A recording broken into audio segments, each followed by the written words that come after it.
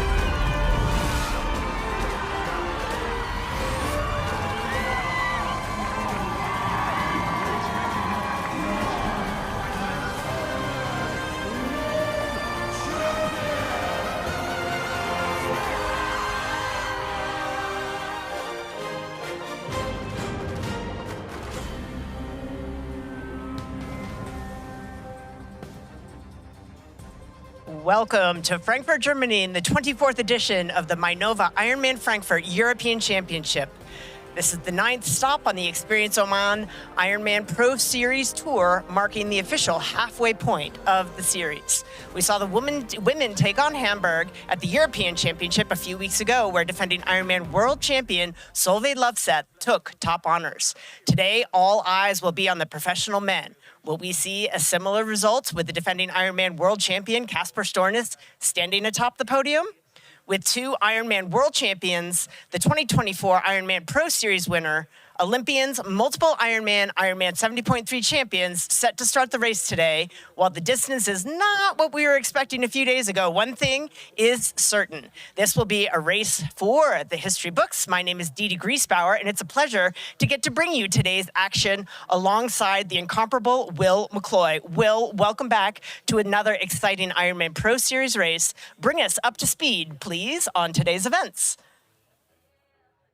First of all, there's two sharks, and secondly, incomparables, something new for me. So thank you so much, Didi. I remember watching this race 12 months ago, and what a cracker it was when Christian Blumenfeld went back-to-back. And listening to you, and now I get to call it alongside you, and it has been a really interesting lead up to this one. There's no doubt about it. Not just for us as broadcasters and fans of the sport watching all around the world, but also obviously for the athletes. And there's last year's swim leader, Andreas Salversberg, and for many, he'll be the favourite to lead the swim once again. Magnus Ditlev, the first time we're going to see him this year, incredibly, in June. But, of course, if you're just catching up to it, the swim remains unchanged, but due to the high temperatures, forecast 37 today, in consultation with the city of Frankfurt and the medical teams and the local authorities, the decision was made to shorten the bike to 125 kilometres and the run to a half marathon, but the swim remains unchanged. And I suppose, Didi, that changes the complexion of the race. It changes the favourites for the race, but it also forces athletes to be what they need to be, which is adaptable, both in the lead up to a race, but also during a race. Absolutely. Well, these adjustments, of course, have been made to help limit prolonged heat exposure, not only for the over 2,000 athletes out on course, but also the incredible volunteers who will be out there standing in the elements today supporting our athletes. Of course, while the course is slightly altered, the point structure and Kona qualifying spots and, of course, the $87,500 prize purse all remain the same. That's exactly right. And all eyes, obviously, on Frankfurt. Such a historical race here in Germany. But today's coverage obviously made possible by Experience Oman, which is a long way away, but the naming partner of the 2026 Experience Oman Ironman Pro Series. And we thank them for bringing us all the action from Frankfurt. You can see exactly where we are situated. And not only are we in the center of Germany, we're in the not the center of a heat wave, because tomorrow is going to be 27 degrees Celsius.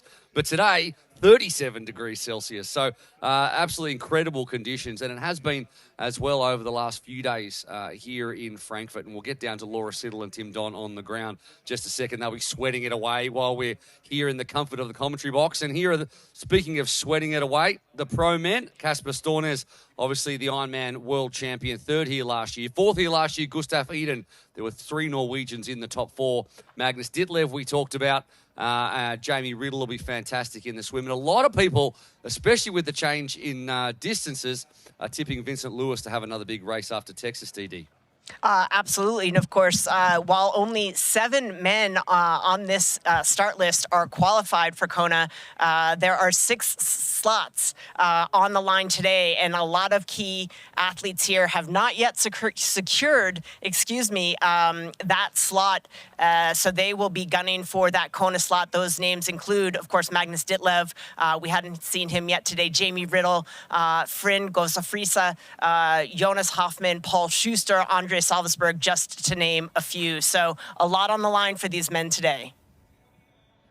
That's right, and they're running out of time as well, because after this we've got Lake Placid, which is in about 3 weeks' time, I think, and then Kalmar in terms of the full distance to qualify to go to Kona. So it starts to, if you haven't planned the start of your year very well, or you've been injured or had issues, etc., or DNFs, suddenly things get a little bit dicey towards this part of the year as you got one eye on Kona. And speaking of one eye on Kona, there is Casper Stornes in the swim skin.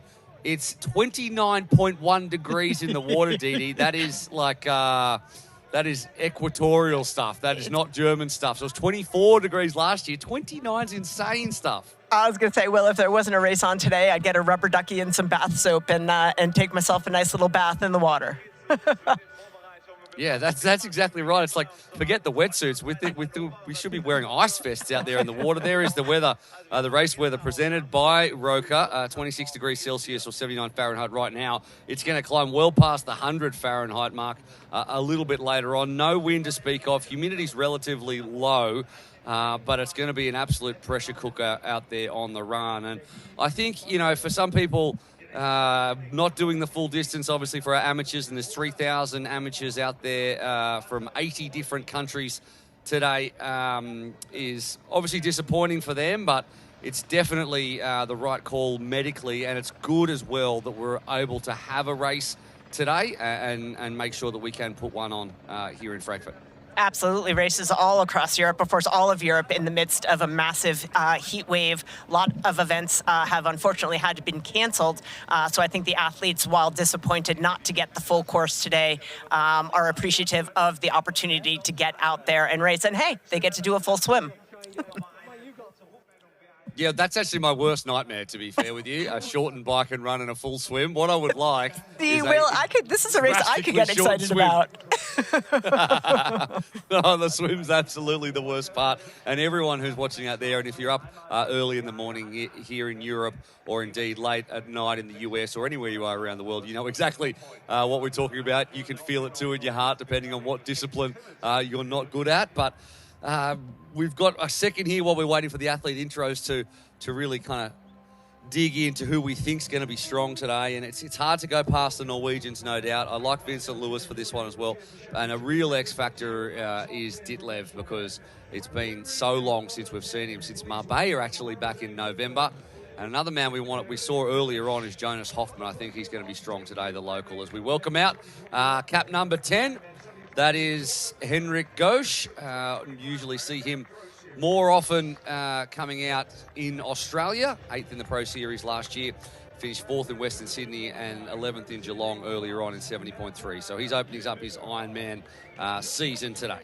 And wearing bib number 9 from France, this is Nathan Gerber, coming off a really strong performance at 70.3 Aix-en-Provence, where he placed 5th. He's still relatively new to the full distance, but nearly cracked the top 10 at the Ironman World Championships in Nice last year, finishing 11th. Yeah, big race guy. Kieran Linders of Great Britain, speaking of big races, 9th at Ironman Texas. We know how great that field was as well. So he would have taken a lot of confidence out of that top 10, because it was so fast out there. So let's see what he's got today. And wearing bib number 7 from Germany, he'll be getting a lot of applause out there today. This is Jonas Hoffmann. He had a great performance in Oceanside, finishing 6th. It was his best ever 70.3 Pro Series score. Unfortunately, he had a rough day in Texas where he was assessed a penalty on the bike. He ended up finishing 19th.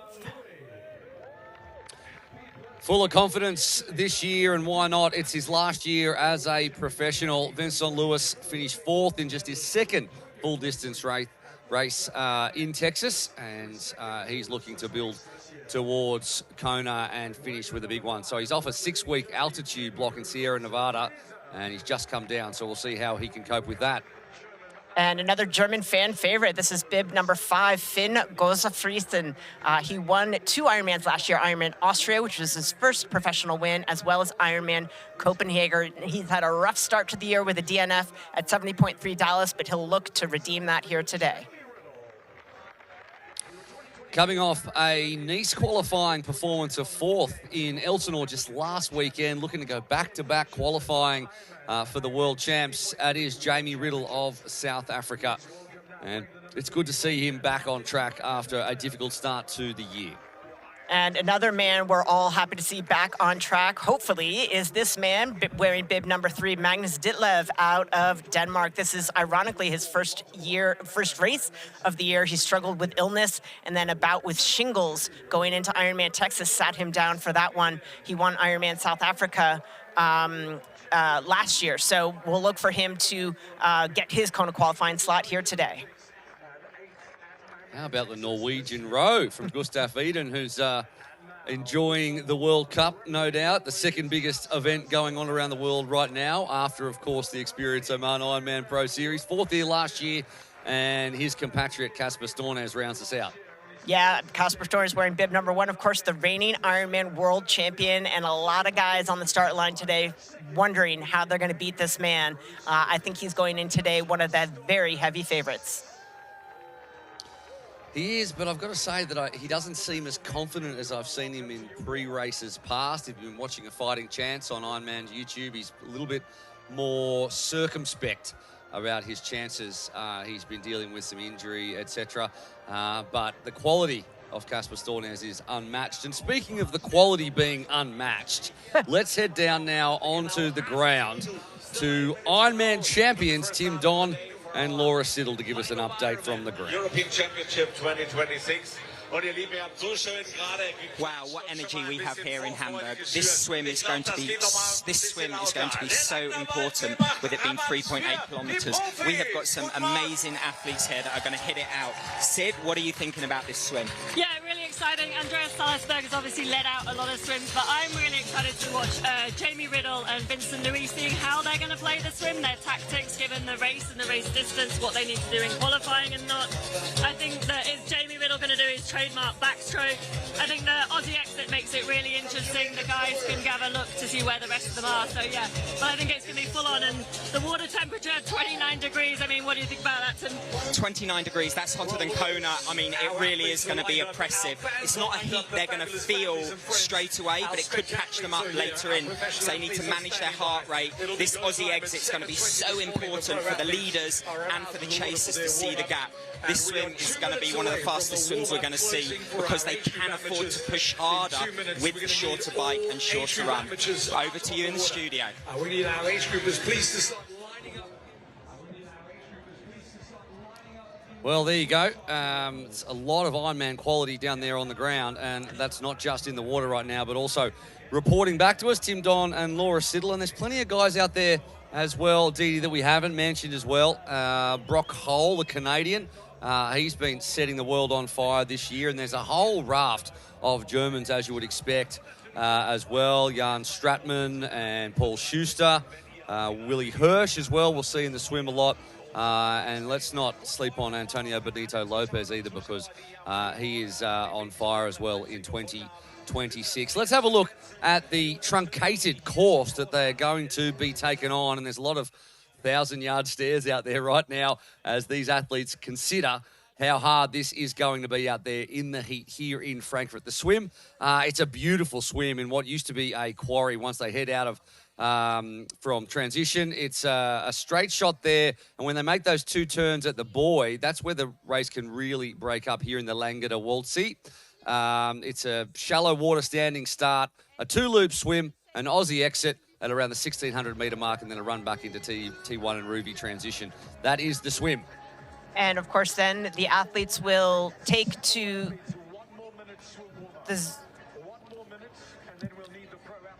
Zoot bike course. Yeah, the Zoot bike course. We don't have we don't have the map. We don't have that map it's too late. It was too late, mate. It was too late to do it. Don't worry. Don't wait for the bike course. Let's just tell them about it. Well, the Zoot bike course, as we know, has been shortened to 125 kilometers. It's going to be 77.84 miles for those watching in the U.S. and, of course, the abbreviated 21-kilometer run as well. And all of that yet here to come. But beautiful scenery here from the Langeder Waldsee with our professional field and over 3,000 age group athletes getting ready to get underway.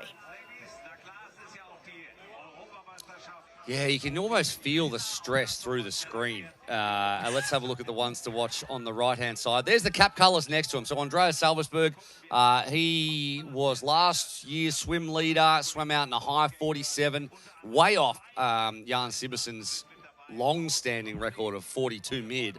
Jamie Riddle in the green cap, Vincent Lewis in the silver.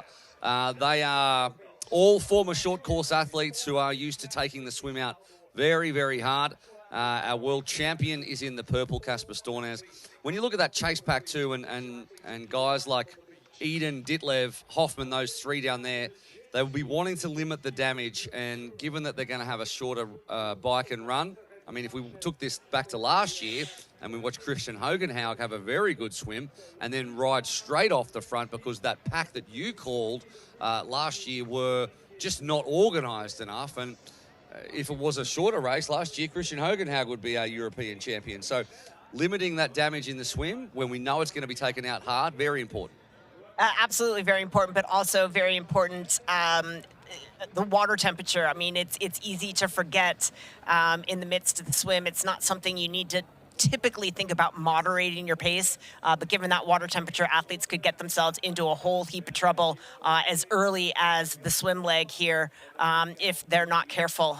Once you get yourself set behind dehydration, elevated heart rate, all of that could come back to bite them later in the race given the conditions on the day. So an element of caution needed even in the swim course today, I'd say. Confirmation, because I'm brave enough to have just jumped into the YouTube chat, which is a very aggressive place to be. And there's some chat around whether You're or braver not the than I. elites. Or, yeah, I know. I know, right? Lucky I've got self-esteem. Is confirmed that the elites have also got a shortened course. So everyone from the elites to the amateurs to the first timers are taking on the same distances, which is a 3.8 kilometre swim and then 125 Ks on the bike. So we eliminate the northern loop of the bike. So it's a 13 Ks out, and then 2 loops out of town up to the north and back again, and then back in, and then a 21.1K run, which is 2 laps along the main river right in the middle of Frankfurt. So it's going to be a fantastic, hard and brand new type distance for everybody. And how they manage the heat and the distance based on that, there's so many question marks for these athletes. So it's about racing really smart and knowing exactly where your heat ceiling is and staying under that, because regardless of the fact that we've gone shorter in distance, we're still going to see athletes melt down and blow up, and that's great to watch, tough to experience. Well, it's super interesting too, Will, given the dynamic and the storyline with so many athletes needing a Kona qualification in this field. They may race a little bit more conservatively compared to those with qualifying already for the World Championship. They previously might have been a little bit more aggressive, but given the conditions on the day, might rethink that and also race a bit more conservatively. So will the win on the day go to someone who's willing to take that chance with these conditions? We'll see. That's true. We're getting really close to the start. There's a few athletes who are initially on the list who aren't there. Brevold, Gru, Menison, Dudley, Bach, Castell. Some of our men who aren't there, but the big names are all there. And there is Vincent Lewis and Casper Stornes lining up alongside each other. Both front pack swimmers, and it'll be really interesting to see how hard we go out in this one. As we said, around the first turn, boys, which is about 750 metres. That was where the race really broke up last year. So we wonder if the same thing's going to happen to this high-quality field. We're all fighting, Dee, for a European championship. The points remain, the Kona qualifying slots remain. In fact, there's really more points on offer when you consider it, because we still tick down as every second counts for the IRONMAN Pro Series from 5,000. But the gaps, you'd imagine, are going to be smaller than they usually are over the full distance. So, if anything, more points on offer. Absolutely, and this swim start's so incredibly important. Of course, this 2-loop swim course, but 1.5 Ks versus 2.3 Ks for the second. So it will be very important to find your position during that first lap, so you can look around during that Aussie exit. Looked like a little bit of a jump start there, Will, but they are off. Yeah, we'll see if that causes any ructions a little bit later on, but they are off into the water. Huge crowd here enjoying the start of what has been a week full of hype and full of heat as well. And now we are time to put the chat to bed and finally get underway and do some racing. And interesting, a few people sort of changing positions here in the water. It's a long way to sight those first two turn, boys. But it's always a bit of a relief, Dee, once you actually get into the water. The time for talk is over, the time for speculation, and we can just get into some racing, which is fantastic. So a high-quality front swim pack, and we're going to see that, no doubt, eventuate soon. I see the green cap of Jamie Riddle taking the early lead. No doubt we'll find Andreas Salzberg. He's in a yellow cap. I see him there as well. But right now it is Jamie Riddle who is at the front of this race in the early minutes of the race. Yeah, see the yellow cap there of Salzberg, about third or fourth as this arrowhead begins to form. And I was actually speaking to Jamie the day before yesterday. Obviously, he's coming off racing in Elsinore last weekend. He's one of the only people who have raced last weekend into this weekend. He qualified for Nice and the 70.3 Worlds, which will be in the middle of September there. Good to see, on one hand, him getting some, I guess, momentum back after blowing up, basically, in South Africa and then having a little trip on the run and the race after that. But he said it's just about racing conservative today. But the thing about Jamie Riddle is that he doesn't really have the word conservative in his lexicon, so he's immediately out there in the front of the swim. But he's such a good swimmer, he can race conservatively and still lead. I was going to say, taking the lead less than 200 meters in is conservative for a swimmer like Jamie Riddle, but no doubt Vincent Louis is going to be trying to tuck in there. Willie Hirsch also, I believe he was second out of the water here last year, so he will be fighting at the front of that race as well. And with these drone shots, if you could see the color-coded caps, all eyes will be on the blue cap of Gustav Iden and the violet cap of Magnus Ditlev to see what kind of damage these lead pack swimmers can do to those chasers and what kind of deficit those athletes will have coming out of this swim as they approach the first turn buoy. Yeah, that's right. And there's so much movement to be had as well in the complexion of the Experience Oman IRONMAN Pro Series too. So Gustav and Casper will know that if they can have a really high quality race today, either of them could actually end up in front of Christian Blumenfeld. And we're getting to that point in terms of the scoring races where it's going to come down to what happens now over the next little while will determine who has an edge coming into World Championship season in terms of the race for that $1.7 million that they're going to pick up as bonuses for the Pro Series. But they won't be worrying too much about that right now. They'll be worrying about getting to these first turn, boys, and staying out of trouble. And already it's a long arrowhead with Jamie Riddle at the front. In fact, I think maybe is that a green cap still? Yeah, I believe he's I think I see the South African sleeves. I'm not sure if that was his kit. I imagine a few of these guys will have air quotes, accidentally lost their caps, given the the water temperatures here today. Having that swim cap on your head can raise the core body temperature somewhat as you do lose so much heat through your head. So it would not surprise me to see some caps fall off of the heads of some of our lead swimmers. Are you suggesting that they would No. circumvent the rules, TD? No, I'm not in the Dear, oh slightest. dear. Not at all. No, not at all. But look how strung out that is already. That's incredible when you consider we've been into the work for about 400 metres. There's probably 100 metres between the front runners and those who are dangling off the back. So as they always say, you can't win it in the swim, but there's already a few athletes who are starting to fade off the back of this group. Absolutely, and it actually is getting a little bit strung out in the front with the lead. Looks like 3-4 swimmers trying to break the elastic there. But there is definitively that one swimmer at the front. That looks like a silver cap. That may be Vincent Louis, though my eyes are not what they once used to be. Yeah, that looks like Vincent Lewis's stroke. So we'll get some closer shots as we progress in this one. Red cap behind him, but at the moment, the first steps have been taken towards the European Championships here in Frankfurt. We are thankful that this race is underway. We're going to take a break right now. We'll come back for the early parts of this swim here in Frankfurt.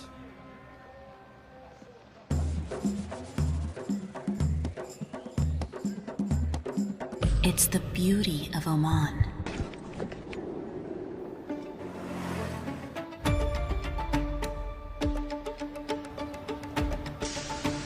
Our tradition, our hospitality, the sounds of limitless opportunities to explore.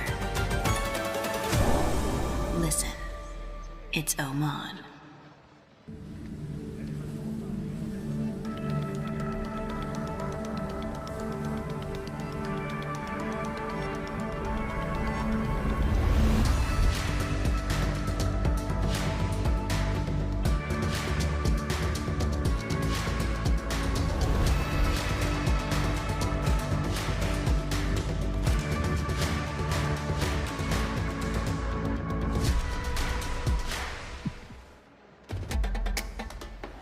You know, and we know.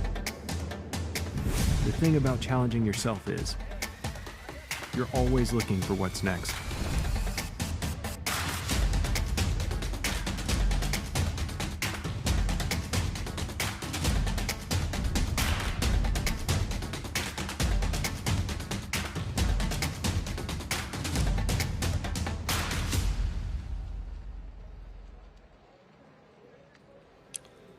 Welcome back to the Mainova IRONMAN Frankfurt European Championships, and already it's an uphill battle for some of those at the back. Meanwhile, the long, languid strokes at the front making swimming look easy. That is definitely, I can't see the cap colour, but that looks like Vincent Lewis's swim stroke to me. That vertical hand entry, and doesn't that just look beautiful? I mean, it just makes you jealous watching someone like that who can do it so easily out the front and has clear water to play with. Absolutely. I do believe that is the silver cap of Vincent Louis. There is a red cap in second position, and I spot the green cap of Jamie Riddle, stroke for stroke there with the black cap of Willie Hirsch. So there are several of our swim favorites exactly where we anticipated they would be. All eyes peeled for the likes of Gustav Iden and Magnus Ditlev. These swim miles will be very, very critical for them to mitigate the gaps going forward. Of course, we've got Jamie Riddle sitting in that lead pack right now. We caught up with him this week, and he talked a little bit about this Ironman Frankfurt swim. It's a bit 50-50 because I like the ocean when it's messy, but you got the salt that lifts the weaker swimmers up. So if it's a rough swim, I prefer the ocean. But if it's not, then I prefer the lake because there's no salt to lift the hips of the weak swimmers. But I think the main thing for a swim to be to be on is the buoys and having the turns and having the Aussie exit. So with this swim, we have, a few turns. We have the Aussie exit that I can apply pressure. I'm still young into the sport and I'm still a bit naive into the distance. So I'm still trying to master that patience and trying to keep it cool. But But yeah, we'll see what happens on race day. I'll see how it's feeling and see if I'm going to take it head on or if I'm going to, play my cards. And if we ever want to beat guys like Gustav, we have to take the swim hard. So yeah. I mean, he knows, right? He knows that you always work as an Ironman athlete, and every triathlete has things they're not good at in the sport, whether they've come from swimming and then they've got to improve the bike and run, or they're a former runner like a Hoffman who has spent time on his bike and swim. But at the end of the day, your weapon is your weapon, and Jamie Riddle knows that his swim is his weapon, right? So he needs to put time into the rest, but he also doesn't want to go too hard, focusing on what he's good at and then leave himself to blow up. So it's really a game of experience, as now Vincent Lewis is the first to take the turn boy, and Riddle is in second right there, and then one of our athletes in the red cap, which is the standard cap. And suddenly they're all streaming through, so we keep a lookout for the other colours. I can see the purple cap there of Casper Stornes in the middle of that group. So he hasn't had the front pack swim, I suppose. He's a little bit off the front. There's the white cap of Jonas Hoffman going around there. The blue cap of Gustav Eden just made that turn. So some of our key players still in touch, but it is getting rather strung out. It occurred to me during that soundbite with Jamie Riddle, I wonder if that was recorded before alterations to the course. And I wonder how much that changes Jamie's strategy going into this swim, knowing that on a percentage basis, the swim is now heavier, more heavily weighted than bike and run in terms of utilizing that weapon that is his weapon, and how much he sort of got together with Vincent Louis and perhaps Andreas Salzberg as some of the lead swimmers and said, hey, let's take advantage of the fact. There we go. We see Vincent Louis turning over and backstroking a little bit, saying to Jamie Riddle, you take a lead now, friend. I've done my work. And a little bit of a lead change there. Just, again, sharing the load at the front of this swim course. But I wonder how the change in distances immediately would change the race strategy for some of these stronger swimmers. I think it changes a lot of things. It changes the mental game as well. It probably tempts athletes to go harder throughout, but if they do that, they're risking the thing that we're trying to get away from, which is blow-ups in the heat and dangerous situations. So you've got to be careful around that sort of thing as well. We haven't mentioned Kasper Stepniak. Now, he's the one that's in second because now, thanks to the wonders of technology at Ironman, we get splits in the water, which is so helpful for the commentary team. Polish athlete who's gone from strength to strength. Jan Stratman's having a good swim too. Salversberg's sitting there in fifth position.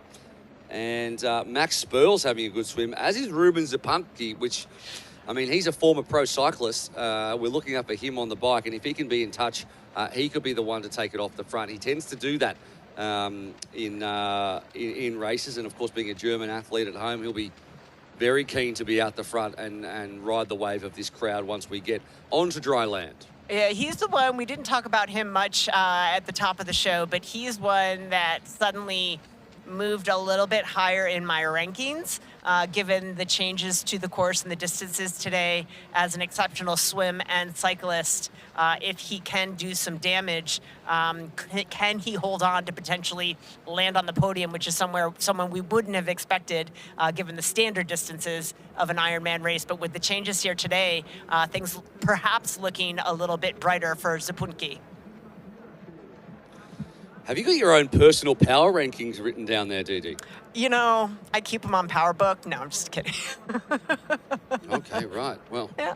I bet there's a few athletes out there wondering where they stand in DD's power rankings right now. But when you look at that pace through the 800-meter mark, Vincent Lewis, I mean, he looks like he's swimming at about 2-minute pace because it's so easy. Swimming at 1:15 pace, 9:26 through that first 800 meters, which, I mean, for these athletes, you can imagine how tough it is in water that's this warm, and obviously it's fresh water, which it always is. But when the water's this warm, and you think back to Jan Siversen swimming a 42, they're on track for a 48 mid or 49 at the moment, which is well outside even last year. It just shows you how sapping the conditions are, but also how cautious these athletes are, not knowing what they're going to be facing today and what their rivals are going to try and bring to them. No doubt.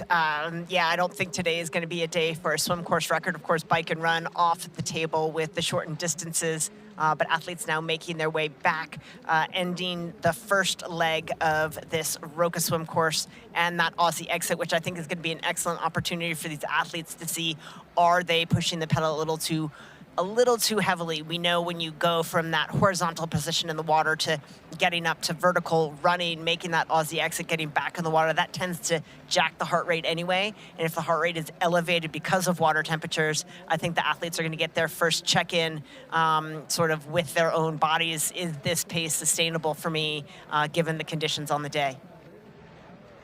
Yeah, Jamie Riddle out the front, as he said, still working into his experience at this distance. And sometimes ignorance can be bliss, because, you know, some of these athletes have been around for a while, and even some of them in racing 2019 when it was super hot here.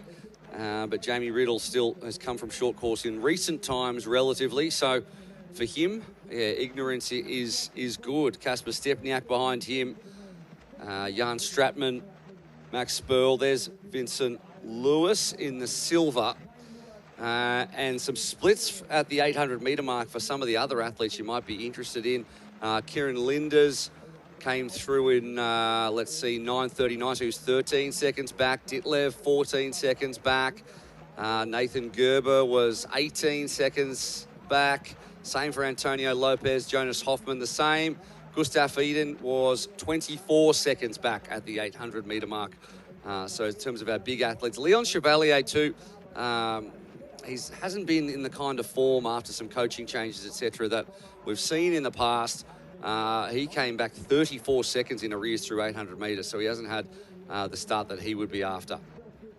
Yeah, that's a tough start to the day, and it's hard to be optimistic when you have a rough swim given the shortened distances. But it still is a long day, and in these kind of conditions, truly anything can happen. So as we take a look at Jamie Riddle still at the front of this swim, very strong. You can see how much great water he catches with every stroke. His body, you can literally see his body sort of lift in the water with every stroke he takes, and just such a powerful and efficient stroke out of our swim leader. Of course, one of our other swim leaders we've got at the front of the men's field here is Willie Hirsch. He also had an opportunity to catch up with our team and talk about the swim course here today. Yeah, I think the swim would be a big part for the race, and I think there are many good swimmers there. So I think it would be full gas from the beginning. When I look back to Nice last year, there was a similar situation, and so yeah, I think there will be a lot of speed in the swim. So I think because the group will be bigger than usual, I think, because there are a lot of good guys there. So I think, yeah, the bike part will be aggressive from the start. So you have to look, also because of the heat, stay on yourself, and then, yeah, hoping to survive. Hoping to survive. Words to live by here at Ironman. Maybe we should change it from every second counts to hoping to survive. I'm hoping to survive. Yeah, that's the two modes that you can approach an Ironman in. Either every second counts if you're feeling confident, or hoping to survive if you're maybe not. And for our 3,000 age group athletes who'll take to this course today, there's probably a little bit of both. And Willie Hirsch, well, he'd be on every second counts because, you know, he's coming off an incredible win in Florianopolis in Brazil, at Ironman Brazil at the end of May, and there he swam a 44:10, which is his best ever Ironman swim, and he's put together a few too. So he also backed it up with a 2:38 run, which is his best ever run. So although he's not in our timing sheets, he is out there. So he went through the timing, as did Jamie Riddle, without our timing picking him up correctly. So I'm not sure where exactly he is, but no doubt he'll be up there towards the front. He's in the red cap, so he doesn't have... Oh, no, he has a black cap. So yeah. Is that him there, actually, with the yellow sleeves? He's third swimmer there. Yeah. Yes.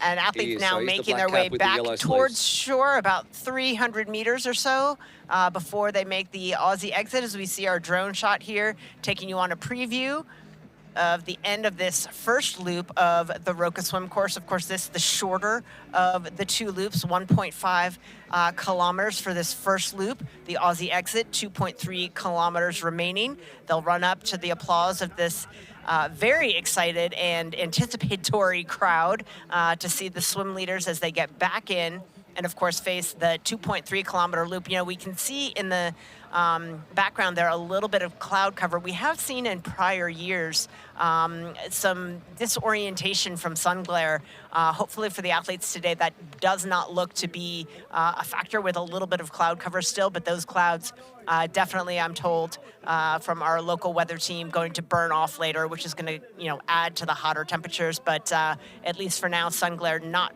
necessarily going to be a factor in that second lap.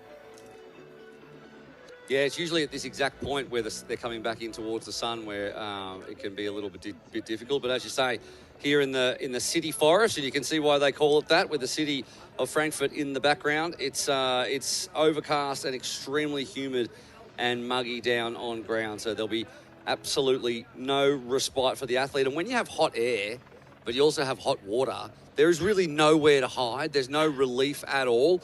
And that's why we pay the big bucks to Tim Don and Laura Siddle, because there is no relief. And I think they've got one or maybe both of them are going to talk us through this Aussie exit. We'll go down there now. Wow, this lead group is massive. Jamie Riddle is literally jogging out. He is not running. All the favourites are there. Vince is looking around. Who else have we got here? Casper Stornes is here. Oh my gosh, Dietlef is still in this lead group. This is amazing. We're walking across.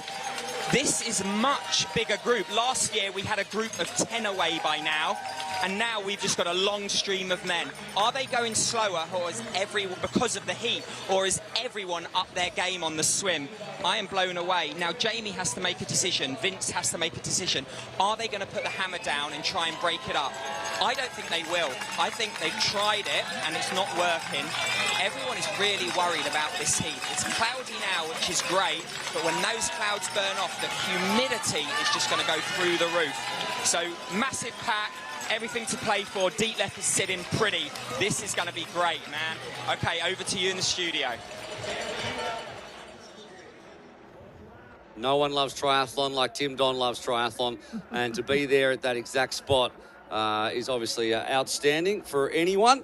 And now it's Kasper Stepniak, his turn at the front. But you're right, because they're taking turns off at the front, and Willie Hirsch is now on the feet. It just shows you that maybe they're not trying too hard at the moment. And maybe Tim's right. They've tried to go out hard, but everyone's managed to stay in touch with that pack. The pearly pink of Jan Stratman there as well. Not everyone's managed to stay in touch, as a few athletes are coming out as back markers, but the big names are in there, and Magnus Ditlev will be happy with that swim too, still staying in touch with that front pack through 1,600 metres. I will say through 1,600 meters, that deficit for Magnus, only 16 seconds. Gustav as well, only 20 seconds. So those lead swimmers that were hoping for a little bit more of a gap on some of those stronger cyclists and the real contenders on the day, not getting their way so far. Yeah, when through 800 metres, it was 34 seconds back to Gustav Iden. They come in through 1,600 metres, and he's made up 13 seconds, which doesn't necessarily mean that he's put the afterburners on. He's doing his swim, as we see Jamie Riddle, kind of taking an easy jog out of the water there with Willie Hirsch and Jan Stratman and Vincent Lewis. But it's more that maybe these athletes have seen that they haven't managed to create a gap, and they've decided they don't want to do too much work out the front. Well, exactly, because the damage done, pulling this big group along isn't going to serve them later on. So they might as well, sort of take turns, share the lead, and be conservative, and hold on for later in the race. Choose to make their moves elsewhere. That's right, and Kyle Glass from Pro Tri News is texting me right now. They're swimming slower than last year by about 2 minutes at the 1,600 metre mark. So that just shows you the soup that they're swimming through at the moment, and also the fact that the pace has gone off. So Stepniak at the front. My guess is that while they're 2 minutes slower, it may not feel that way. Like, I think these guys are probably feeling the heat already, just given how warm this water is, how hot the air is. There's no relief, no matter where you go. And, when you get into a city environment like this, I think it's only going to get worse when they get on the bike and the sun is radiating up off the pavement. So they're in for one hot day, and I think they're playing it sort of accordingly. I don't mind where Kasper Stepniak is at the moment. This is a guy who races pretty well in the heat. There he is second now with Hirsch in front. But, top 15 twice the last 2 years at the World Champs, obviously one of them being in Nice. 13th in Texas as well. He's a very solid rider too. His run's probably his weak spot. He did a 2:51 in Texas last year, but obviously we're doing a half marathon now, so that changes things somewhat. But he's leading, or was leading, a group of 26 men compared to the 10 from last year. So the complexion of what this race is going to be like in every respect is completely different to last year, and that's what you want in Ironman racing. You want something thrown up different every single time. Well, definitely Willie Hirsch putting the pedal down here. Seems like he's made a bit of an aggressive move, trying to break this group apart even ever so slightly, even a couple of seconds jump out of the Roca swim course through transition, lets you set up sort of the early stages of the bike. So it looks like right now Willie Hirsch trying to be the aggressor.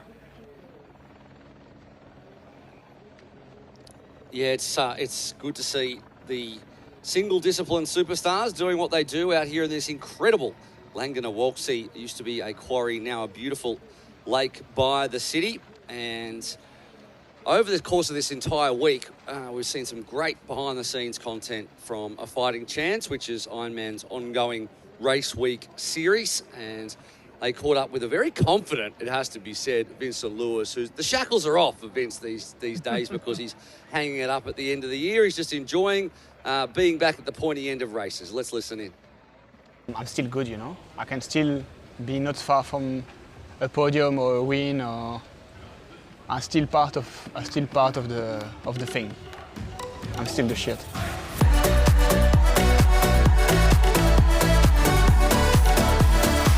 Frankfurt. You already qualified for Kona. Yeah, well, I always had Frankfurt on the plan. It was easy to travel to. It's in Europe. It was also kind of sure it will be hot conditions, which is good for me to work towards Kona. It's gonna be a good race. I heard the crowd is really nice. It's always really good in Germany, the real triathlon fan, I think. So no, it will be a really good race. Stacked field again. It's only my third full distance. Still learning. Texas, 4th overall, 5th fastest run. Texas was definitely a really good race. It was a perfect day for me from start to finish, and I liked the fact that I was in control really during the race and finished not too destroyed, and also I could pace my marathon and making sure I finished not too damaged. And it was only good enough for 4th, which is crazy. I wanted to pace the marathon and dial my nutrition, and that's two things I've done perfect. So. Kasper and Gustav, what's it going to take to beat them? Yeah. No, the Norwegians definitely. I mean, they're strong guys. They're really consistent. Every race they show up. Kasper, if we take his last 5-6 races, I don't think he missed the podiums many times. He's always been there, really consistent, which is great to see. I know Kasper for a while now. We all train hard, and at the end of the day, it's who wants it more. 2 world titles, 3 Olympics. Is this the next chapter for Vince? Well, yeah, I mean, I always said there are 2 things to win in triathlon. It's the Olympics and Kona. Never won the Olympics, never will. But Kona's still on the list. I haven't been in Kona yet, but I do believe it's as hard to win the Olympics and to win Kona. Just a different sport and different athletes. But we'll open this chapter and we'll close it really quick, because I've said that at the end of this year I will retire. If I cross this finish line on October 10th, that'll be good enough for me, and I can go to the beach and enjoy my time a little bit more.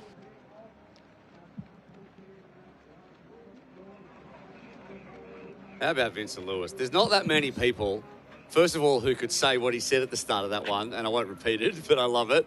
And secondly, who can wear a mesh shirt with armpit cutouts and legitimately pull it off. I think he's in a party of one with that.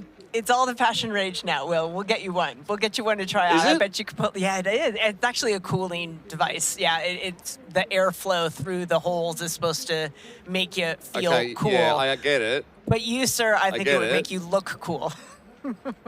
No, you don't know me very well at all. I would look like an undercover police officer if I was wearing that, wondering where the cool kids were at. And we're going to take a break to recover from that Vincent Lewis grab from a fighting chance. And we're going to come back. Willie Hirsch in the lead in this one as we get through the middle part of this swim here at the Ironman European Championships in Frankfurt.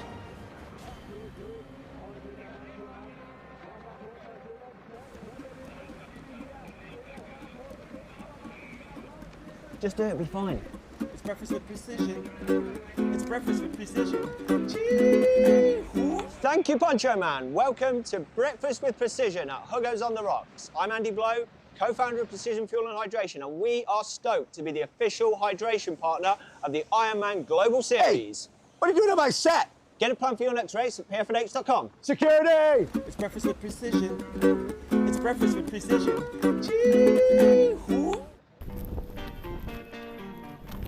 We're not here to sell you on this life. You already chose it. No shortcuts. No hype. Just work. Same as you. Built to outlast. Endure. 40 years in, and we're just getting warmed up. Welcome to the Ohana.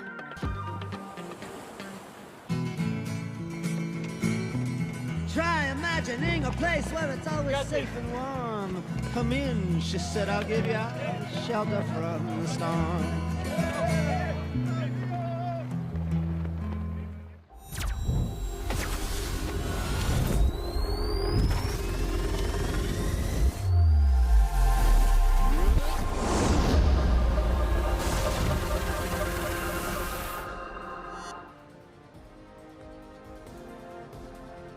Welcome back to the Langen Walksee here in Frankfurt, and welcome to the Mainova Ironman European Championships. The pace right on this in the swim, and this broadcast brought to you by Roka. Find faster with Roka.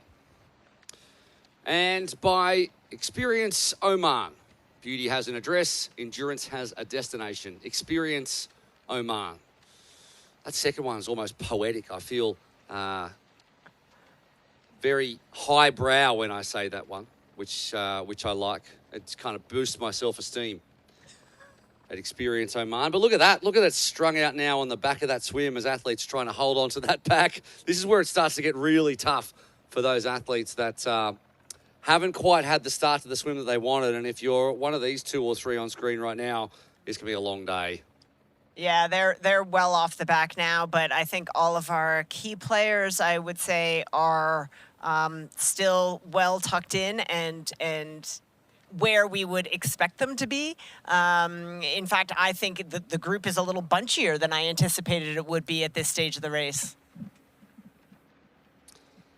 Yeah, it is very tight out the front, but the pace is certainly on between these three at least, and that is Willie Hirsch out the front, Ironman Brazil winner, and then Kasper Stepniak in second position from Jamie Riddle now into the work, and just see the differences in their styles and cadence, and it's just it's good to know that no matter how you look as a swimmer, you can become nice and quick. And when you look at some of the notable gaps from last year, Kasper Stornes came out 20 seconds back. 150 to Gustav Iden, 201 to Magnus Ditlev. And right now, the last splits, Kasper Stornes is within 11 seconds, so he's a lot closer. Magnus Ditlev is within 18 seconds. He was 201 out last year. And Gustav Iden is within 21 seconds. So it's much more bunched, as you say. And one man who we haven't really talked about, but probably leads in some ways, or at least one of those who lead the German efforts here at home, is Finn Grosse-Friesen. He was 10 seconds back. at the last split, as Willie Hirsch does a bit of backstroke, as does Kasper Stepniak. Let's hear what Grosse Friese, the local, has to say about this swim in the Languedoc Sea. I prefer the warm water because when I swim at my hometown with 28 degrees, it's sometimes freezing cold, so maybe I am heat adapted. So Kona 2 years ago, it was perfect water temperature because you are already warm when you are in the water. Swimming with the front group and then looking for some good feet and then hanging on for the rest of the swim, and that's always my swim tactic. He prefers warm water. What a day. What a day for him then. I guess you know what you know, right? A little bit of backstroking going on there from our swim leaders. Guys definitely saying, hey, I'm done here. I'm done doing the work. Let's share the load. But I think every time they do that might be why that front group is so bunchy and has allowed the likes of Magnus and others to stay kind of close. Gustav as well. Those gaps weren't that big, although that has gone out a little bit now, up to about 30 seconds back to Gustav and Magnus just ahead of him. But every time they roll over like that, it sort of slows the pace, and the guys kind of at the back end of that can kind of get back on because they actually don't even realize that the guys up at the front are backstroking. But sharing the load there, it took them a minute to sort out who was going to take a turn. I know, and I guess like the athletes are just humans, right? So when there's so much chat around how hard this is going to be, and then suddenly there's changes to the distance, so it's something that you've never done before because this is the first Ironman 93.1 we've ever had, they're going to automatically be conservative. And even if they're like, you know what, I'm going to go out there and hit it hard, in the back of their head is like, what's going to happen to me? This is new ground. So everyone is going to be a little more conservative, even those out the front who look like they're doing the swim nice and easy. And you can see the updated splits there through 2.6. And we've still got, you know, a very big group within 30 seconds, 21 athletes within 30 seconds, 24 athletes within 34 seconds. And Gustav Eden was the last man to come through in that pack. So he's hanging on the back of a pack of 24 right now. In fact, 2 seconds off the back. So he's starting to lose the feet through the last little split. Some other athletes we haven't talked about too much who are up the front there. Greg Barnaby, who I know is in really strong form and looking really fit at the moment. Even though he hasn't really had a race since South Africa, he's been doing some incredible training, and he DNF'd that race too. And Brock Cole as well, the fastest Canadian Ironman ever in Texas with that 6th. He swam a 48.22 there, not his fastest ever Ironman swim, but the Ironman he did before that in Arizona was his fastest ever. So Brock Cole is one of those young guys who's transitioned to or started racing very early on in his triathlon life, and he's starting to really push the pace in terms of what's possible for Canadian athletes. Yeah, But, absolutely. I think he was not too long now till we hit to T1. Yeah, absolutely. I think just back to Brock Cole, he was the big surprise in Texas. Nobody was talking about him, and I think a lot of people are keeping eyes on him now as a real up and comer. You know, he debuted Ironman Arizona, and just decided to do an Ironman 10 weeks out, and then that huge breakthrough in Texas. So definitely an athlete to watch for the future, if not today.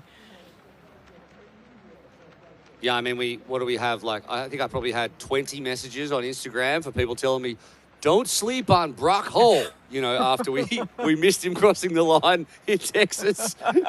Why are you talking about Brock Hall? I'm like, well, you know what? Next time I'm going to talk unendingly about Brock Hall. And let's have a look at what the athletes can experience when they come into Rouvy T1. And it's a long, really quite soft sand run up, DD. You've talked this way, you talked this through last year. You know what it's like. Yeah, it's a very long run, and it would be an opportunity given the fact that we've got such a big lead pack, although strung out. But 30 seconds with a run like this into transition, very easy to make up time and have the whole leaderboard look very different going out of T1 than it does coming into T1. So a very long run up through here. Here we see the athletes will grab their gear bags, make their way into the change tent if they so choose. I doubt many of the professionals will do that, and on their way around here to the bike. So this is a very, very long transition. So the fact that we have such a big lead pack here, or the fact that there's only 30 seconds amongst the top 20 plus athletes, I think this will be a very chaotic but exciting first transition here. Looks absolutely gross. I'm so glad I'm not doing it, but I'm glad they're doing it because it's good for us. But that's a very long run into transition. That's just a little extra run that we're just going to throw in before the what used to be a 42.2, but is now a 21.1 kilometer run at the back end of this one. But these guys at the front just holding each other's feet and conserving as much energy as possible. There's Lewis behind Riddle, two guys who have fought each other many times in short course racing and are at different ends of their careers. Vincent Lewis, I think yesterday or maybe the day before yesterday, turned 37. Sorry, he's actually on the feet of Willie Hirsch, who's just there. And then Riddle ahead of him, who's still very young in the sport. And does he have the Aero Shark on? The You know, Joe I was Skipper just Aero Shark, or wondering- does he just have a cone head? You know, at first my first thought was that maybe he put ice in there, but that surely would have long melted given the water temperatures. But it did look like, he's got a bit of a cone head. I think he's got the Aero Shark on, which is, well, I can't confirm that, but I mean, Joe Skipper debuted it on YouTube basically, which is, you know, for Joe, any marginal gain in the water is worth doing. Maybe not so from Jamie, but I'm not sure. Or maybe it's just the caps come up, but it looks solid under there. But anyway, it's working for him. It does look like, I do wonder if he had a bag of ice under there at the start of the race, and maybe that's just what's left of a Ziploc bag, perhaps. Maybe we can get a camera on him through T1 and see exactly what's going on under that, or maybe he's just got I don't know, big head. He's just full of confidence. The only man with a massive forehead around here is me. It's not Jamie. I am hearing from on the ground that you can see it. No one else can see it. That Tim says on the ground that Jamie does have that aero pod and also a cooling pod under his swim cap. Okay. So, So he we're does both have right. it. He does have the shark on. Yeah. Cooling pod, interesting. It's a good strategy. Again, you have so much heat. That's where the heat sort of escapes out of the body. So if you can keep the head cool, keep sort of the veins on your hands cool, which is a strategy when we get to the run, is holding ice cubes in your hand can help cool the core body temperature. So a great strategy to have a cooling device in the swim cap there. So that is quite an innovation and good to see. I'm told it's called the Easy Gains Hydro Glide, which sounds like a razor. It sounds that like you can buy something from the else. supermarket. I was going to say something else. Well, I said razor, but we thought we've thought of a few different things. We'll leave it there. But anyway, this is the front of the race. Yeah, we'll leave it there. Past the 3K mark now, and there is the space that a lot more people who are watching will be used to being in, which is a little bit of the washing machine and dealing with the chop from athletes all around you. But this is this group of 26 strong, which Eden was on the back of. Ditlev is in there as well, and it's going to be, and I think this is the time to go and get a cup of tea if you want one, because this is going to be an insane start to the bike leg. It's going to be a very, very busy Ruby T1, and then it's going to be a crazy big group working together as this heat rises here in Frankfurt, because suddenly we don't have anything like what the race looked last year, and the ones who thought they could put some time in the swim have been unable to do so. And the work, we've seen a lot of Stepniak and a lot of Riddle and a lot of Hirsch up the front, a lot of Lewis as well. But that insanely long run uphill into T1 can erase all of that work because the guys behind are only 10 seconds back. So basically they're all level pegging right now, those in the top 30-ish.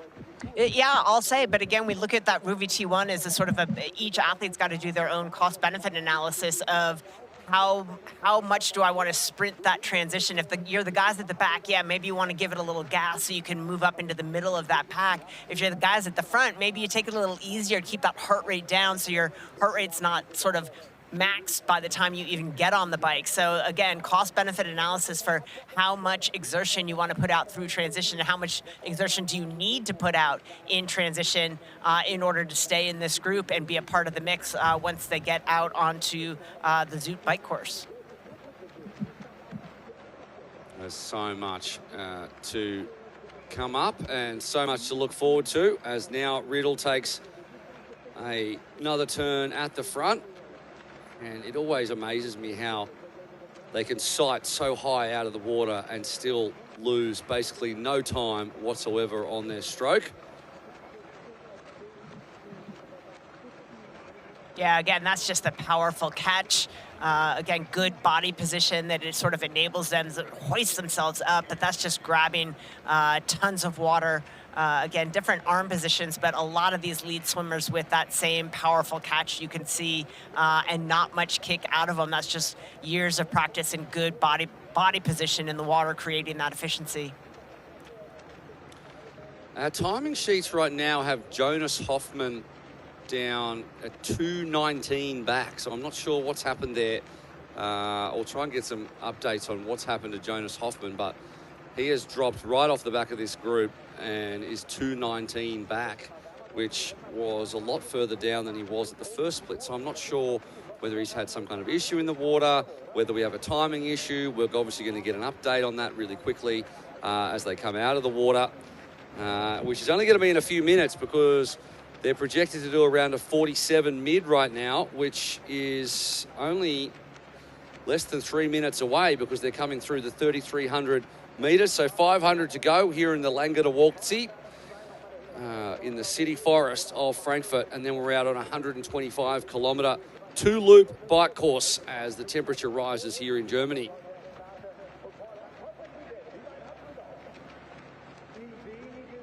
And looking down, Gustav Eden still at 3,300 meters, holding on to the back of this group at 36 seconds down.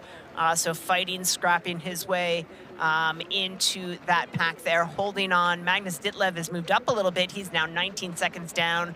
So he's come across a couple of athletes, inserted himself sort of into the middle of this string of athletes here.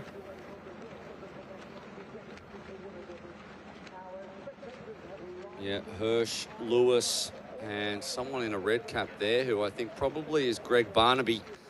3 abreast, fighting for that third position. Meanwhile, the conehead out the front is Jamie Riddle with the hydro glide under the cap, and it's certainly working at the moment. I put my tips for who was going to lead out of the water, lead the bike and lead the run on Instagram yesterday, and I didn't have Jamie Riddle. I actually had Andreas Salversberg, and he just wrote back to me and he just said one word: noted. And obviously he's decided to lose me some points on that one, because it looks like he's going to lead out unless he decides to take a little bit more backstroke time. Yeah, he's not gonna do you a solid on that one. But yeah, Jamie Riddle continuing to lead this pack. But you can see what a great angle here. Exactly how many guys are in touch with the leaders here. Just a massive group. So our crew on the ground, Tim and Laura, are going to have to get ready for some chaotic scenes as the athletes make their way to the exit and through that very long run into Ruby T1. Jamie Riddle at the front. Familiar sights through all of this Roka swim from our 4 or 5 swim leaders who have all taken a turn at the front. Much unchanged, but that group size also unchanged at 20-some large. So keep your eyes peeled as to how each one of these guys attack that T1. Just getting a nice shot of the Luther Durden boat, which is now kindly moved out of the way. I got sent a photo just then as well of Gregory Barnaby, who's also using the Hydroglide, and I got to be honest, he looks like a beluga whale. Like, he's got that big hump on the front of his head. We're going to see them coming out of the water. Yeah. I mean, it'd be helpful if you're in a sprint finish. You could just put your head down and you get home earlier than anybody else. But whatever it takes, right? Whatever it takes. We've seen some outrageous helmets being worn on the bike in recent years. Really doesn't matter at the end of the day. It's about being the fastest. I was going to say, Will, I don't think it's ever been said about a triathlete that they're a slave to fashion.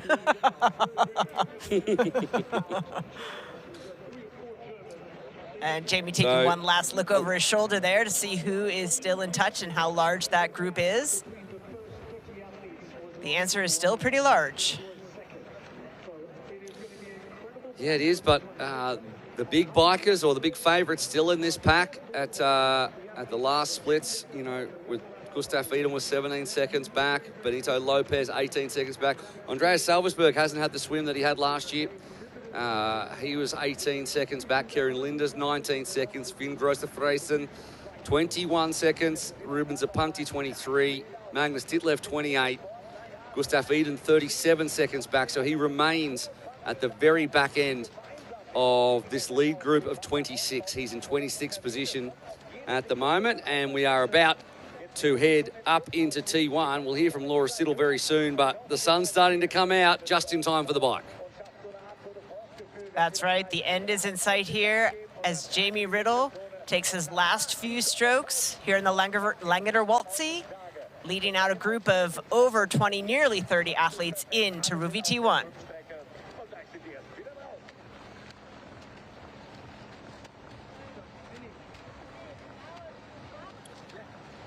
All right, the swim is done, and Jamie Riddle is out first. The South African leading out nice and hard. Kasper Stepniak there as well. Willie Hirsch, you can see going past the screen. Vincent Lewis as well, who we've talked about. The yellow cap of Andreas Salversberg, and it's a long, soft sand run, not a milliliter of blood in the legs at the moment, so they'll be feeling that going uphill into Ruvi T1. 49.16, so significantly slower than last year, and you expect that. That is our Experience Oman Male Pro first out of the water. The only full distance part of this Ironman race is now in the rearview mirror, and we're into 125 kilometres on the bike and into Ruvi T1, which is a run that is not to be sneezed at. Riddle out front, doing what he said he wasn't going to do, which is race at the front. But here he is anyway. This is conservative. This is the conservative T1 from Jamie Riddle as he continues to run again the distance. We previewed it for you, and our drone showing it again. The distance that these guys run starts on sand, continues uphill. A lot of athletes stopping and taking aid. This isn't something that you typically see in an Ironman. Athletes at an aid station in T1. We've got Laura Siddle on the ground, who's got a eye line on all of these guys coming through. Down to you, Sid. We're down in transition. Obviously, the first pack's coming through. Jamie Riddle, it is going to be chaos and chaotic in here. There is not much room for these guys to grab at their bags. Again, they've got to take their swim skins off. They've got to then put their race belt on. We're going to be interested to see who's putting calf sleeves on and any socks, and then they'll drop their bags as they run out. But as you can see already, there are so many athletes with that massive, big pack of the swim. Vincent Luis obviously in there. William Hirsch is the first ones out. Jamie Riddle first out as well. So the guys are starting to come out. They've got to make sure their helmets are clipped up before. Really important in transition that they are still really speedy, especially with this massive group, because onto the bike, when they're with those 20-meter gaps, that's going to mean if you lose time in transition, you're going to be right at the back of 26 or so athletes. So Vincent Luis was a bit slow, but he is out. The rest of the main pack all going out now. Magnus Ditlev, we can see just putting on his base number there. He's going to be at the back of this lot, but he's still in touch with this front pack. Just putting, he needs to get his helmet on. Peter Heinrich taking a little bit more time as he goes out. And he's putting his bag back on there. Magnus is, and that's Magnus out. And back to you guys in the studio. Thanks, Sid. Incredible stuff. Difficult to call all of those athletes all coming in at once, but I think the main storyline we want to take out of this at the moment is that the big bikers and the big favourites in this one, in Magnus Ditlev, Gustav Iden, Kasper Stornes, I mean, especially Ditlev and Iden, have erased their gaps from last year. We were talking about them as second-pack swimmers, but Magnus Ditlev, 23 seconds back coming in. He was 2 minutes back last year, and he still ran himself up into contention and ignored the red card along the way, which was, of course, later rescinded. Iden, 30 seconds back, he was 150 back last year. So now we're going to have some kind of an insane bike, and it'll be really interesting to see what happens next. But these swimmers have not been able to use their strength to get rid of the Uber bike runners that we've got in this pack. No, absolutely not. And of those Uber bikers, one of the strongest cyclists in the field, Ruben Zapuntke, he was 25 seconds back, so he is amongst them as well. And I think Magnus Ditlev will be happy to have company in Ruben Zapuntke. And I look for both of those guys to be very, very aggressive here in the early stages of the Zoot Bike Course as the athletes continue to stream out of a very chaotic T1, but off we go as here they come, they continue to come. Yeah, these are the athletes that unfortunately did not manage to make that big pack, and we're talking about guys coming through and I'm confirming, I mean, through the latest one, we still haven't seen Jonas Hoffman out, so he hasn't come through transition. Yeah. So he's peeling for him. He was peeling his white cap off. I did just see him, so he is quite a ways back. Yeah, that's an unfortunate swim for Jonas Hoffman, so he'll have his work cut out for him. I did see very quick glimpse of that white cap as he came out of the water, but these guys well into the bike now, so he's got his work absolutely cut out for him. Yeah, it's a long race though, but those athletes that didn't make I guess seated in the top 30, but didn't make the front pack. Peter Heimrich as well. He's 3:13 back. Jonas Hoffman hasn't been updated on our timing sheets yet, so he's well back as well. They're probably the big names, really. Leon Chevalier as well. Yep. Was 4:49 back through 2.6 Ks. So there's another name that you would know. Yeah, absolutely. He was 6:49 back at 3,300. So again, waiting for our timing sheets to update there, but rough start for Leon Chevalier as well. On the other side of the scale, the Ruvi fastest T1 times, Willie Hirsch, Sven Thalmann were the quickest out there, Jamie Riddle as well. So I guess when you're in the fight, and that's when you're going to be the quickest through. Even with all of that congestion, there were so many people getting changed in that one spot. It looked like intermission at a Broadway play because there were so many people backstage getting changed at the same time. I was going to say, standing room only at the transition back out the other side. Yeah, standing room only at the transition bench. That's it. That's exactly right. There is Hirsch into the work. Looks nice and solid. He's got a lovely flat position on the bike. It's something we can all aspire to, no doubt. Getting to it here. And that's Jamie Riddle there at the front. Yep. Very mindful to get on that hydration early, get those calories in. They've been in the water 47 odd minutes. A couple of them grabbed some water at that aid station, but really, really important to get right on that fueling. Electrolytes, especially given the water temperatures today. So good to see Jamie Riddle tapping into that bottle early. Yeah, nutrition is going to be all important today, and that's one of the things that if it doesn't go well, can really derail a race. And we saw that last year as well. We saw a lot of athletes losing their nutrition out on the bike, and that really cost athletes out there because, especially in these conditions, and on a course as tough as this, and there's some punchy little climbs in this one, even if it is 125 kilometres, if you don't get the nutrition correct, things can get really hairy for you out there on the run. So. With the zebra print helmet, of course, coming from South Africa. Jamie Riddle off the front of this race. And for him, as a younger athlete who's still kind of learning his way in the long distance, holding back, I think, is the main thing he needs to do, because he needs to walk away from this race with a qualification to Kona with 6 slots rolling down.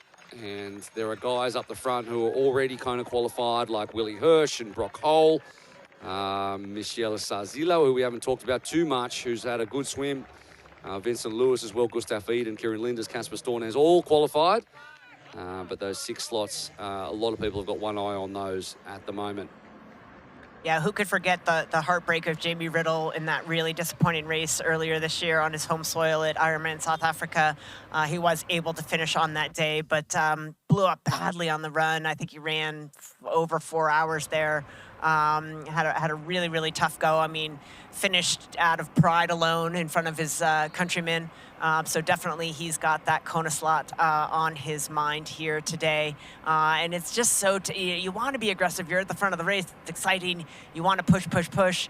But you also have to keep in mind the conditions on the day and remember that maybe an ounce of conservatism is the better part. So it'll be interesting to see how these guys, and you can just see them lining up now, 20-meter draft rule. Will that make a difference now as compared to the 12-meter draft rule of old? The athletes here have a 14 kilometers or so into the city, but you can see them all lined up, and this is how it will be. Yeah, one guy we haven't talked about as well as Brock Hole moves into third position is Pamphile Perrin. I hope I'm saying that correctly, the Belgian athlete. I'm sure I'm not. I'm sure I've butchered that. So, message me on Instagram if you know how to say his name correctly.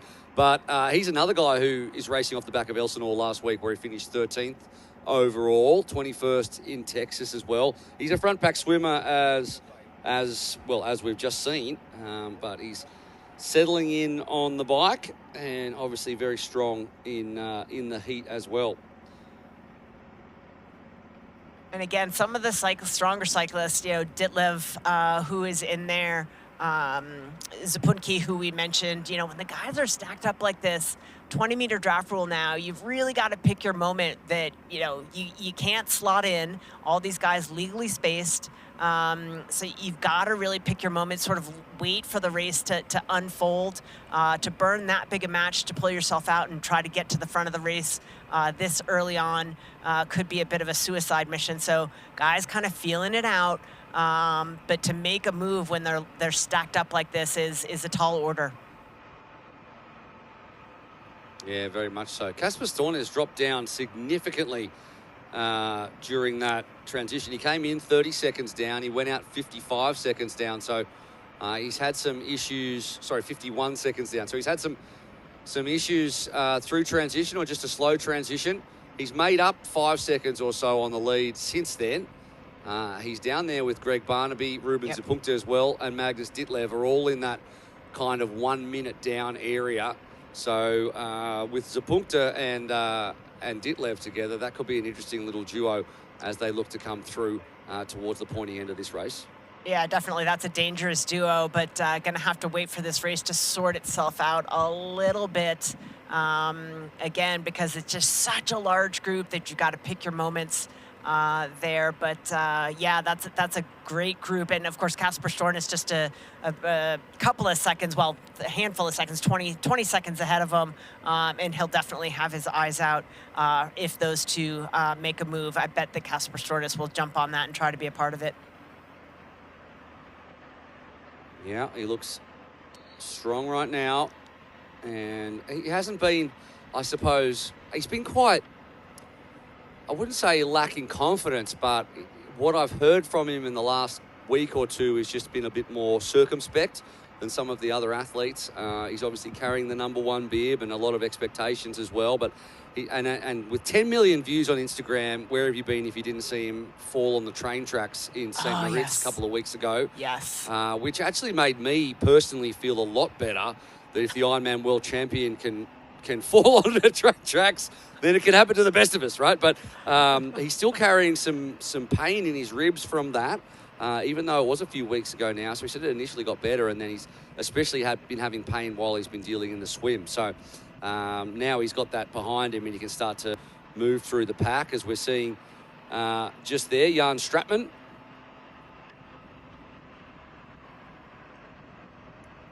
Jamie Riddle gave a little bit of a look to the official there. Didn't feel like Jan Stratman's pass was quite the way that he would have liked it, but Stratman not giving a bit of bother. He's just gone to the front, taking control, looking over his shoulder, making sure he's clear, moving over.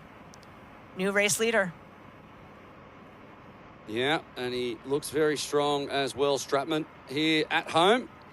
And now the race starting to settle in, and we start to see exactly who has the strength as we see a pass for the lead here at the Mainova Ironman Frankfurt European Championships. Will be back with the opening stages of this hot bike leg. And there it is, the Ironman World Champion.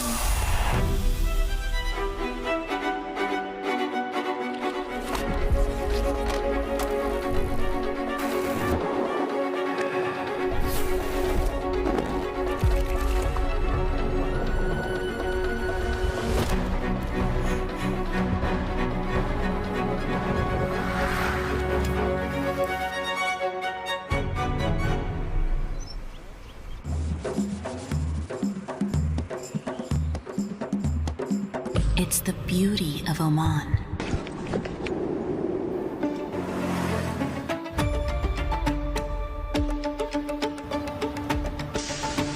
Our tradition, our hospitality, the sounds of limitless opportunities to explore.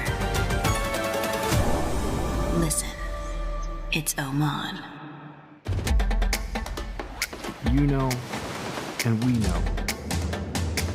The thing about challenging yourself is, you're always looking for what's next.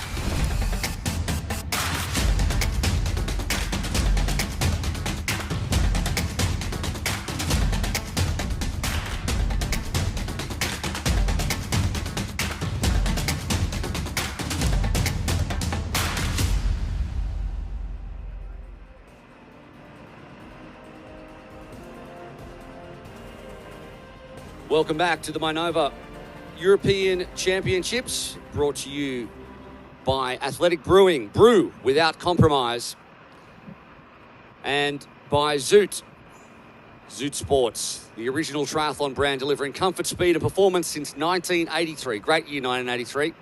I've been delivering comfort, speed and performance since then as well, as a 43-year-old, to everyone. But speaking of speed, these men out the front. There was a little bit of conjecture there during the ad break talking about whether Jamie Riddle held his line there during the change of lead. But we haven't heard anything else about that yet. You can see the officials out there on course, keeping a close eye on things as this gigantic train of men, all 20 metres from each other. And sometimes that can be a little difficult, DD, because just like last year, there was this group and Christian Blumenfeld sitting at the back, but if you want to overtake if you're not going to push in, you've got to start doing some serious work to move up through that pack to make sure that you don't get any kind of penalty. Well, absolutely. I mean, the 20-meter draft rule now, and the rule is you must move 2 meters out, and you cannot slot in if riders are riding legally. And so you've got to put in a massive effort when you've got 15, 20 plus guys all in a line if you want to get to the front, because everyone at this point is evenly spaced. Everyone in these early stages riding effectively the same pace, but these guys trying to sort themselves out and get where they want to be within this group, because if someone goes off the front, if you're 15th wheel, you don't even necessarily know what's happening. So a lot of chaos here as these athletes making their way into the city where they'll get out onto the 2-loop portion of the course. But you could see that one camera angle we came out of break there. Athletes already slotting out, motos all over the place to make sure these guys making those moves legally and properly, holding lines, not slotting in. And right now, Ruben Zapinki, definitely one of our aggressors on the bike, Kasper Stornes and Gustav Eden as well. Yeah, so if you look at Zapunkti's progression on the bike, from the swim exit, he was 25 seconds back, and then 1.4 Ks in, he was 101 back. He lost 35 seconds in a slow T1, and then he's brought it back at the 5K to 48 seconds back. And on his current pacing, he reaches the front on the bike at around 20 kilometres, which is about 15 to 18 minutes from now. So Zapunkti, the former Pro Tour cyclist, is out there pushing hard, and so is Gustav Eden, who was 30-something seconds back, and he's erased all of that already. And I love Gustav. I try not to be biased as a commentator, but when Gustav is going well, all is right in the world of triathlon for me, because I just think he's hilarious, and he's been through some stuff the last couple of years, and it's so good to see him setting his best single discipline times across the different disciplines over the last sort of 7 or 8 months.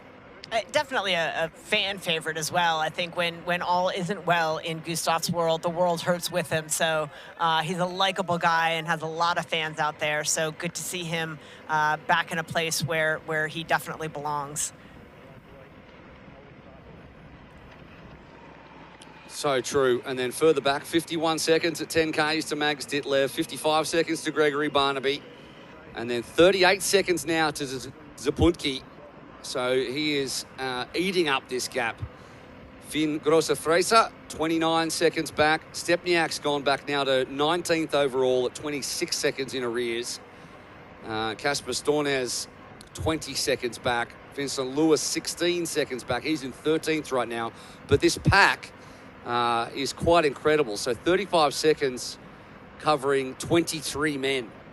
So you just know they're all 20 meters back from each other, or they'll be hovering around that range. And to be fair, it's a real skill with the race ranger in effect to be able to be that close, because there is still some kind of a draft effect at 20 meters.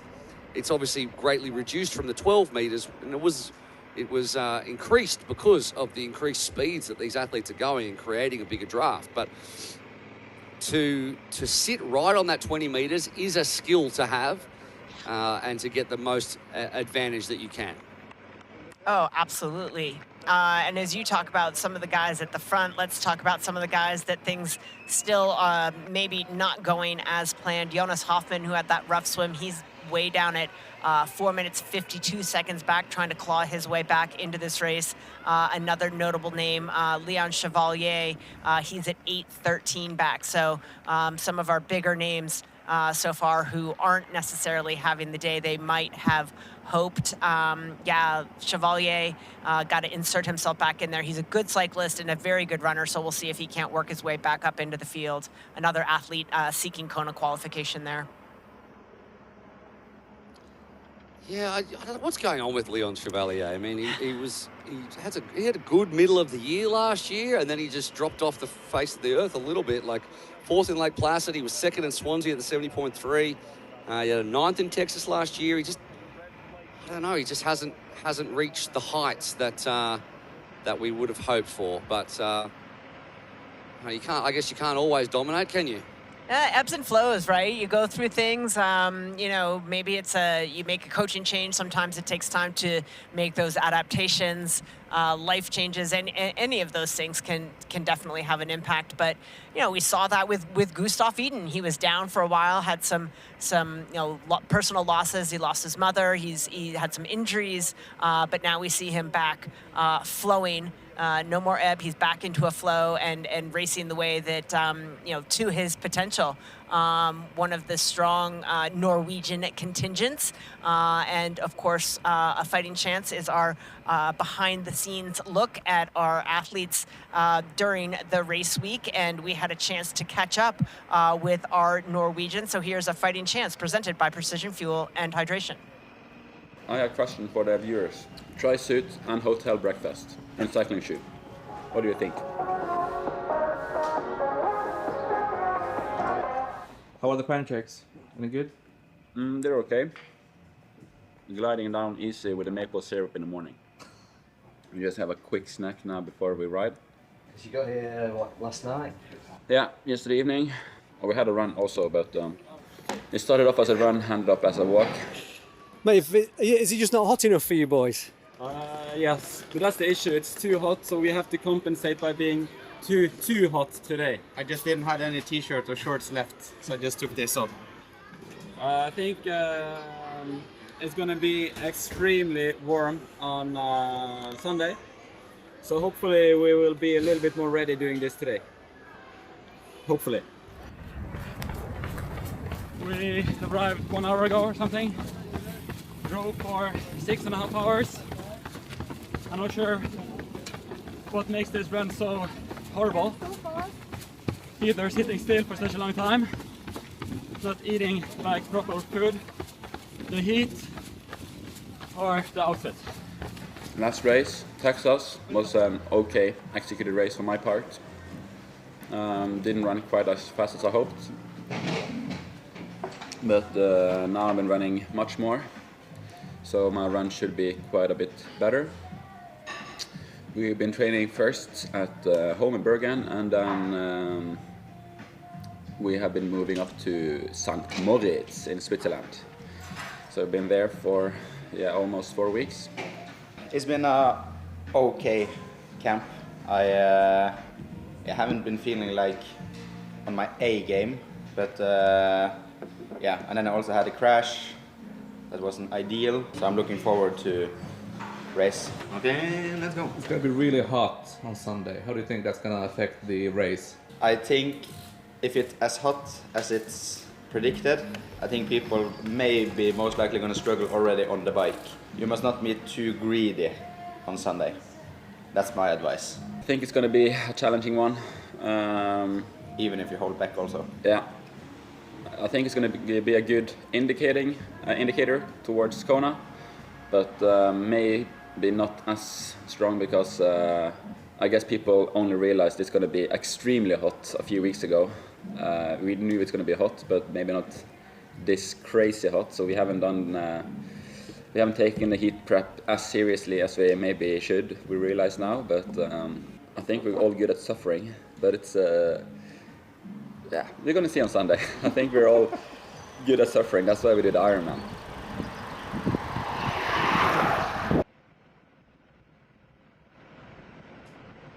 That little fighting chance brought to you by Precision Fuel and Hydration and by two absolutely mad Norwegians who want to go out in 38-degree heat in all of their clothes after being in St. Moritz, which has absolutely zero heat prep whatsoever. I actually messaged Gustav a couple of days ago just to see where he was up to, and he's like, we've done no heat prep.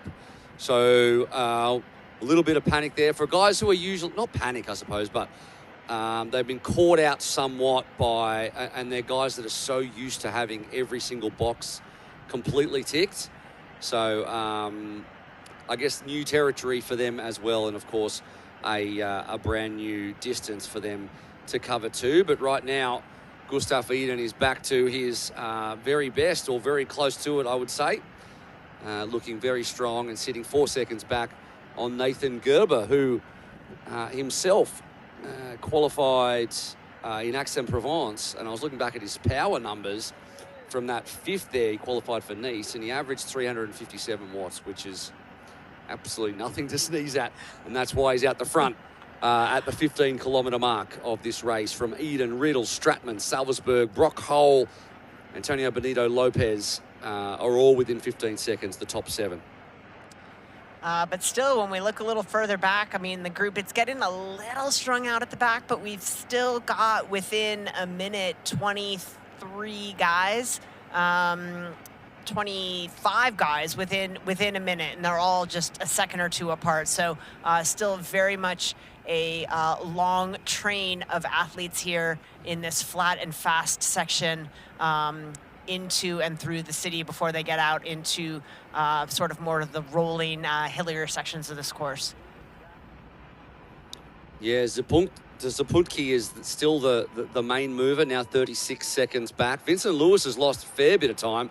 At the 10K mark, he was 16 seconds back, now 32 seconds back at 15K. So Vincent Lewis going back through the pack. He was, for a lot of people, a big tip, especially with the shortened course, that he would be really strong in this one. And I mean, we heard how confident he is coming into this one in the fighting chance grab we played a little bit earlier on. If you missed that one or you're just tuning in, it is sitting on YouTube. So open another YouTube window if you're on YouTube, or open another screen and catch a bit of Vincent Lewis. It's always it's a treat to be in his orbit for a little while and listen to some of the processes as he embarks on his last year of racing at 37 years of age. And athletes now into the city. You can see the cityscape, and you can see athletes sort of bobbing and weaving a little bit city streets. This is where it is an easy opportunity to lose your nutrition, hit a bit of a pothole or a manhole cover. So athletes definitely heads up riding through here, and of course heads up to make sure they're maintaining that proper distance. As you said, it really is an art to hold that 20 meters without encroaching it, but not giving opportunity to another rider to slot in and pass by there. But you can see some road works there, a bit of rough road. You can see that precision fuel bottle bouncing on the back. He does have that tied down, which is a great idea to hold on to that nutrition, but some bumpy roads here through the city. Yeah, it's a bit scary looking, isn't it? It looks like it wants to drop off the back. It really does, even with the it doesn't tie look on 100% in. Yeah. It's wobbling around out there. Yeah. But it's not just this part here. I mean, there's some good flat sections, but there's some cobblestone sections, and there's some really rough parts that come up, and that's always a worry. As we're getting close now to the first proper climb of the day, you can see, well, we're on it, or Nathan Gerber's on it, or is about to be on it. There's not much climbing in this one, but just the way the graphic is now as to what it's normally been in the past, it looks flatter than what it really is because it's less pronounced than the graphics we've had. But there is a couple of pretty saucy climbs in this one. There's one they call it Heartbreak Hill now, but it used to be called Der Hammer, which is a way more German phrase to be using. And it can get up, there's one climb there that can get up to momentarily 20% gradient, which is outrageous. So not a flat course, this one. We've lost, I think, about 400 to 700 feet of elevation by losing the northern loop. But you read my mind. Yeah, you read my mind, Will. The original elevation profile, about 1,700 meters of elevation gain. And, of course, now the revised, they've taken the sort of the top loop. If you think of this course that looks a bit like a figure eight, they've taken the top loop off of it. They have lost the elevation profile now, 787 meters of elevation gain. So they've lost about 1,000 meters of climbing by cutting off that top loop. Yeah, there'll be some relieved age groupers out there for that one, secretly, who will all be sitting around going, I can't believe we're not doing it. But deep down, they're like, actually, this is not terrible. Don't tell anyone, but yeah. Yeah. But darn, why didn't they shorten the swim? swim? We're into climbing soon. Yeah, that's exactly right. That's right. Not for you, maybe for me. Oh, there's only one Ultraman world champion between the two of us, I'll tell you that. But at the front now, Riedel holding his pace. Kasper Stornes has moved up considerably ahead of Brock Holt. So Stornes was out of the water. He's 55 seconds down coming out of transition. Now he's only 23. So the Ironman world champion has less than halved his gap back. And Gustav Eden's done similar work, while athletes like Lewis, Linders, and Ditlev hasn't been making the inroads we thought he would.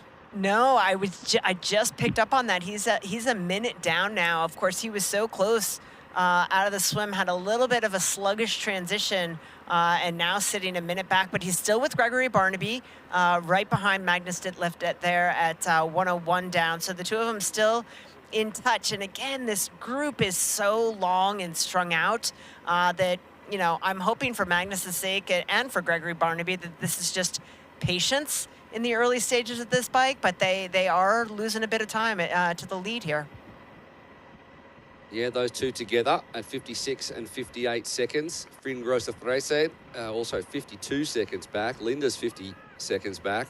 Henrik Gosch 44 seconds back. And then missing the pack completely, Peter Heinrich 4:48. Jonas Hoffman 6:10 now. Leon Chevalier 9:37. So that's a tough day out for him. But these athletes just through the 20-kilometre mark, so we're getting updated splits right now as they all come through. And Zapunti still 35. So he's about to mop up Nick Heldorn and Vincent Lewis and Michel Sazia, who's 24 seconds back. So he's dropped back through the pack since having a very good swim. But not so much problems for Nathan Gerber. No, not at all. Riding strong at the front. Keeping my eye on Antonio Benito Lopez, a very good runner. He's run 2:37, 2:41. He's a very strong rider as well. He hung in the front pack at Ironman Texas. So he's sitting in a very, very good spot right now as well.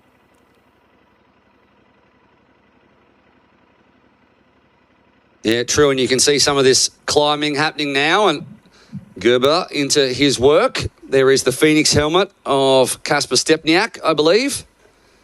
He's got the full Phoenix kit on. It's a foundation that he supports. And he's a strong biker too, and he looks to be. I'm just getting word as well that it looks like the bottle cage of Nathan Gerber is busted. So we'll go back and have another look at that soon. So that would change the complexion of this race.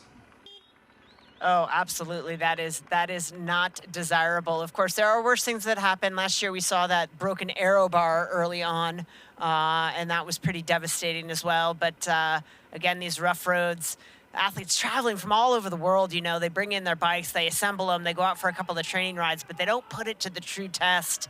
And of course, they get out there race day and realize that maybe a bolt that they thought was tight wasn't quite as tight as they might like, and those catastrophes can happen.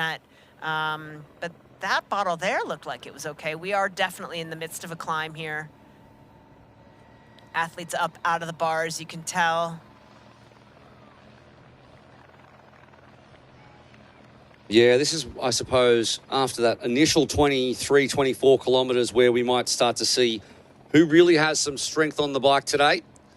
And we'll get back and see what happened to Nathan Gerber's bottle cage, but I'm still rocked by that pass from Strapman on Riddle, and there was a bit of back and forth there as well. So Frankfurt always throws up some key moments. And let's listen in now to the man we just saw before, Kasper Stepniak, talking a little bit about what this bike is like out there.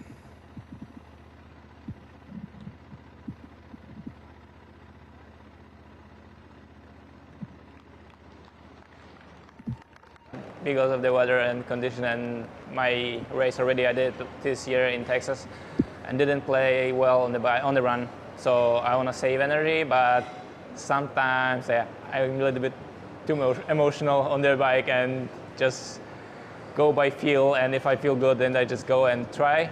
So yeah, hopefully I will stay calm and save energy, but we'll see. This can be even harder probably than Hawaii. So I will just drink as much as possible, and probably take a little bit less carbs to absorb more water. And yeah, just pour water on every aid station to cool myself down.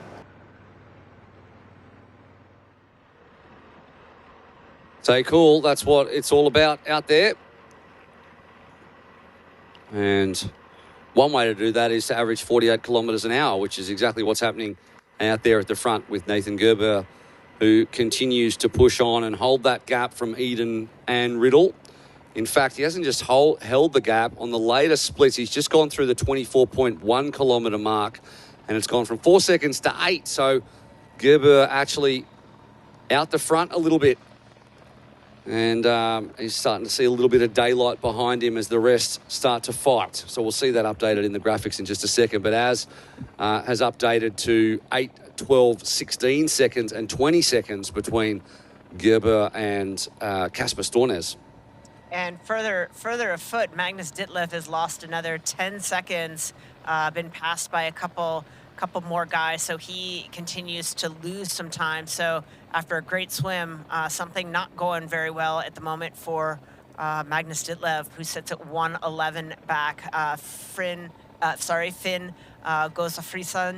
now at 1:19 back, and then Max Spurl, big gap back to him. He's at 2:46 back in 26th place for Max Spurl.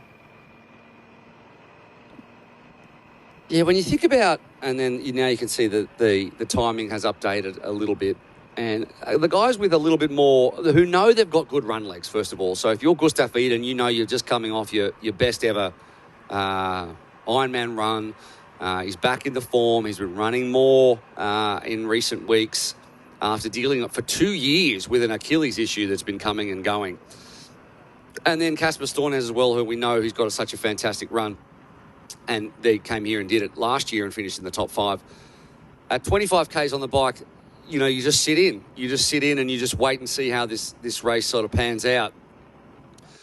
and they know they can probably run time into everybody else. So I suppose there's no reason for them to go out there and try and push too hard as long as they're in touching distance of the front of this race. And the better runners out there will be thinking that.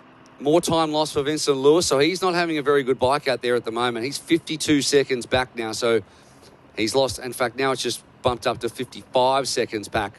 And that was just over 900 metres between the two splits. So he's losing time out there on the bike to the front man, Nathan Gerber, who's now 16 seconds off the front. So conservative? No, don't worry about that. He's straight into his work, the Frenchman. Yeah, if you're Gustav Eden and Jamie Riddle, who are sitting, and Casper Stornes, who are sitting as a trio at now, 15 to 20 seconds back, you have to wonder if Nathan Gerber is going a bit of a suicide mission, certainly at this pace. At least that's what they've got to be hoping, because pretty soon, with some of these roads, they don't open up quite the same way, and you lose sight. So you don't know if this is a gap that you can sort of overcome on the run. They've got to be hoping that he's going to cook himself in the early stages of this bike. But they are sitting together in a nice group, probably keeping eyes on each other, with Brock Hole just 5 seconds back of them. He's pretty used to putting in really, really strong rides, Nathan Gerber, as well. He had the second fastest bike at Aix-en-Provence in Venice-Jesolo. He was the third fastest bike. He rode really well at Ironman Leeds. Of course, he finished 11th in Nice, which we've mentioned before. He actually had a bike accident after that, and that ended his season early last year. But he's probably relatively new to the full distance. Sometimes that's a blessing. And there is Magnus Ditlev, who's back in the field. So we've picked him up on camera at the moment. He's dropped to 1 minute and 25 seconds back at the 25-kilometre mark. So he is not having the day he'd hoped for. We caught up with him in a fighting chance, thanks to Precision Fuel and Hydration. And there was still some question marks for him over starting his season in June and where he'd be at. Let's listen in. So what have you been working on the most while you've been up in altitude? Table tennis. Beating this guy in table tennis every single evening. He won the final long match we had. You can win all the races, but when it comes to Kona, it's when it counts.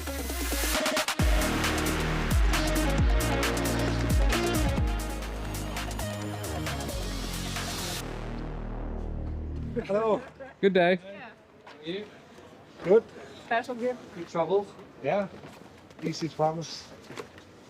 Thank you for picking me up. Thanks. So how are you? Good.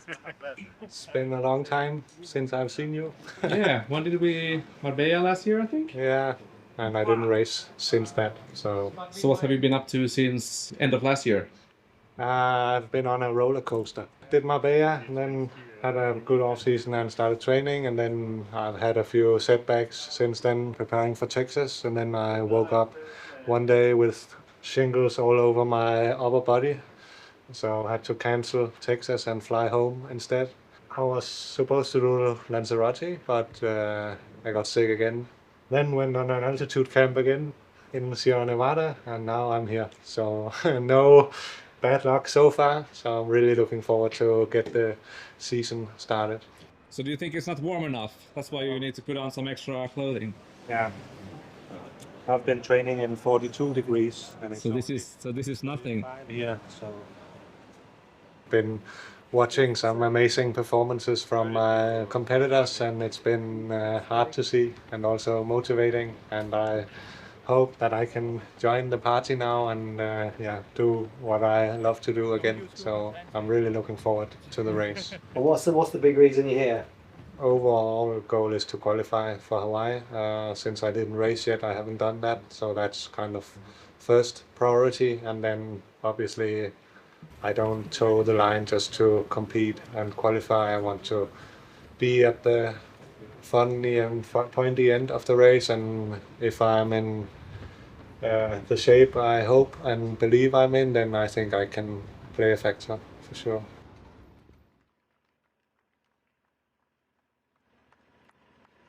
Well, potentially he's not in the shape that he hopes he was in. And it can be tough for even the most experienced of athletes to sit there and watch people accumulating Pro Series points and accumulating victories at races that you were meant to be at, particularly Texas, because he only picked up those shingles in the couple of days beforehand, dropped off the list. And that was just the latest in a long series of setbacks. And now we're seeing a really uncharacteristic bike leg from Magnus Ditlev at 125 back, which is interesting because we did some analysis. And when I say we, I mean the boffins behind the scenes, Sam and Graham, who did some great analysis on heat. And it turned out that in the heat, Magnus Ditlev was the athlete most likely to perform better relative to the pack. And yet here he is as the heat starts to rise and he's falling back considerably. So fitness at altitude, and he did come down from altitude a bit early, which can send you through a little valley of disappointment in terms of performance if you don't time it right. Maybe that's what it is, but race pace is a different thing. Yeah, just a couple of thoughts. Yeah, it's his first race, right? So everyone talks about their season opener as sort of a rust buster. Tough to come in and have your rust buster be in a field of this caliber. I mean, certainly Magnus is of that caliber himself, but in the first race, you never know. It just takes a minute to get your legs under you. My other thought is that he's trained at altitude before, so my guess is that he should have that timing down packed and would have chosen his descent from altitude based on prior experience. The one good thing that Magnus has going for him, I will say that while today doesn't appear so far to be going as planned, the fact that it is a shortened course could jump into Lake Placid. He's going to be scrambling if he can't get it together here. Yeah, I think you're probably right. And with this pace at probably 70.3 pace, it could be a little too hot for the Great Dane. We're going to take a break and we'll be back with more from the European Championships here in Frankfurt. Life is a road full of forks, hills, dips, and roundabouts. And while we don't always know where we're going, we'd like to think of our road as a pursuit of progress. And the further we go, the more we realize that a better tomorrow starts with a better today. Athletic Brewing Company, non-alcoholic beer that's fit for all times.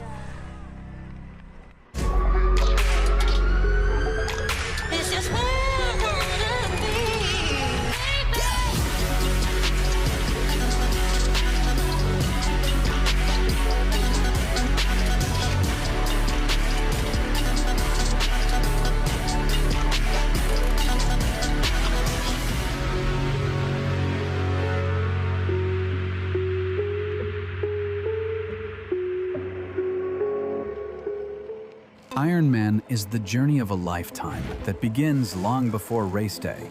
Life is busy and time is precious, but we need to stay on course. We ride, we practice, we improve, then we do it again. So when the day arrives, we are ready, and every one of us crosses that finish line to hear the words, "You are an Ironman." Get race day ready with Ruvi and practice on your course in advance.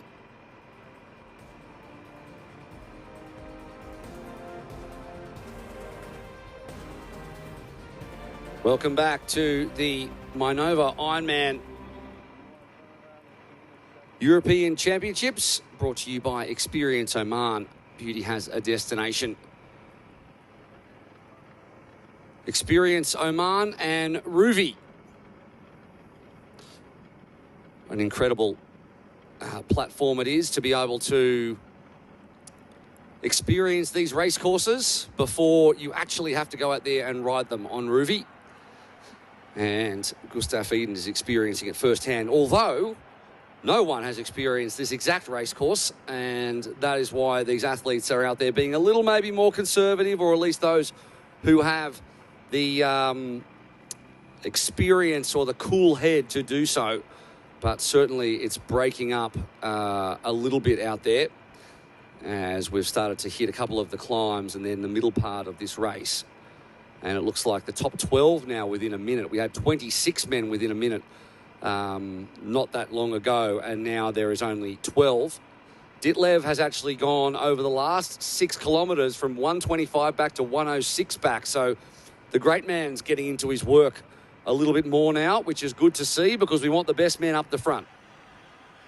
Absolutely, we do. And if you're just joining us now, as a reminder, due to the high temperatures, Ironman, in consultation with the city of Frankfurt, have opted to shorten this course for the health and safety, not only of the athletes, but the volunteers. And this bike course has been shortened to 125 kilometers. The run course, of course, shortened to 21 kilometers. So a different day than the athletes were anticipating. But if you're just tuning in, this is not the Ironman European Championship that maybe you were expecting. Well, in all different ways, right? Not only is the distance a little bit shorter, but also the way the race is panning out is completely fresh and new, and you love to see it. You love to see things being a little bit different. Obviously, some disappointment around not having the full distance, but we work to the conditions that we have. And speaking of that, one of our Uber bikers is Ruben Zapunkti, and he comes from a cycling background. He does his work on the bike. He puts himself into contention on the bike, and this is what he had to say about this bike leg. I think with those circumstances, it's really difficult to plan anything. I think you just have to go by feeling, go with the circumstances, go with the weather. So I think it's too cool, mainly on the bike, and then I think for the run, I hope to have it over, a bit of coolness. I think it's really important to get at every feed zone, get water and cool yourself. With my Ryzen suit, I have like a graphene built in my suit, which helps me cooling. But in general, I think it's know your limits, know when it's over, and so I really have to stay on one level, I guess. Kona qualification, I think, is my goal here.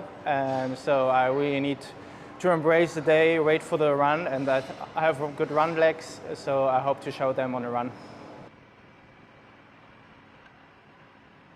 Yeah, we need to talk about him as an all-round athlete now, not just as a cyclist, and he's had some incredible performances, very rarely outside of the top 10, does a lot of 70.3s.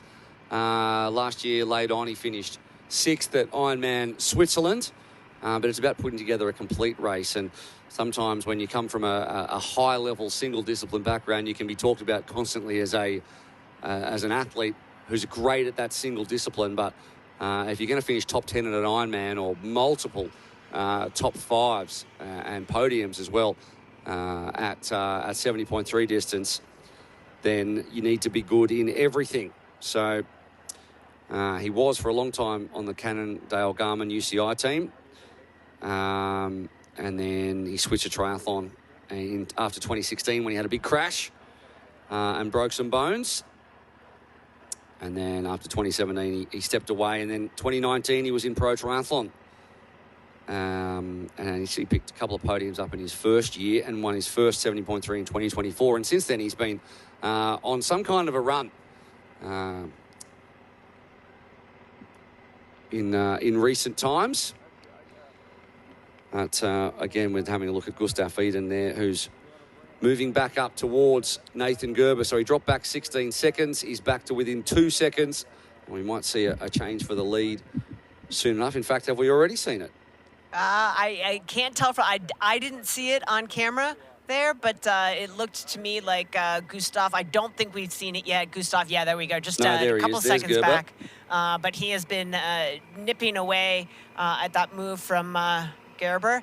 And now sits just 2 seconds back, and Jamie Riddle is right behind him with Casper Stornes, Antonio Benito Lopez, a little bit of a gap to him at 14 seconds back. And down again, we still have good 16 guys or so within about a minute. Magnus now sort of yo-yoing. He's at 56 seconds back. Vincent Louis at 48 seconds back. So they're kind of in touch, but the gaps are definitely growing, which gives opportunity if you are going to make a move and overtake someone. There are slots where you can move into the line here as they get a little bit more strung out here. A little bit easier to get away, not a straight shot anymore, so not eyes on, but definitely these gaps are growing a little bit, giving opportunity to make passes and make moves.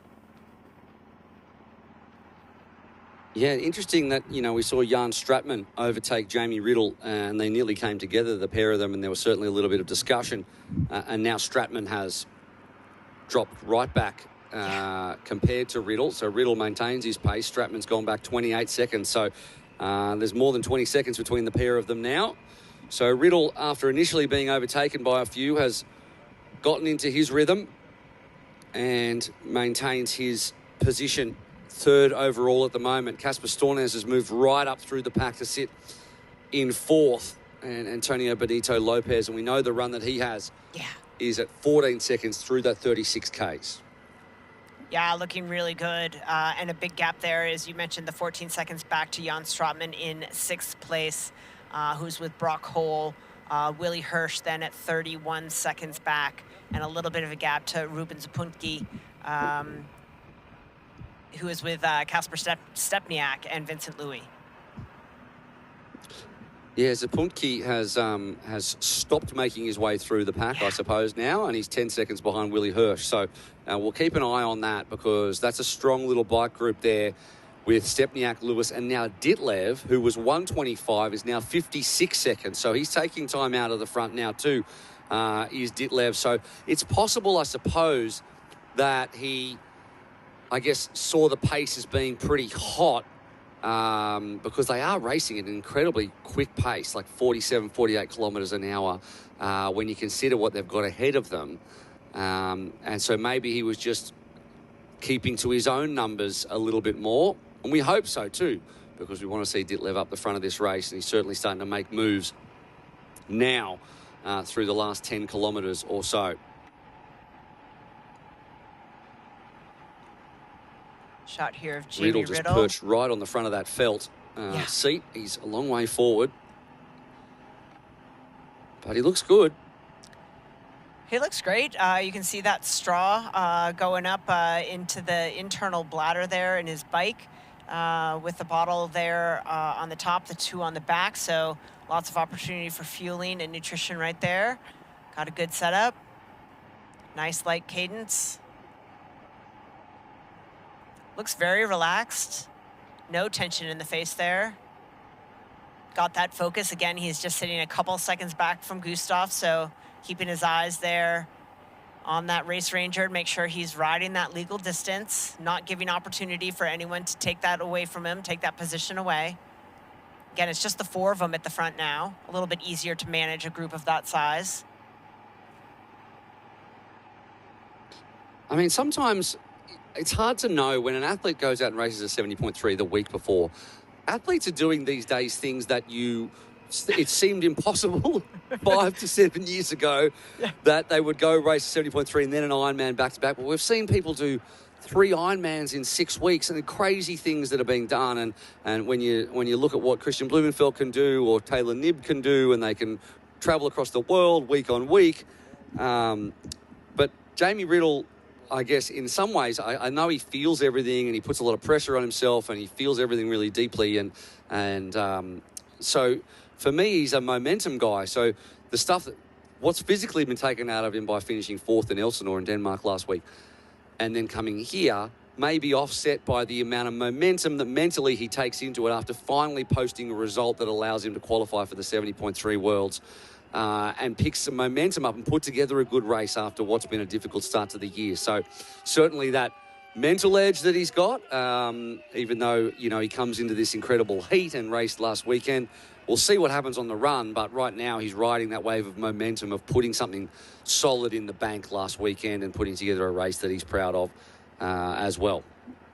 Yeah, it's often said that, sort of doubling up a race, if you're going to do it, going from a 70.3 distance to a full Ironman distance is the way to do it, because sort of week on week, you feel like you're slowing down. And I say that, I put that in air quotes, because it's Jamie Riddle we're talking about. So to come into this race week and suddenly realize, well, this isn't a full Ironman distance, it's been shortened, and paces are going to be sort of on and a little bit hotter.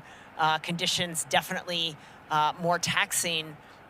Could be cause for caution and concern, but right now, as you said, the momentum behind Jamie Riddle, things are looking very, very good. And there we see, there's Jan Stratman. But that was just a pass. Who was that There's going Stratman. past Johnson? Yeah, going past Strotman there. Well, Brock Hole, I think probably it would have been. Who went past, yeah, I believe it is. They're the only three that are together, Brock Hole, Strapman, and then Willie Hirsch. So I think that was Brock Hole, the Canadian, who is making his move too. And, you know, there's a guy who's got a fair bit of hype around him from those in the know, with a big ceiling for Brock Hole in terms of what he might be able to do in the sport. So, you know, I'm impressed by what I saw from him in Texas, and he continues to make strides forward. And when you can go back to back in Ironmans and put two solid results together, then it's not a flash in the pan, if you like. It's not a single good result. It's an upward swing. And then obviously he didn't have a great day out at Oceanside, but in Arizona he had a top 10 in his first Ironman ever last year, with some incredible, with a really good swim actually that time around, and then he had a really strong bike in Texas to take himself to 6th overall and really set the standard for Canadian triathlon. So, word on the street, Will, yeah, is that he's a little hot he could be under the next collar. Lionel. I was going to say, word on the street is he's a little hot under the collar because you didn't call him across the line in Texas. So he wants to be at the front of this race to make sure you get it right this time. Well, actually, I've got it written down here. Mention Brock Hole once every 12 minutes. Okay. So just look, I'm staying up to contract at the moment on Brock, and there is Strapman, who's tucked in on that beautiful Pinarello. And there you go. That was Magnus. Woof. That was Magnus going past. You're right. You got to see a flash, and you got to be right on top of it.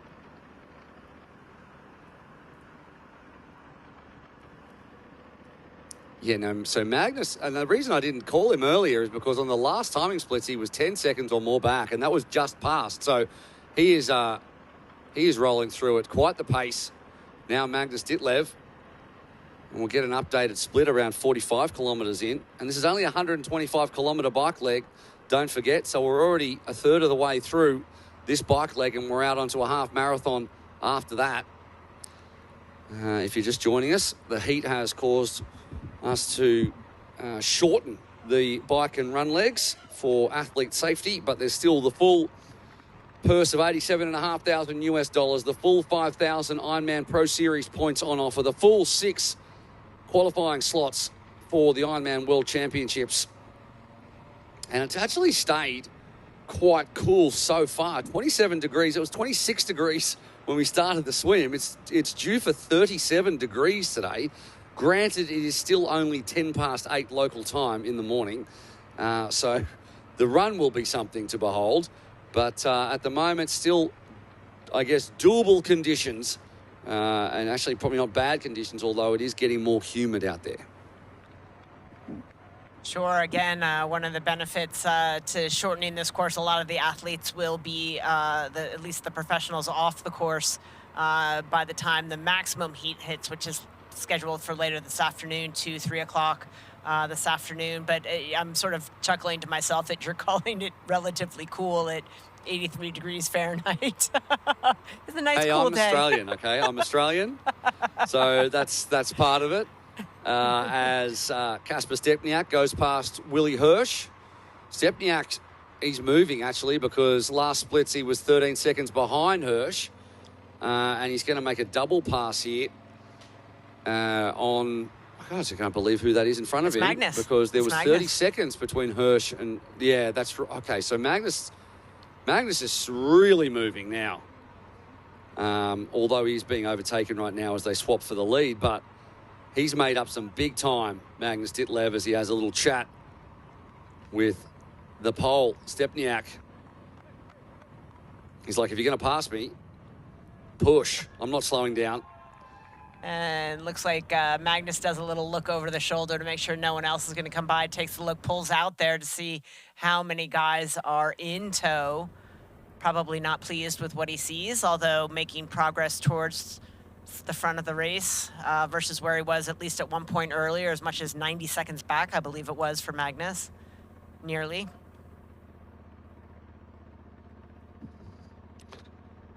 That's right. And there's Stepniak leading the train. And, I mean, he's very strong. 15th at Worlds last year. He's had some good Pro Series results. He's capable of a 240. Obviously, we're not going to have the full marathon today. So, and he's capable of a sub-4 bike if he was doing the whole thing too. So, he's had some strong results. Latest 10th in Texas. And he's 11th overall in the Pro Series with just shy of 6,000 points. And we could have a new leader in the Pro Series too, Didi, if Casper Stornes and Gustav Iden do the work that we know they're capable of. And suddenly Christian Blumenfeld might not find himself in front. He's chosen to race next weekend instead, as we go back to Nathan Gerber, who is still our race leader, 7 seconds clear of Gustav Iden and Casper Stornes. So the two Norwegians moving into podium position and threatening our Frenchman out the front.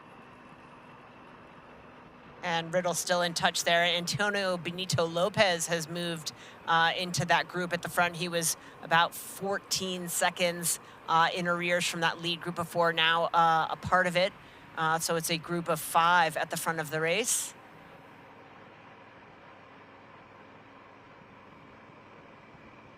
Yeah, a little gap back now. And it's not a little gap, actually, to be honest. It's quite a gap out to Stepniak.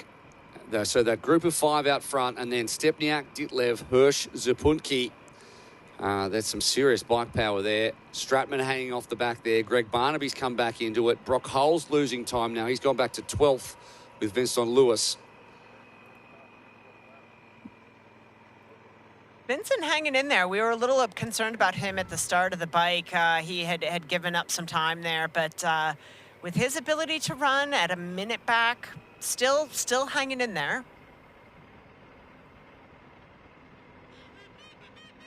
And they're all riding roughly around that 46 and a half kilometre pace. And when I'm looking back at the average times, Ditlev is right up there. Zapunki's right up there as well, but no one really riding slower than about 44 kilometres an hour, which is very impressive given the conditions being as sticky as they are. Some movement in the pack. Magnus having a little look at our cameras on the way past. And he's pushing the pace on the front of this pack and dragging whoever he can. He's trying to hang on the back of Magnus Ditlev. So maybe shocked a little bit by the pace that everybody went out, maybe sticking to his plan a little bit better than everybody else as well. Or maybe just shaking off a few cobwebs, as you say, a rust buster for him. It's been 7 months since he last took to a start line.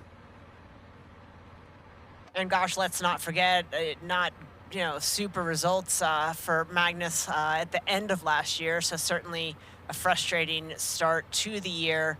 Of course, he was 6th in Marbella, which was a great result, but had that DNF in Nice, which was a bit of a shocker and a heartbreak. So to come from that DNF, a little bit of redemption in Marbella, but then to have 2 DNSs at the start of this year and have to wait till, gosh, nearly July to start his season has to be super, super tough, seeing all that's going on around him. Points being accumulated, probably giving up hope for any go at the Pro Series. Certainly could factor in for some of the lower placings there, but a run at the win of the series overall. Although you can look at it from a positive perspective and say that should he secure that Kona qualification, which one would assume given his talents he most certainly should, he may be a little fresher going into World Championship season. So you can turn that around to be a blessing, perhaps. But it's hard to maintain that positivity when you're faced with that many downs in terms of your up and down balance. Yeah, well, that could all be put back into the rearview mirror with a good result here today. Finished 8th last year. Of course, lots of controversy around a red card that was later rescinded, but he continued running, which is exactly what he should have done in the situation. But he was, I watched that altercation back again. He was running on anger there for a little while as he accelerated away. Who could forget Cupgate? the discarded cup. So true, but here we are, 12 months later, and he's back into the work, the Great Dane, which is great to see. And if the work of Magnus Ditlev is inspiring you to try to take on a distance like this, or a distance even greater than today, you can discover the meaning of northern grit in another city steeped in triathlon history. It's Leeds. And you know what? You're not going to get 37 degrees there too, so that's always good. Up in Yorkshire, home to England's only Ironman race. A lot of energy in Leeds, a lot of love for triathlon. You're starting to swim at Waterloo Lake before the bike course goes through picturesque villages, which is a little similar to this. And then you run around Roundhay Park. It's a lovely one. So it's August 16th. You've still got some time to panic train your way into it. One of the last opportunities to race in Europe this year. So don't miss your chance. Just go to ironman.com, or you can scan the QR code, which is on the bottom left of your screen.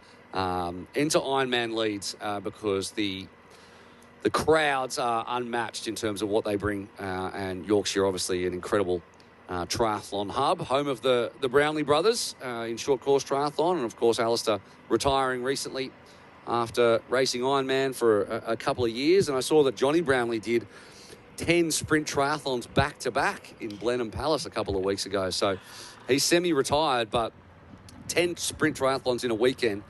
Well, that's 7,500 metres of swimming, 200 kilometres of bike riding, and 50 Ks of running. So basically he's up there in the Didi Griesbauer Ultraman realm. I was going to say, I think I'd still rather do one Ultraman than 10 sprint triathlons back to back to back. Oh. But during that promo, Will, some movers here. Magnus Ditlev now, these two groups sort of converging. Magnus Ditlev at the front of that group now 23 seconds back. So a mere sort of 13 seconds from the lead of 5. So Magnus, Kasper Stepniak, Willie Hirsch, and I believe Ruben Zapuntke reconnecting to that group at the front. Yeah, I guess it's settled a little bit into a bit of a rhythm now as they head through the wheat fields of rural Germany. Sun shining down now as we come up towards 8:30 in the morning, and everything's settled in a little bit. Gerber still leading at 51 Ks from Eden and Riddle, who are within 10 seconds, as is Storms. Lopez there as well, and then 13 seconds back to this group. And Ditlev has taken huge chunks of time out of this leading group of 5, and he's dragging the train with him. Yeah, well, he's dragging. At the moment, it looks like he's only dragging Stepniak and Hirsch.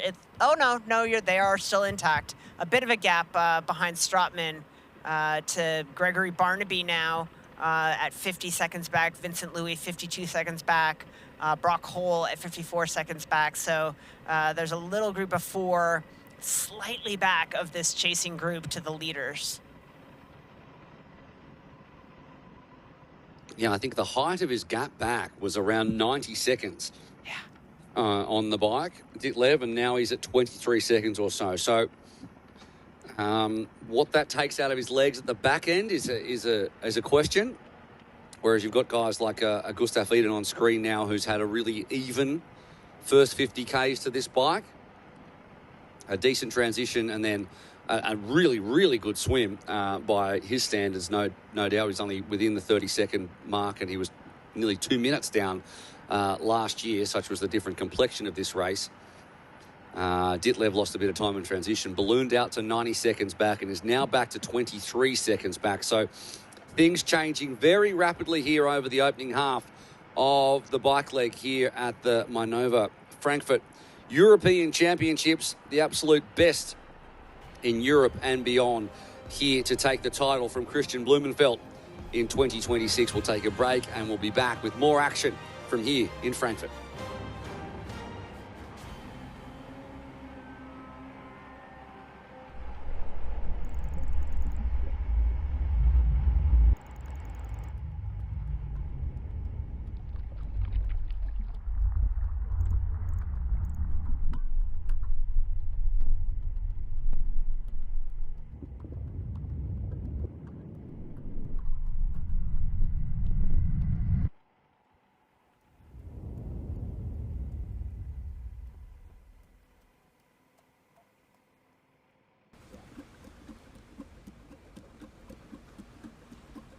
Just do it, it'll be fine. It's breakfast with precision. It's breakfast with precision. Thank you, Poncho Man. Welcome to Breakfast with Precision at Hugo's on the Rocks. I'm Andy Blow, co-founder of Precision Fuel and Hydration, and we are stoked to be the official hydration partner of the Ironman Global Series. Hey, what are you doing on my set? Get a plan for your next race at pfnh.com. Security! It's breakfast with precision. It's breakfast with precision. And there it is, the Ironman World Champion.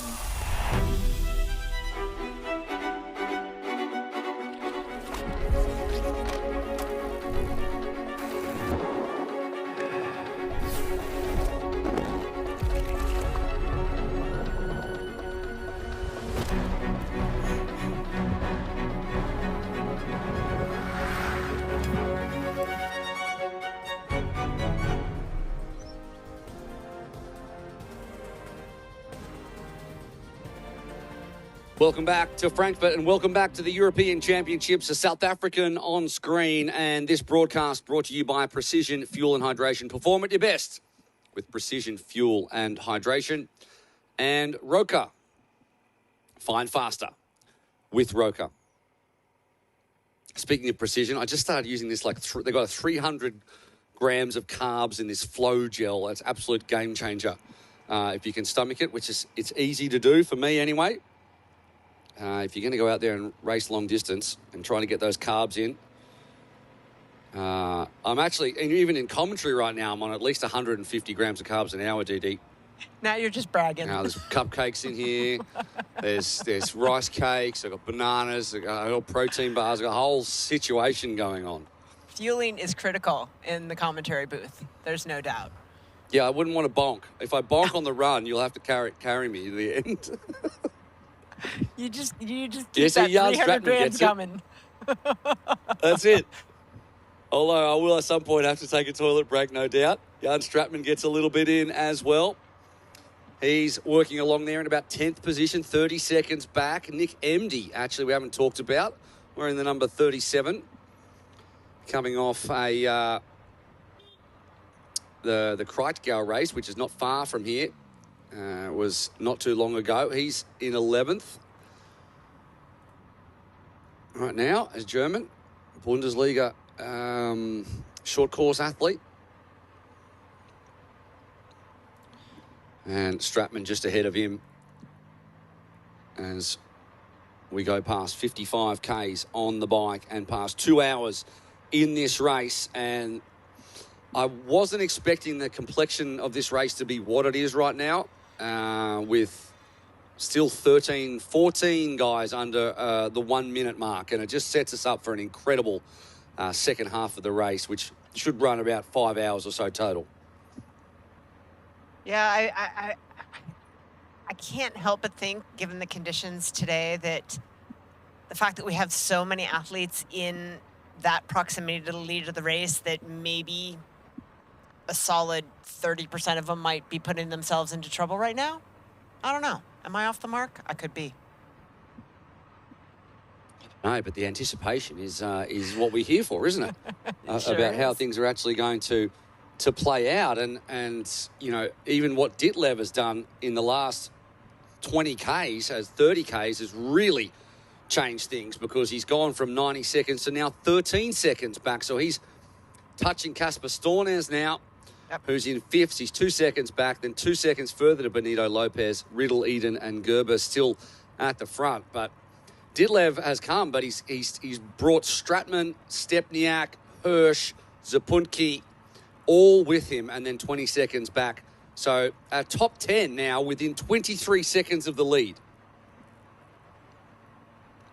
It's a race, and that's what we're absolutely here for. And I'm gonna take the side on Magnus that this is strategic. Came out of the swim, great swim for Magnus, being relatively in touch within that sort of 30 seconds. Lost at a bit of a sluggish transition, lost a bit of time, but a more measured start to this bike. Maybe let his heart rate come down out of the swim, give him a chance to get some fuel on board and really build his way into this.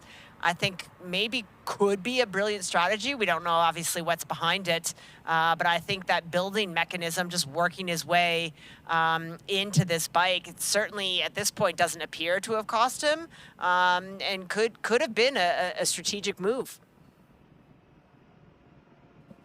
Yeah, or just an experienced move to know exactly what his pace wants to be and what his body wants to do and what he wants to do at the back end of the race as well. But through that last 5K split, actually, Ditlev and his group with Stratman, Stepniak, Hirsch and Zapunki were 3 kilometres an hour quicker than the front just through the 5K split, which is a huge difference when you consider, just over the course of 1 hour to be 3Ks down the road over that 5K split. They made up significant time.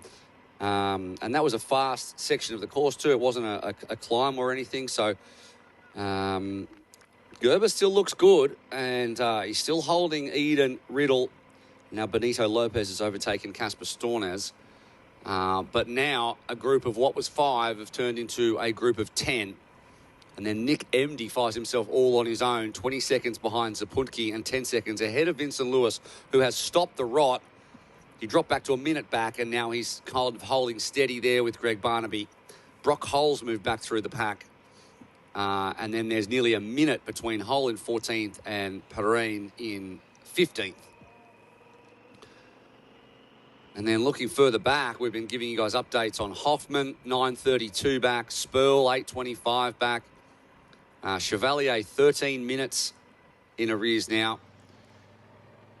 Your big names. Peter Heinrich as well, 15:09 back on this lead.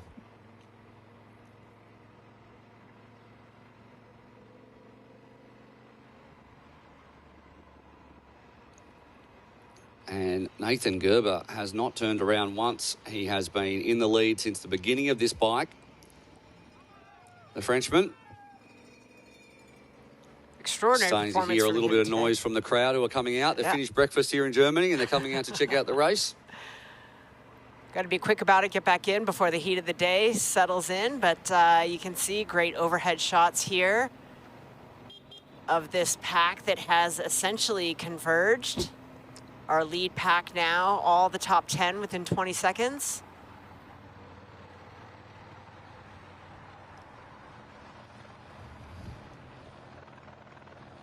Yeah, there's the train, and lovely shot from up high. And Gerber, he races quite a bit. He hasn't had a lot of terrible results.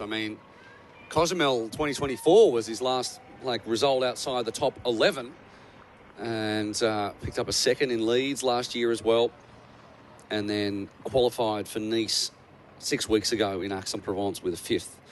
So he's racing without fear at the moment, the Frenchman. Still capable of a 240 run, so I'm not sure. He's done a lot of 70.3s too, so he knows how to put down a strong half marathon. I think his last one in Aix-en-Provence was a 1:14. I was going to say, I'm hoping that last sort of lesser performance in Cozumel is not indicative of his ability to perform in the heat. Sometimes we look at how athletes do on that, heat analysis and whether or not he can withstand the heat. Certainly Cozumel would be a test of that. Certainly could be an off day, but one might look and foreshadow, could that be difficulty in the heat? We'll see as the day progresses. Zapunki head down and up the hill and getting cheered on his way up to the old Heartbreak Hill. It's a long grind up here as Zapunki moves to the front of this chasing pack as they try to shut down completely Nathan Gerber, but he's managed to stay in front since the early stages when we saw Jamie Riddle out on the front. We'll have a look at the AG1 supplemental stats right now. And at the moment, Riddle averaging just a tick over 46.5 kilometres an hour as he goes past the next split, 2:22.06. They're all around 46.5, which is serious business. I guess they just don't know how hard really to push, because it's this odd distance in between a 70.3 and an Ironman distance, so that they would know exactly what their 70.3 the speed is and wattage is and heart rate is. And they'd know the same for an Ironman distance. And we see sometimes Ironman athletes who do a lot of Ironmans, struggle to come back to 70.3 because they need that top end speed and they get used to racing at an Ironman speed. But now we're right in the middle. And it's hard to know, I think, for these athletes. It's new ground. It is truly new ground. I think there's probably, a lot of these athletes wearing heat monitors today, monitoring that core body temperature, knowing, maybe using that as more of a guide than even power and heart rate, because to your point, who knows what your power should be across this distance and what's going to set you up well, to run well across 21.1 kilometers off a 125 kilometer bike. So a whole new world for everyone. I think everyone's got a degree of caution here, given the conditions on the day. But it could be an opportunity for someone, perhaps Gerber, who's been very aggressive at the front, to capitalize on the fact that people are being a little conservative, protecting Kona qualifications if you're Magnus Ditlev or Jamie Riddle. Antonio Benito Lopez also in search of a Kona slot. Stratman. So maybe it could be a day that if you are the aggressor, you kind of get away with it. Yeah, I mean, we heard Magnus Ditlev say the main reason he's here is to walk away with a Kona slot, and the same goes for Jamie Riddle as well, is to walk away. And at the moment, with 6 slots on the line, I mean, Gerber doesn't have a Kona slot either, but at the moment he's on the front of this race, and it would be a career best by far if he managed to end up on the podium. But those who currently have the KQ, Gerber, Zapunki, Riddle, Benito Lopez, Stratman and Ditlev, although that is no doubt set to change. And on screen, Kasper Stornes, we haven't seen too much of because he's been sitting in there. He's in 7th position, only 10 seconds back, but looks strong. As we said, he hasn't come in too high on confidence, off the back of, I think, 3 weeks in St. Moritz, maybe 4 weeks in St. Moritz, with Christian Blumenfeld and Gustav Iden. Had that little bike crash, which has sort of held him back a little bit with some injuries to the ribs, more specifically in the swim, but now he's into his work. So he's never a guy to be like outwardly super confident like a Vincent Lewis or someone like that, but yeah, a little bit less buoyant than I've seen him in the past. Could be. He was pretty soft-spoken going into Oceanside in Texas as well. He had some, I believe it was ankle or Achilles issues through the off-season, kind of downplayed maybe his run form, certainly before Oceanside, and that didn't seem to bother him too much there, with great performances at both those races. So, yeah, you never really know. Sometimes the Norwegians being a little cagey, holding their cards close to the chest, trying to throw people off the scent. Yeah, hope the best for him. He's definitely was one prior to the rib injuries that people were saying would be difficult to beat. But that was, a whole race distance ago. Yeah, that's so true. And there is Jonas Hoffman on screen, who, as I said, had difficult swim, 10 minutes in arrears is Hoffman. So I've got Hoffman down for my fastest run of the day, DD. So let's hope for some strong kind of finish for Jonas here at home. He doesn't live too far from here, actually, which is, it's kind of good. He was in a fighting chance as well this week, and he knows the local pool to go to where there's no crowds, and he's comfortable where he is, and that makes a big difference. In fact, let's listen to a little bit of that right now. I'm happy you would like to have espresso, because I'm not a barista with latte art. Yeah, latte art is not my strength.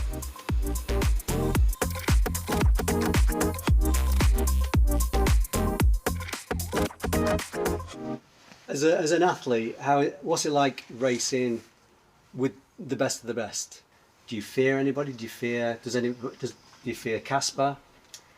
I don't fear anybody, but over the past 2 or 3 years, it changed a little bit for me. Because, you know, 2 years ago, I was not so much in the race until the end of the bike. And in many races, I came from behind. And then at the end of the run, I had a good position. But now I'm a much better swimmer and a cyclist.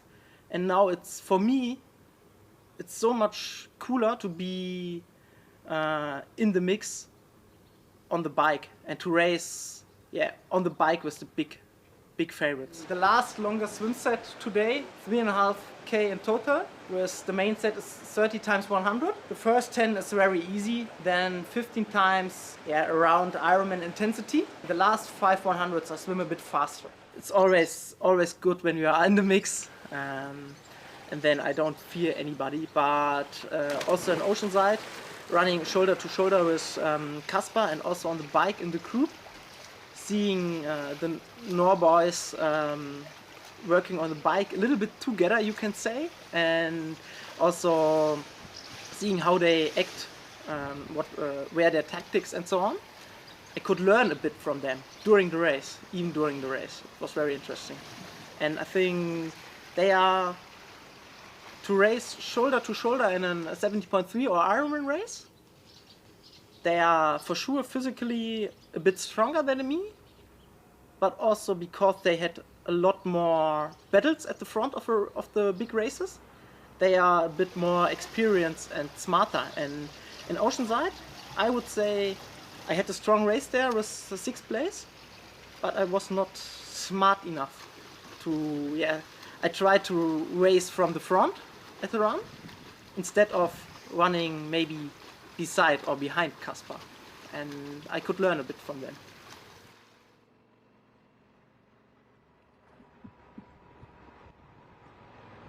There you go. He's not in the position that he wants to be in right now, but nevertheless, good to get some insight into Jonas Hoffman, who finished 5th here last year, and he still could find his way back into the mix, although it's not looking too strong for him right now. No, he's a good 10 minutes back at last time check. So he definitely has his work cut out for him and is going to need perhaps some help from, I don't know, Mother Nature and some blow-ups up the road. Pace-wise, he doesn't seem to be making many inroads, but still out there chipping away at it. See what he can do. Well, our timing sheets have now suddenly got Nathan Gerber 27 seconds up the road. So unless there's some kind of a timing issue there, he's put in a huge shift to get away over the last split. And super interesting, no one's taking the bait. I mean, they were all together. So Jamie Riddle, Gustav Eden, Gustav had been at the front of that behind him for quite some time. He now sits fifth place, so 4th in the chasers. They didn't take the bait, so if he put in a bit of a surge there, Riddle, Zapunki, Antonio, Benito, Lopez, Gustav, Casper, they seem content to sort of let him go at this stage. Yeah, it's confirmed with timing that he has indeed started to put some time in. So he's put in a bit of a shift there at about the 60-kilometre mark, Nathan Gerber, and got rid of the train who have followed him. There's about 7 men within about, well, more than that actually, 9 or 10 within 10, 15 seconds of each other. And we're going to head down now to Tim Don and Laura Siddle to give us some updates from on course. Thanks, guys. Yeah, we're right down on where they're going out onto end of lap 1, out onto lap 2. We've got A-Dukers coming in. It's slowly heating up. Tim, what are your thoughts on so far of who you're seeing there? And he has got that gap, which is what you guys just said. He does have that gap, but his rear water bottle is hanging on for dear life. If he loses that water bottle, he could be in trouble later on. It's fascinating. There's been quite a lot of yo-yoing with the groups. We've got the main group coming now. They all came out the swim together. but you can see now how close they are, and they've all ridden here differently. Jamie's ridden really steady with the Norwegians. Detlef, he was off the back, then he was there. I can't see him at the moment. Stornus has really dropped through to the gap. There's Detlef is at the back. He looks good. All bottles intact. I wonder if Detlef is playing a waiting game. He wants to get to Kona. He's had a tough start to the year. But if you can look down here, you can see now they are merging in with the amateurs starting their second lap. So positioning that group with 20 is Vince. He had a good swim though, didn't he? Yeah, he did. Vince had a good swim, and I do wonder if he started off at that sort of 70.3 pace and he just thought, yeah, that's not for me today. So he did say he was going to race with more tactics and was here to sort of win a podium. Maybe this is in his tactics, or he's just hold on. These are not tactics. You don't bleed time and you let the Norwegian train get off the front. Jamie Riddle. Vince is coming now. He always looks good, Vince, and I love that about him. But man, he's always got something funky. This visor, the legend kit. But for Vince there, I would say he's really, really struggling. Yeah, I think it's going to be tough him on his own for the second lap. It's not really where you want to be. It's in complete no man's land. Yeah. And no one behind him. The race is up the road. So we're going to send it back to you. Find out if he loses that water bottle off the front. Yeah, look at it dangling there on the back of that bike right now. We talked about it before, wobbling around out there, and now it's just taken another. It's gone. It's downhill. It's going downhill for that one. So let's find out. And he would have no idea either. So he probably hasn't even accessed that water bowl at all. And then he doesn't know what the situation is back there. But we do. I was going to say, someone's got to tell him that's going on. I think we need to put a poll into the field at what kilometer marker that falls off of his bike. Certainly dangling there, painful to look at, to think about the nutrition in that bottle, the calories and electrolyte that will go missing if he hits a bump just wrong. And of course, now we are back in the city where the roads are a little bumpier. Of course, a couple of cobbles further out on the course, but here in the city, we saw them dodging some roadworks. We see some tracks in the middle there, definitely some potholes, as is typical of urban streets. So that bottle, its minutes may be numbered. It is indeed. And, it's sad to see Vincent Lewis back. We saw Magnus Ditlev rip past him. I've got these incredible spreadsheets, and he went past him like he was standing still. And obviously a tough day now for Vincent. But on the other hand, he does have a few age groupers to work up behind as he works on his own in this second lap. But you don't want to be by yourself with no one else to pace off. Although it doesn't seem to be worrying Nathan Gerber at all. And speaking of being up front and having all the momentum, the Morton Momentum Index is about to pop up on your screen right now, and we're going to see who has been making the moves. And the Germans have been doing exactly that, and Ditlev as well. But MD has moved up into 7th position, so there's plenty of... He's gone up through that pack, which has helped a lot in terms of the momentum. No doubt, of course, Zapunki also in that momentum, Morton Momentum Index as well. Yeah, this is where the race becomes a little bit more complicated. The athletes' fatigue is setting in just a little bit, and now they're merging with the age group athletes off on their first lap. So really have to be heads up, particularly through these city roads. That's right, we're going to take a break right now. We're going to come back. Nathan Gerber in control, nearly 30 seconds clear in the midway part of this bike.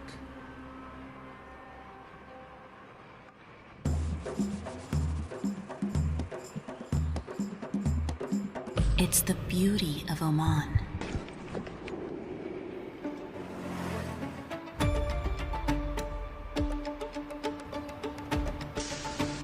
Our tradition, our hospitality, the sounds of limitless opportunities to explore. Listen, it's Oman.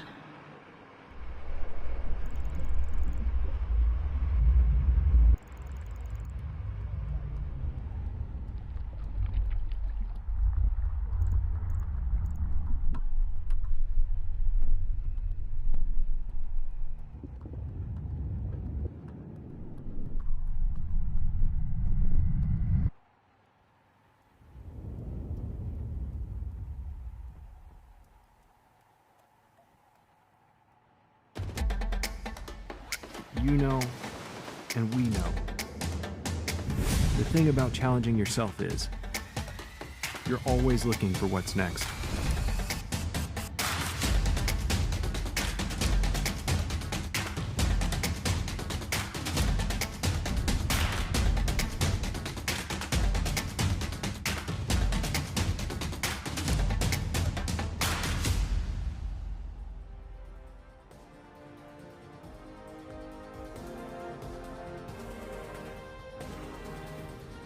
Welcome back to Frankfurt, to the city centre. It's heating up here at the Mainova European Championships, and it's all brought to you by AG1. Better finishes start with AG1.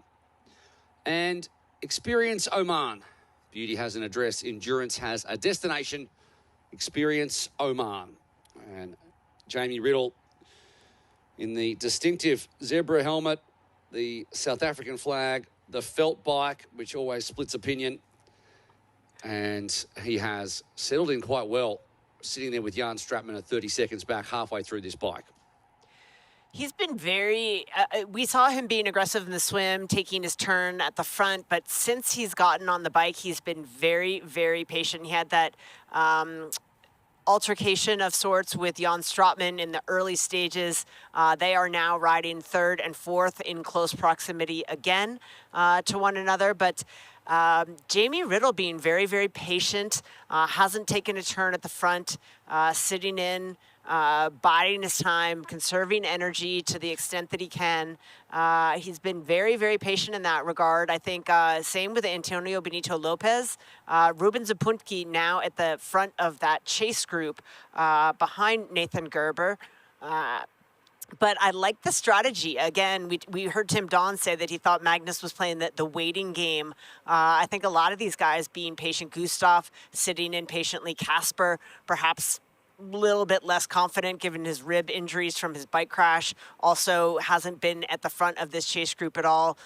So we'll see how that plays out as a strategy. But right now, Nathan Gerber back being aggressive at the front of the race now, 27 seconds up the road from the chasers. Frustration there as well for Finn Grosse-Frese. He's well back, actually, in 25th position, 8 minutes back, having some trouble with the age groupers there. And just as you were saying that Jamie Riddle was being super patient, he ripped past Ruben Zapuntki. So now he was on the front of that group who were chasing down Gerber and still 30 seconds back. And it wasn't that long ago that I remember Gerber was in this exact position, starting to move in towards the hill section of the course. He takes a look behind him, sees absolutely no one back there because everyone's 30 seconds back except for a bunch of age groupers who have been made to look very slow out there by Gerber and the cohort of pros behind. It's always a bit demoralising when you're out there and you're into your work and you're like, yeah, I'm going great, and then the pros start coming past and you're like, oh, maybe I'm not doing that great. I was going to take the other side of it and say, if ever you want a lesson in how fast these men are moving on the course, just take a look at the relative speeds that they're going past these age group athletes at. It is really, really incredible. You don't get a perspective of it when we're just watching the pros on their own, but going by sort of your everyday Ironman athletes in the age group ranks, it really is pretty spectacular to see the speeds that these guys are carrying. Yeah, I mean, Formula One doesn't look that fast until you put a Formula One car up against a regular car. Or in my case, like a 20-year-old Toyota Yaris, that's been around the block with 400,000 Ks on it. So anyway, it's all relative. Anyone who's out there right now, no matter what speed they're doing, has done a lot of work to be there. And that's what the Ironman experience is all about. But there you go, just ripping past everybody is Finn Grosse-Frese, who, is still back 8:20 back at the moment with Paul Schuster, who we haven't talked about. But there's no one in front of Finn Grosse-Frese for 4 minutes in terms of the pros. So he has 4 minutes up the road with no one, and then it's Paul Schuster in 23rd position. So, and Schuster's all by himself too, another minute and a half up to Sazila in 22nd position. But, all of the, apart from Grosse-Frese, Hoffman, who's 11:37 back, Sperl, 10:34, Chevalier, 15 minutes, Heimrich, 23 minutes. Heimrich actually had a mechanical, lost 10 minutes as well. So goes from bad to worse for Peter Heimrich. But everyone else really is up there as the conditions continue to get a little bit hotter. Not too humid, but pushing up towards now feels like 31 degrees Celsius or nearly 90 Fahrenheit.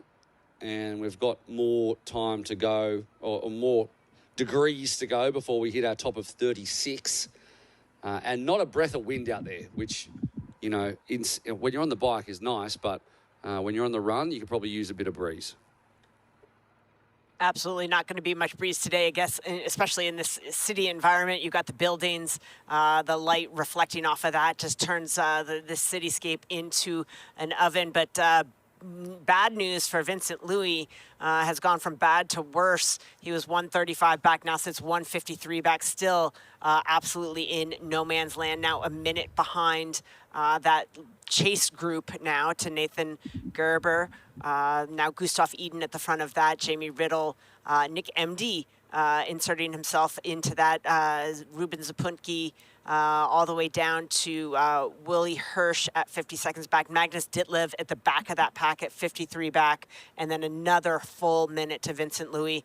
Kieran Linders now moving into 13th position at 241 back. So Vincent Louis truly all by himself out there, not a place he would want to be under ideal circumstances.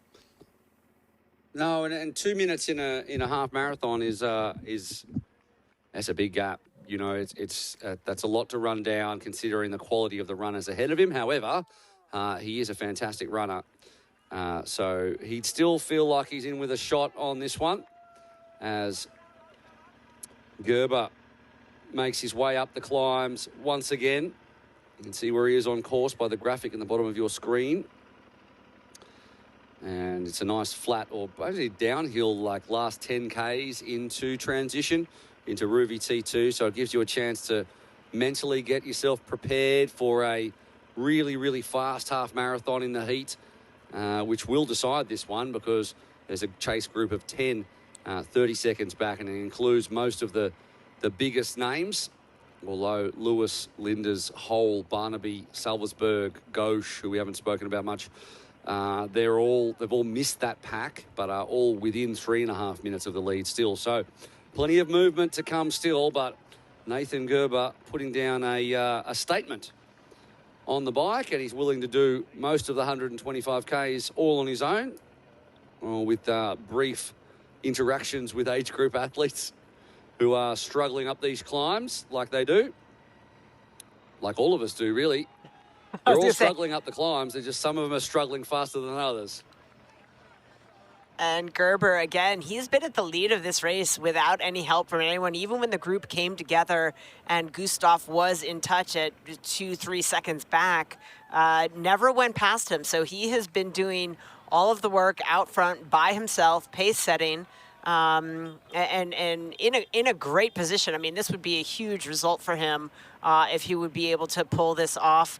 Again, 25 seconds down now, Gustav Eden, Jamie Riddle, but a little bit of separation.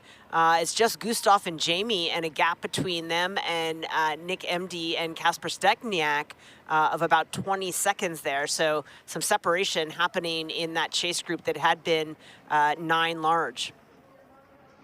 Yeah, that's happened really quickly, actually, over the last 2 splits. They were all together, and now suddenly Eden and Riddle have gotten themselves rid of MD and then Stepniak for the 6 seconds back. So a gap broken up there between the top, the front chase pack of 2, and then the rest of the chasers who are going through the 79.5 kilometre split. As we see now, he looks back and goes, "Where's my bottle?" No bottle. There, Nathan. It's gone. That's a tough realization when you're expecting probably, I don't know, several hundred grams of carbohydrate and a lot of electrolyte. His bike is empty. He's got nothing. He's got maybe some gels in that box, but he does not have, maybe he's got a bottle there on the down tube, an aero bottle on the frame itself. But other than that, he is in trouble. There's virtually no fluids on his bike at all. Yeah, that is a problem because there's still 45 minutes to go. 45 kilometres to go of this bike. And you're right, I mean, it's just obscured there, but I think he does have an aero bottle down there, but they don't hold a whole bunch of liquid. No. So he's looking down at the bike computer going, okay, what's the plan now? And he'll be able to pick up some stuff at some aid stations, but still. Yeah. Oh, dear. And I mean, the aid stations, of course, get more complicated too now that there's lapped traffic of the age group athletes. Not an ideal situation. He's got himself a pretty comfortable margin here, but certainly a tough realization to realize that bottle is gone. I'm somewhat surprised it took him that long to discover it. Usually when you catapult a bottle, it kind of makes a clanging noise, and you might have realized it. It's gone either way, so it's irrelevant. But yeah, tough realization for him. He's going to have to hit those aid stations and make up for it. Yeah, he is. And you're right, it does get complicated. People coming in at different speeds. And, you know, generally, though, people are pretty respectful at aid stations if they know a pro's coming. And obviously, they're respectful of the volunteers, etc. But there's I don't know if there's 20 metres between all of those age group athletes. That's all I'm saying. I'm just going to throw that out there. But that's okay. You know, these things happen out there on course as long as the pros are racing as they should. But there's a lot of movement there between the age groups, particularly when you're going uphill. But, yeah, getting through and trying to, I guess, not get distracted as well by age groupers who are all in their own pain cave. And back again to the distinctive Aqua Bianchi kit of Frin Grossa Freisa. And again, Magnus, full circle moment, went from 90 seconds down at one point to in touch with the lead of the race at about 15 seconds back. And now through 80.3 kilometers back at 90 seconds back. So he's lost touch even with the chasers. He's got a 15-second gap to Jan Stratman ahead of him with Willie Hirsch and Ruben Zapuntke and Antonio Benito Lopez, that group led by Kasper Stechniak. So Magnus back to, we thought maybe he was being patient, but maybe a bit of bother for Magnus Ditlev, who has now lost a bit of touch with the chase group. Yeah, that's funny how quickly things can change back and forth. I think I was wrong, I think that's Antonio Benito Lopez. He's got the Spanish little colours on his thing. So wearing the same kit. It's, regardless, it's funny how quickly things can change there. Ditlev just rolling straight back to 90 seconds. And that's a big change. So Benito Lopez, 108 back. Now, and a big gap there between Eden and Riddle has gone out to 30 seconds to Stornes, Lopez, MD, Stepniak, Zapuntke, Hirsch, and Stratman. Ditlev 10 seconds back of Stratman, so he's lost the train a little bit there, which is an odd thing to say. And Riddle, who's coached by Mikael Eden, Gustav's brother, is riding with Gustav in second and third position overall. In very short order, it seems like they were just in the city a moment ago, and in very short order, things are changing, things are turning around. The heat index is up. You can see bright sunshine. All of that early cloud cover that was providing at least a moment of reprieve for the athletes is now gone. We're still a bit away from maximum temperatures expected on the day, but definitely things breaking apart here in our lead group with Magnus Ditlev 15 seconds off Jan Stratman in 11th place. Vincent Louis now 2:43 back through 81 kilometers. So he, something is gone wrong with Vincent Louis as well. Oh, I mean, yeah, maybe something's gone wrong, or maybe he just doesn't quite have the extra 2% today. That's the question. I mean, he's already qualified for Kona, so he'll finish there no matter what happens. But obviously off the back of only two full distance races and two good results. Now today, at least the middle part of this race, a little tougher for him, but still only 2:43 in arrears at 81 kilometres, which is still within striking distance, no doubt about it. And then, but Gerber now on screen out front, dealing with the age groupers, but also at his biggest gap off the front that he's had so far this race, 34 seconds ahead of Gustav Eden, 37 seconds ahead of Jamie Riddle, and over a minute to Casper Stornes. So it's really starting to break apart now. And as the heat rises, those who can cope with it well and deal with it well are doing better. However, as Didi mentioned earlier on, the bottle's gone off the back of Nathan Gerber's bike. So he's the first to lose his nutrition on this course, which is notorious for it. Antonio Benito Lopez, with his run prowess, he's actually projected at this exact point with our projections moving forward to finish third. So he'll run his way onto a podium if the projections are right. In fact, let's have a look at the race predictions right now. And you can see there on screen, Casper Stornes and Gustav Eden, 1 and 2. They were 3 and 4 last year, 1 and 2 today. Benito Lopez, Ditlev and Hirsch will fly the flag for the locals in the top 5. But this is a brand new distance, and it is some difficult conditions, and there is still many twists left in this tail, you would think. So take those predictions with the grain of salt that they deserve.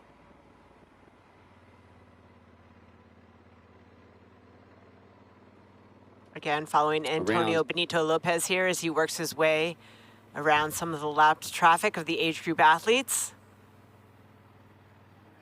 Back to the front, and Nathan Gerber. Every moment that goes by, I'm waiting for an aid station for poor Nathan. My mouth is getting a bit dry.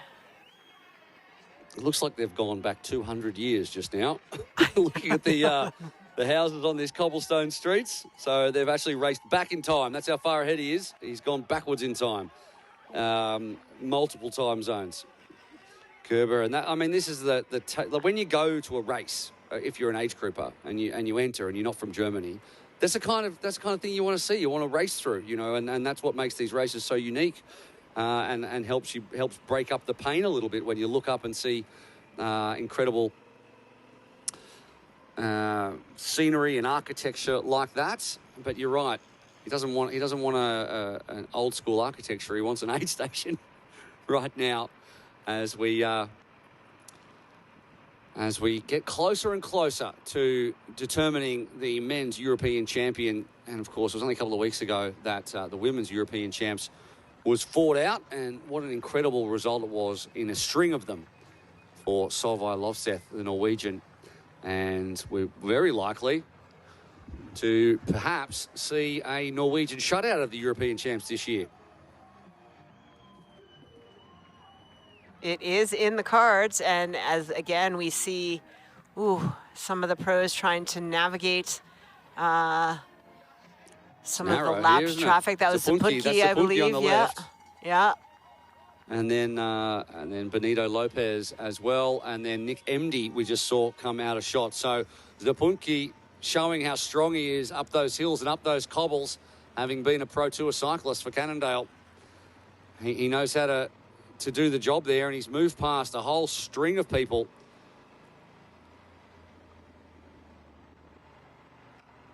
On a difficult section. So testing the bike handling skills. Ruben Zapunki moves up past Emdy, past Benito Lopez, past Stepniak, and I think onto the back of Casper Stornes, and that is Benito Lopez, who is looking to go with him and past these age groupers. But yeah, some narrow sections there, as you foretold, DD, earlier on, to negotiate your way through with the age groupers out on course doing their first of their 2 laps. Oh, still no bottle. Still no aid station. This is costly. I mean, again, I don't mean to harp on it, but it has been a minute. And yeah, he's got that bottle on his frame, but to your point, not much fluid in there, if any, left. I mean, he could have gone through that already. So his bike is dry. And this is, here we go. We're coming into an aid station now. And again, with all this traffic, bounced bottles. Oh, no. Needs to get one. And yeah, he got one. Luckily it's a nice long aid station. If anything, can get 2. So I mean, this is didn't where quite get it. He's yeah, dropped he one. got it. There's two. Yeah. I was going to say, I put that on him. You've got to be extra cautious and really slow down, even if you nearly come to a stop, to make sure, given the situation he was in, that you get that bottle on board. And again, a little bit of a lapse in judgment there. He put that back bottle in, but didn't put the strap on top of it. He didn't put the bungee around it. Again, with some of these cobbles and these rougher roads, there's a couple of speed bumps going through here. He may well lose that back bottle again. I would have taken the time to put that cord around it to make sure that bottle is secure. He's been a solid 10, 15 minutes without any fluid whatsoever. Looks like he's diving in to get some nutrition there, but I now am worried about that back bottle again because it is not secured on the back of that bike. Oh, there he goes. He heard me. Well, the most secure place for it is in his hand. I think we've proven that the bungee cord doesn't work, Didi. That's true. What's the point? Yeah. Just put it inside your stomach. That's where he's going to be safe there. Yeah. Nathan. Yeah. And you got to be good skills here to negotiate the turns and take a drink and put it back in. And anyway, it'll be a bit of a relief for him to at least have a little bit of hydration on board as the temperature continues to rise. But he's holding steady, though, at about still 30 seconds at 86.6. But I think it's the bottle holder itself is not that solid. And you find with those bottle holders, too, that the more, speaking of wobbling bottle holders on Kasper Stepniak's bike as well, the more full the bottles are, the more they bobble around. Yeah. The more weight that's in them, the more likely they are to come out. So, drink from the back bottle first if it's all got the same in it. And again, looking at updated splits, another 5 seconds lost for Magnus Ditlev, who sits 20 seconds back of Jan Stratman. So further adrift in no man's land, sitting in 11th place. Moving up from Magnus is Jan Stratman at 120 back, Willie Hirsch at 118, Ruben Sapunki at 115, Nick MD 113, Antonio Benito Lopez 111, and Kasper Stepniak at 109. That's 5 through 11th place. At this point, anyone who's betting against the Norwegians at this point in this race is kidding themselves, I think. I don't know. If you agree or if you disagree, in fact, just send me an Instagram DM and we'll see what people think out there. But Kasper and Gustav have a sub 110 in them in this heat. And I don't know whether anyone else has, possibly with the exception of Antonio Benito Lopez. I was going to say, I'm not giving up on that time. I'm not giving up on Antonio Benito Lopez at this point. I think he's in a very good position. If anything, given the crash and the rib injuries, can we put a question mark next to Kasper? Can he pull that out in the conditions and with the injuries and to be determined certainly. But yeah, I think the door is open for Antonio Benito Lopez as well. They would be our top runners, and of course the Morton Momentum Index, and then the race predictions as well. It told the story. If you disagree, let us know. We'd love to hear what you think as this race shapes up here with Nathan Gerber 30 seconds in front of the chasing pack of big names here at the Mainova Ironman European Championships.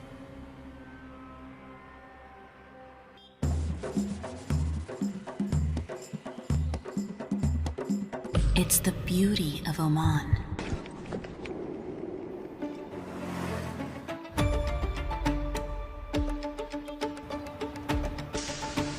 Our tradition, our hospitality, the sounds of limitless opportunities to explore. Listen, it's Oman.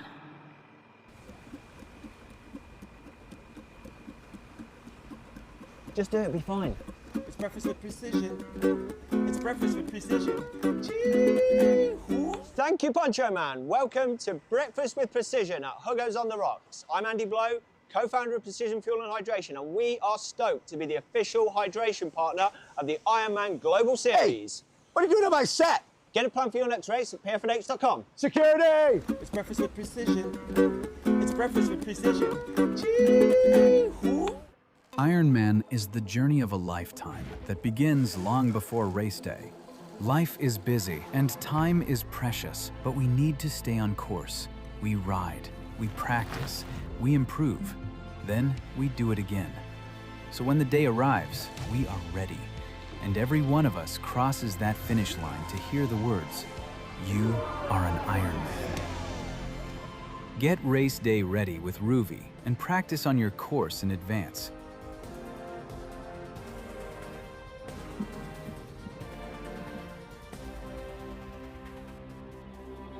Welcome back to Frankfurt, and welcome back to an increasingly hot and difficult bike course here through the suburbs to the northeast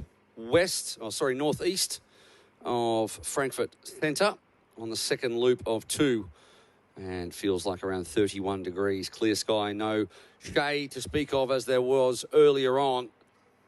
And through 91 kilometres, Magnus Ditlev has dropped out of Kona qualifying position right now. He's 141 back. And Jan Stratman, the other one who's just going to miss out on a Kona qualifier, if it finished the way it finishes, the way it looks right now. But of course, there is so much left to play for.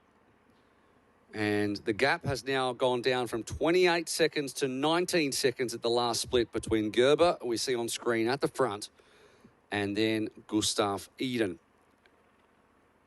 with Jamie Riddle sitting, the only one who has managed to go with Eden, with 20 seconds back to Casper Stornes. But at the moment, I'd say those with a little more experience have managed to stay out of the reckoning. We haven't seen so much of the Ironman World Champ we see on the right-hand side of the screen right now, because he's just having not a quiet race, but he hasn't come to the front at all. He hasn't needed to come to the fore. He's trying to measure his efforts throughout, and currently is at 42 seconds in arrears, all by himself. 20 seconds up the road, Jamie Riddle, and then 50 seconds back, Stratman. You saw him look over his shoulder there and realizing sort of he is in no man's land. He had been in touch with Eden, Riddle. At one point, Benito Lopez was even amongst that group, but right now, Casper Stornes is the only one kind of giving chase, 20 seconds back, as you said, of Riddle, and yet nearly 50 seconds ahead of Stratman and Zapunki and MD there, so and Benito Lopez. So Casper Stornes finds himself in no man's land here, but as you said, only 42 seconds down, so certainly well within shooting distance of the lead of this race once they get to the conclusion of the bike, given the way that he can run. He's got his fellow countryman Gustav Iden to contend with, who is 20 seconds up, so that we could see that battle, foreshadowing perhaps of the battle of the Norwegians. Yeah, it's let's just see if we can listen in here. There's some little bit of chat. No. So some issue there for Casper Stornes as we get away to Magnus Ditlev now, who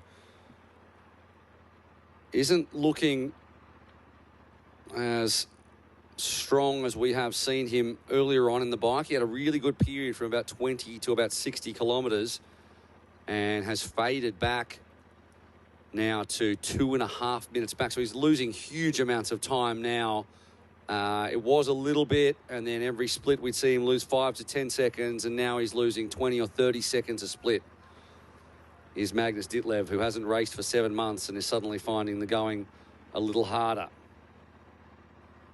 You can see the expression on his face is not one of strength and confidence. At one point, he gave a look to the cameras. At this point, he is just looking down and not liking what he's seeing on the power meter.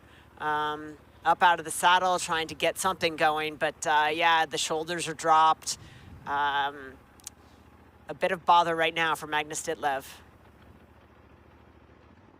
Yeah, a little bit. And he's not really a 70.3 type runner, or hasn't got a lot of experience relatively to the others. I mean, he's got a lot more Ironmans and T100 races than he has 70.3s. Hasn't really raced regularly in 70.3 since 2021. Although he did, of course, go to his last race was a 70.3 in Marbella, where he finished 6th, but way more Ironmans. Well, yeah, and certainly So, not the yeah. not the 70.3 experience from this position. He's not an athlete who's going to run into it. For him to have a strong 70.3 performance, he's got to be up at the front of the race, perhaps get caught by a couple of the faster runners. But his strength definitely is the bike, and it is just.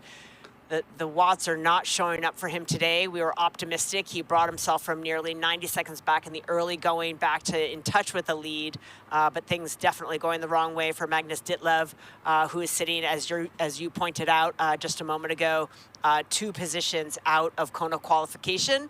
That is not ideal for Magnus Ditlev because we are running out of time. Very few opportunities left. He'd either have to tackle Ironman Lake Placid coming up in 3-4 weeks' time, or perhaps stay over in Europe and get to Kalmar. But that is his last opportunity, and that's a big risk with no opportunities after that. What do you think he does if he misses out? I think he's got to go to Kalmar, wouldn't he? He wouldn't try and back up and go to Placid after in 4 weeks in the US. I actually think he would, because this, again, the benefit, it's a hot race, but it's not a full iron distance race. So to go from a 70.3-ish distance or a race of 5 hours is very different than going a full Ironman distance and trying to back that up 3 weeks later. I think you take the insurance policy and you hit Lake Placid with Kalmar as your last ditch effort. I think the one blessing to Magnus not having a day, if it turns out that way, a lot of racing left to go, he could get it together. We saw him resurrect from the dead in Kona a few years ago, where he went backwards in the first 10, 15K of the run and wound up on the podium. So he can do it. But if it doesn't work out, I think the fact that this is not a full Ironman distance has been altered because of the heat is a blessing for Magnus, and easily gets on a plane and backs up Lake Placid so that he does have a last-ditch effort in Kalmar if he needs it. That would be terrible. But if it were me, I'm not his coach. I would take the chance and go to Placid. Well, it might well not come to that. I'd still think that he'd be confident of being able to run his way in. There's a couple of guys there he could mop up, like Zapuntki or MD, to try and get back into that spot. He's still only 2:23 back. So, I mean, he's 2:23 back of the lead, but he's only a minute back on those guys. Yeah. So, with Gerber still 19 seconds up the road, and Stornes in fourth at 42 seconds back, as Riddle looks good, still strange. He's got a little rock in his shoulders, but that's okay. He's had that all the way throughout. He looks good. He's taking on a lot of nutrition. Looks focused, and he's being rewarded with now, sitting there in podium position and putting time into those chases. Yeah, he's definitely got, like, you can see it, like, sort of the bit in his teeth a little bit. Like, He's been very, very smart and very strategic on the bike here. He did a lot of work on the swim, took his turns, but since getting on the bike, he has not gone to the front of this chase group ever. He's always been just a couple of seconds back of someone else in front of him, and I think he's in a great position. He's certainly not the fastest runner in the field. I don't think he wins this race, but he's in a very, very good and confident place to grab that Kona qualification after that really disappointing race on home soil in Ironman South Africa at the start of the year. Yeah, but he's run in the last 6 weeks. Well, he's been in 270.3, so he ran the 21.1 just last weekend. Let's go back and look exactly what time he got. 1:12.23. So he's thereabouts. There are sub 110 runners out there, but not many of them. So he'll be happy with his positioning, as Stornes now, who's bridged across that 20-second gap, goes past Riddle and makes it 2 Norwegians in the top 3, because I believe that Riddle... In fact, Riddle might actually have been ahead of Eden there. So Stornes has moved himself into 2nd position overall.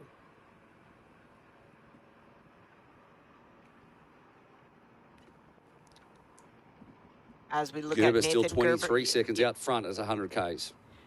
Yeah, that group of 3 now, do they close that gap? Do we have a 4-man race going into transition. Again, that 3 together. Do they try to close down that gap? Or is Nathan He just Gerber checks just that he's got- overcooked, yep, I've got the coming to bottle another still. aid station? Let's get Again, another I don't... one. No, one miss. He's going too fast. Yeah. It's making me mad. I mean, now he's got to go round and he's missed it. So Yeah, he's thrown another bottle out and he's Yep. got nothing to replace it with. To me, that's careless. I'll just say it. I think that's careless when you know you've been low on fluids, you lost your bottle for a solid 15 minutes. I think that's a huge missed opportunity. It costs you 2 seconds to slow down and get that bottle and get that nutrition, particularly given the conditions on the day. I think that's careless. I know it's a little hairy through there, working around some of the age group athletes, but I think all the more reason to slow down and make sure you get that bottle. Okay, well, if we hear from him in the hyper ice recovery zone later on, maybe he will talk about that. And, well, if we do hear from him in the hyper ice recovery zone, it wouldn't have been too much of a problem. So maybe you'll be like, I knew what I was doing. It was fine. Retrospect, hindsight's always 20/20, but it's interesting because he's got this climb again coming up at 116K, so in about 15 kilometres time. The climb he got away on the first lap is coming again on the second lap. So he gets rid of bottle number 1, and he's tried to shoot it into the garbage bin there, which I think he did too. So points for that. Maybe that gave him too much confidence, and then he has missed the bottle there and didn't get another chance at one because of the other athletes that he had to go around because he was travelling so quickly. Yeah. I mean, again, he's probably kicking himself for it, but again, just carrying way too much speed when you're that desperate for a bottle, that's rough, and I think he's going to pay the price for it. I mean, he's not certainly the fastest runner in the field, but it's definitely going to cost him. One would hope it doesn't cost him a Kona qualification. He's got to be pushing levels of dehydration now, given how long it's been that he's been without a bottle. I mean, he's got the Precision Fuel bottle on his front. But I believe that plain water he was looking for, with temperatures and conditions what they are, that's a miss in a lot of ways. Oh, he's got, well, true. He's got a climb in front of him. And then as he heads sort of back, now we're going back towards town. So he's got a climb in front of him, and then it's about a 7 or 8 kilometres of downhill run into town. So we'll see whether he can put time into the chases as he did in the first time. So the age group is a 5 wide there, which isn't helpful. Here's a turnaround, shows you the gap currently as Stornes is by himself there. I believe that's an age grouper behind him. So he'll have something to write home about for the 12 seconds that I was behind Casper Stornes as we made the turnaround. And I was on television as well. He's moving so fast, half the age groupers are probably like, who was that?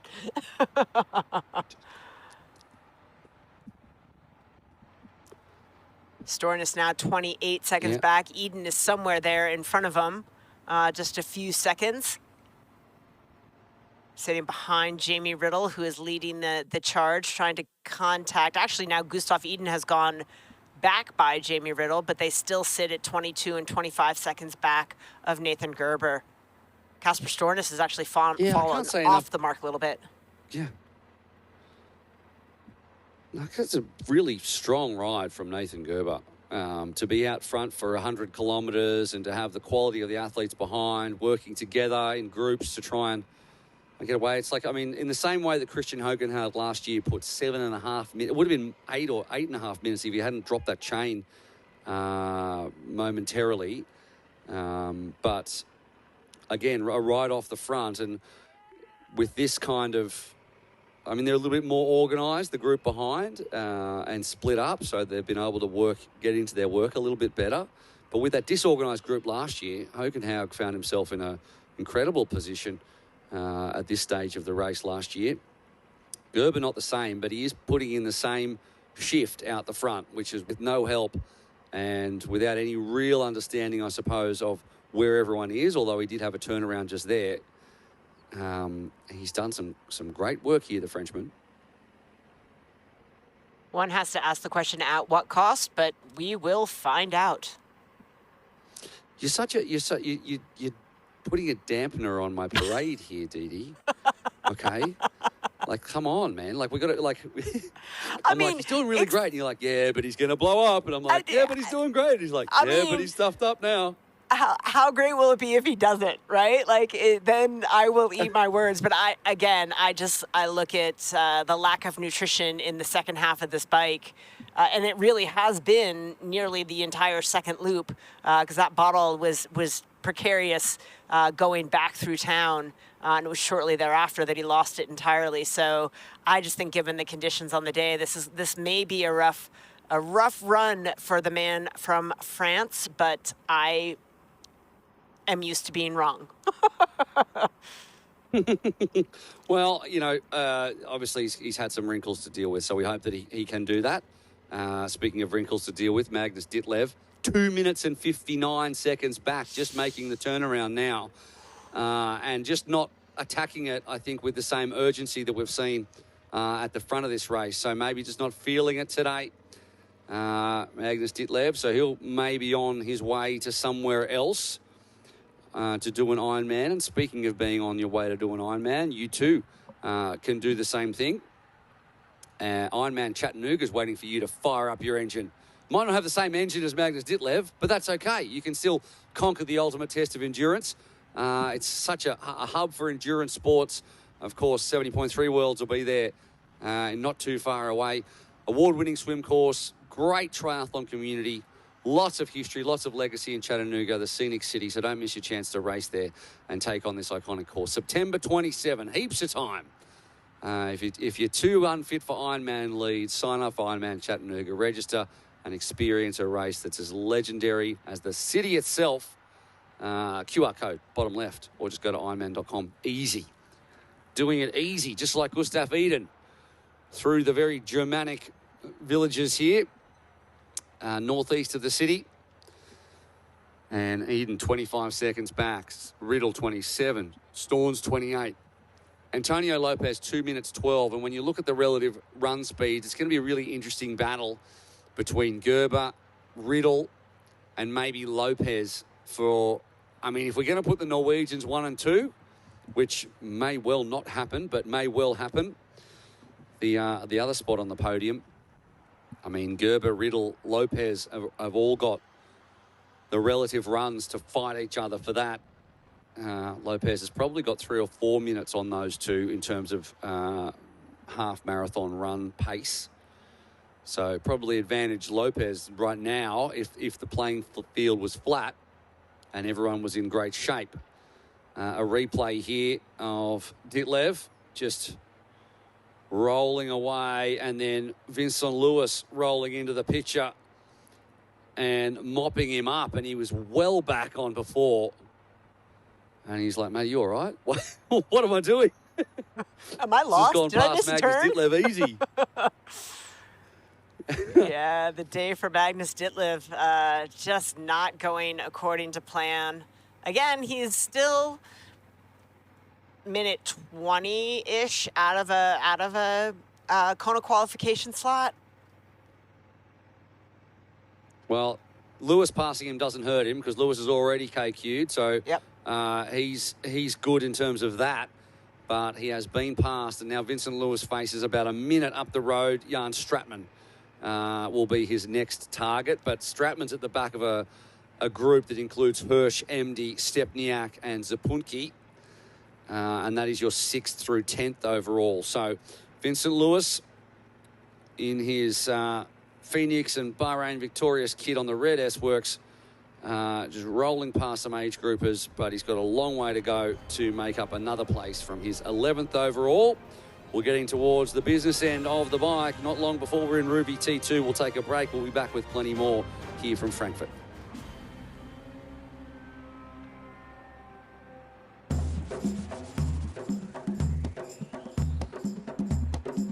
It's the beauty of Oman.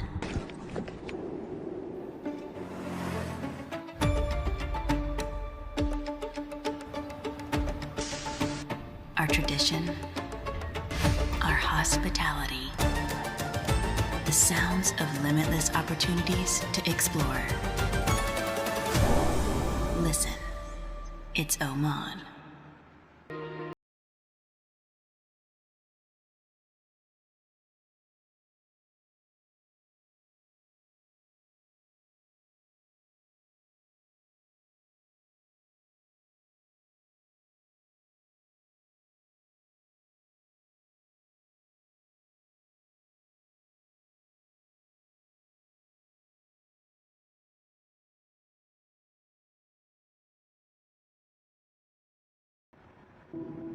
Endurance isn't just about medals, it's about showing up, even when your brain says go and your body says no. Showing up means taking care of yourself, skin and all, because when you train hard, your skin works hard too. That's where Bulldog comes in, with products packed with brilliant natural origin ingredients that help prepare, protect and recover your skin. No fuss, no nonsense. Bulldog Skincare is man's best friend. Official men's care products of Ironman Europe.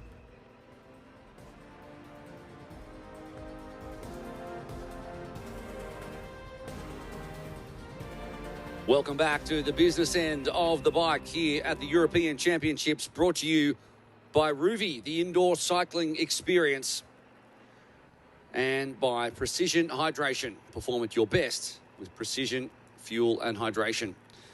And there is Vincent Lewis just knocking on the door of the top 10 with just under 20 kilometres to go. Nathan Gerber retains a 26-second lead from Riddle and Eden, who have been stuck together and now joined by Stornes. And the three of them are 2 full minutes ahead now of Antonio Benito Lopez, MD Stratman, Stepniak and Zapunki and Hirsch.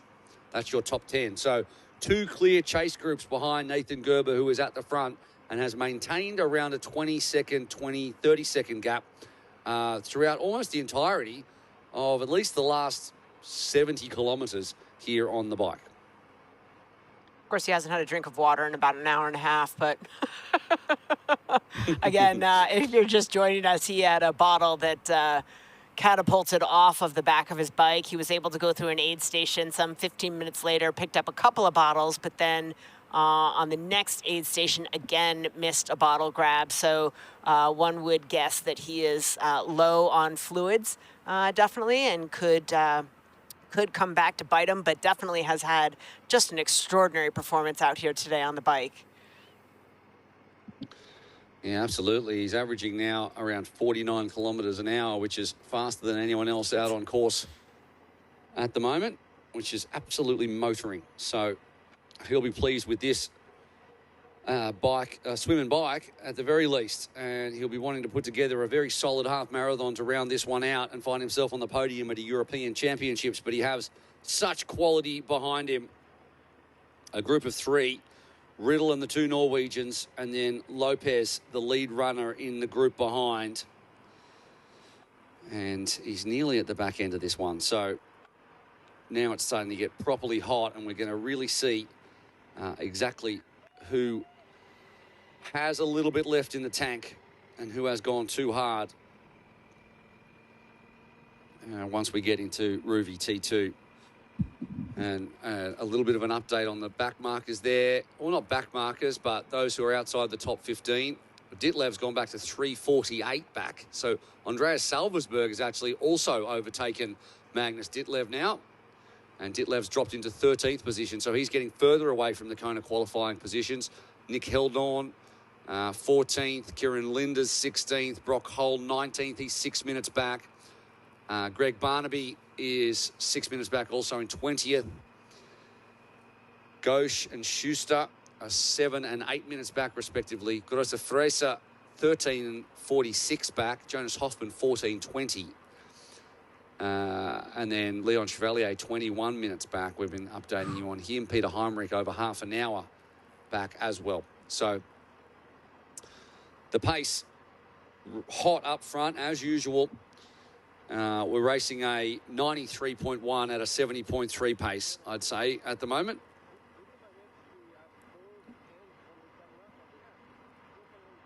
Nathan Gerber now, 111 kilometers in. chasers. Jamie Riddle now 39 and 40 seconds back for Casper Stornes and Gustav Iden. So eked another handful of seconds out of that chase group of 3 from Nathan Gerber. I haven't seen anywhere near the same level of drama on the bike as what we saw last year. Remember Jonas Schomburg losing his entire cockpit. What else happened? Was it Kieran Linders lost all his nutrition? Yeah. Someone got DQ'd for unsafe bike. It was all happening out there, and it continued onto the run as well as Christian Blumenfeld slowly tracked down Christian Hogenhaug. And Hogenhaug was given a penalty for outside assistance, and Ditlev was given a red card that was later rescinded, and it was an action-packed 6 hours or so after we came out of the swim, even with the swim breakaway, but a very different race so far today, and calmer in the way it has unfolded, especially for Nathan Gerber, who has maintained a lead and in fact increased it at 111 kilometres to his greatest lead of the race thus far, as we look back at a replay for Casper Stornes going past his compatriot Gustav Iden. It's just like another training day for those two. I'll say. Again, Stornes was back a bit, reconnected to this group. And Eden taking all the time that he's allowed to drop back the 20 metres.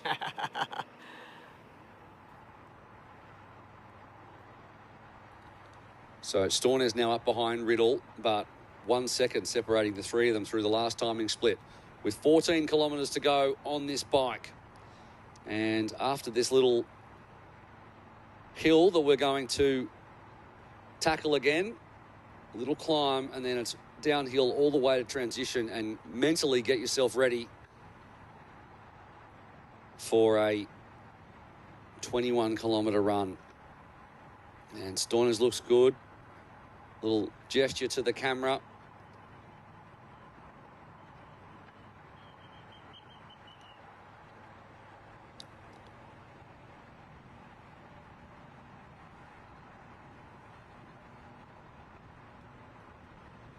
It's nice sometimes just to listen to a bike that's that smooth roll along the tarmac. There's nothing quite like the sound of a disc wheel.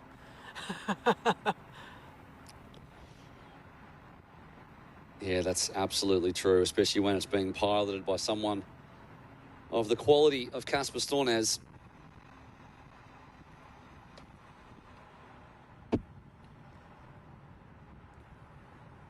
He's overcome a fair bit recent times. He's had stomach issues as well. The Norwegians do something they call Super Sunday, where they go off on a really hard ride for maybe 4.5 hours, and then do what's usually maybe like 3 times 8 or 9K at Ironman race pace on a Sunday, which is an insane day of 6+ hours.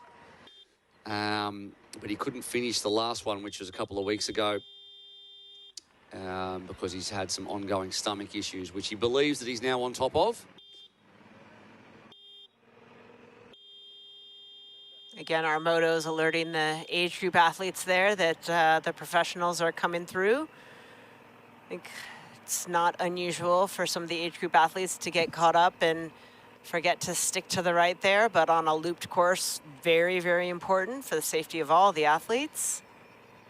As Nathan Gerber making his way back towards the city. Magnus Ditlev now 4:08 back. Andreas Salvesberg has gone by him.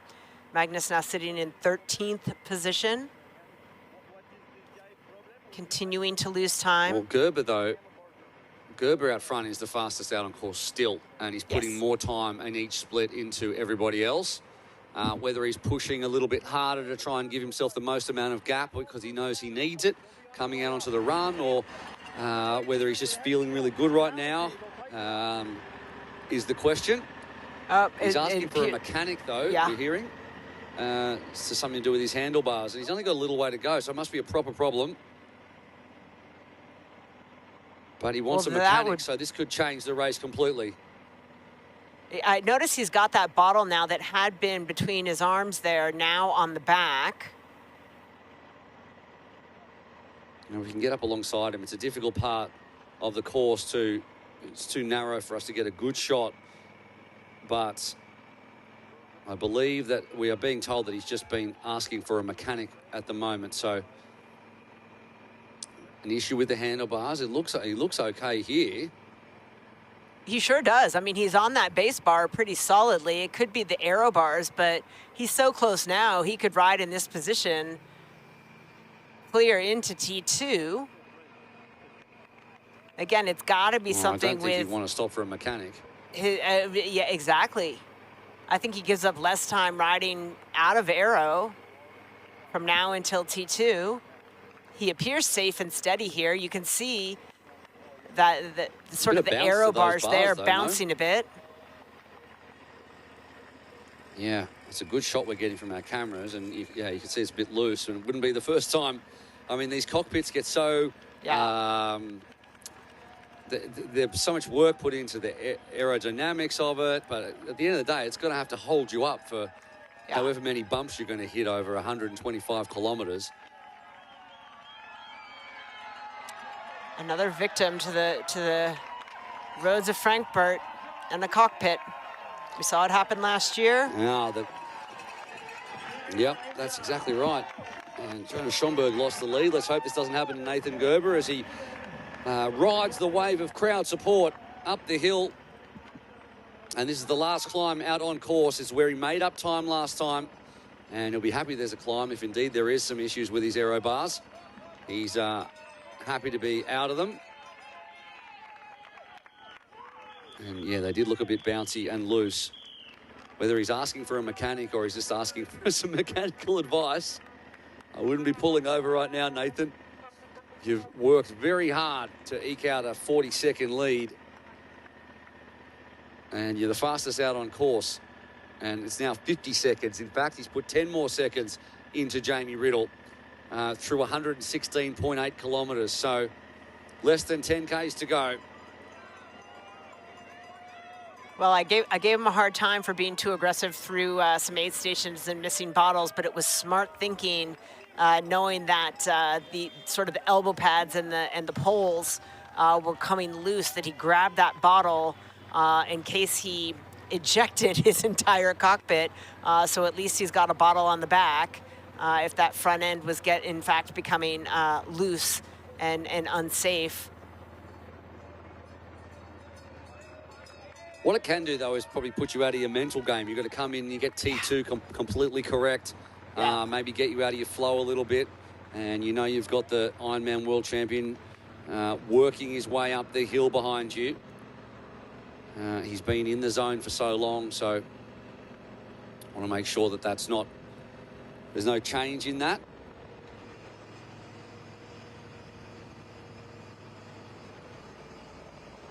As clumps of age group athletes slow down to get around these roundabouts, and just plotting a course through is not always that easy. Billy Hirsch, we saw, he's been sort of hovering around the cusp of the top 10. He's still in 10th position now at 3 minutes back. He's got that distinctive kit we saw in the swim.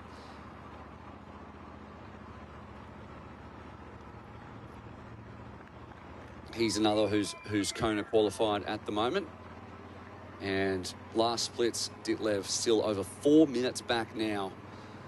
And it's starting to look too hard. And you can see Hirsch still there on the climb. Gerber on the back end of it. And he'll be rolling downhill into town and into Ruvi T2. Having been the fastest out on course in the last 20 kilometres. And just adding a few seconds at each split into the gap between Riddle and Storns and Eden, who are now all together and are inching up to 3 minutes ahead of Antonio Benito Lopez, or the gap between Gerber and Lopez is getting up to 3 minutes. He's back in those Nearly bars, 2 minutes so to the chase pack. he's back in those bars, so a little bit of confidence that they'll hold his weight. Yeah, sometimes these bikes can get so finely tuned, it's easy for something to go wrong. It's like having an old Nokia phone and dropping it off the roof of a house. It would never break. But now the phones are so high-tech that they'll break straight away.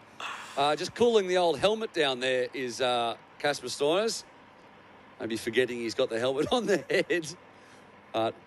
That red helmet would be very hot. So just using as much of his remaining hydration as possible. And why not when you're getting close to the end of a hot bike leg?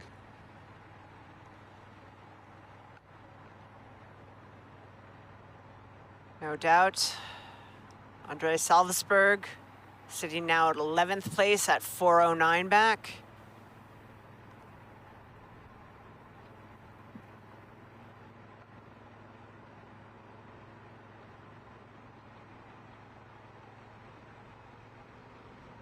Yeah. The look says it all. It's a little bit warm out there. Back to Nathan Gerber as we check in with our race weather presented by Roca. Temperatures up to 89 degrees Fahrenheit, 32 degrees Celsius, inching ever higher. That UV index is up. Humidity, look at that, 46%. They're going to get into this city center, and this is going to be one hot run. Yeah, I mean, it's the city set, like where the sunlight is bouncing off, or the UV rays are bouncing off all of the buildings, and suburbs versus city centre in any city is completely different. Yeah. And certainly not the wind that you want to have, or no breeze really to speak of. And I think, you know, for Magnus Ditlev, I don't think a Kona slot is still out of the question. He just needs to sort of... Four of the 5 athletes ahead of him are all Kona qualified already. So it's not completely gone as we get a look at Ruby T2. And what the athletes will have to do is sit down there, change, drop off the bag, and then straight out the other side and onto the start of this Hoka run course, which today is 2 laps along the river in the middle of town. It's a beautiful spectator-full course, and one which has seen some legendary moments over the years. And this is shaping up to provide another one in the truncated version of the European Championships this year. And there's Willie Hirsch just trying to cool down as well. So we are seeing the athletes out on course now, really starting to feel the heat at the back end, and it's about getting as cool as possible and keeping the core temperature down as much as possible ahead of this, what'll be a very hot run out on course, and back into the bars and back into the work in 10th position.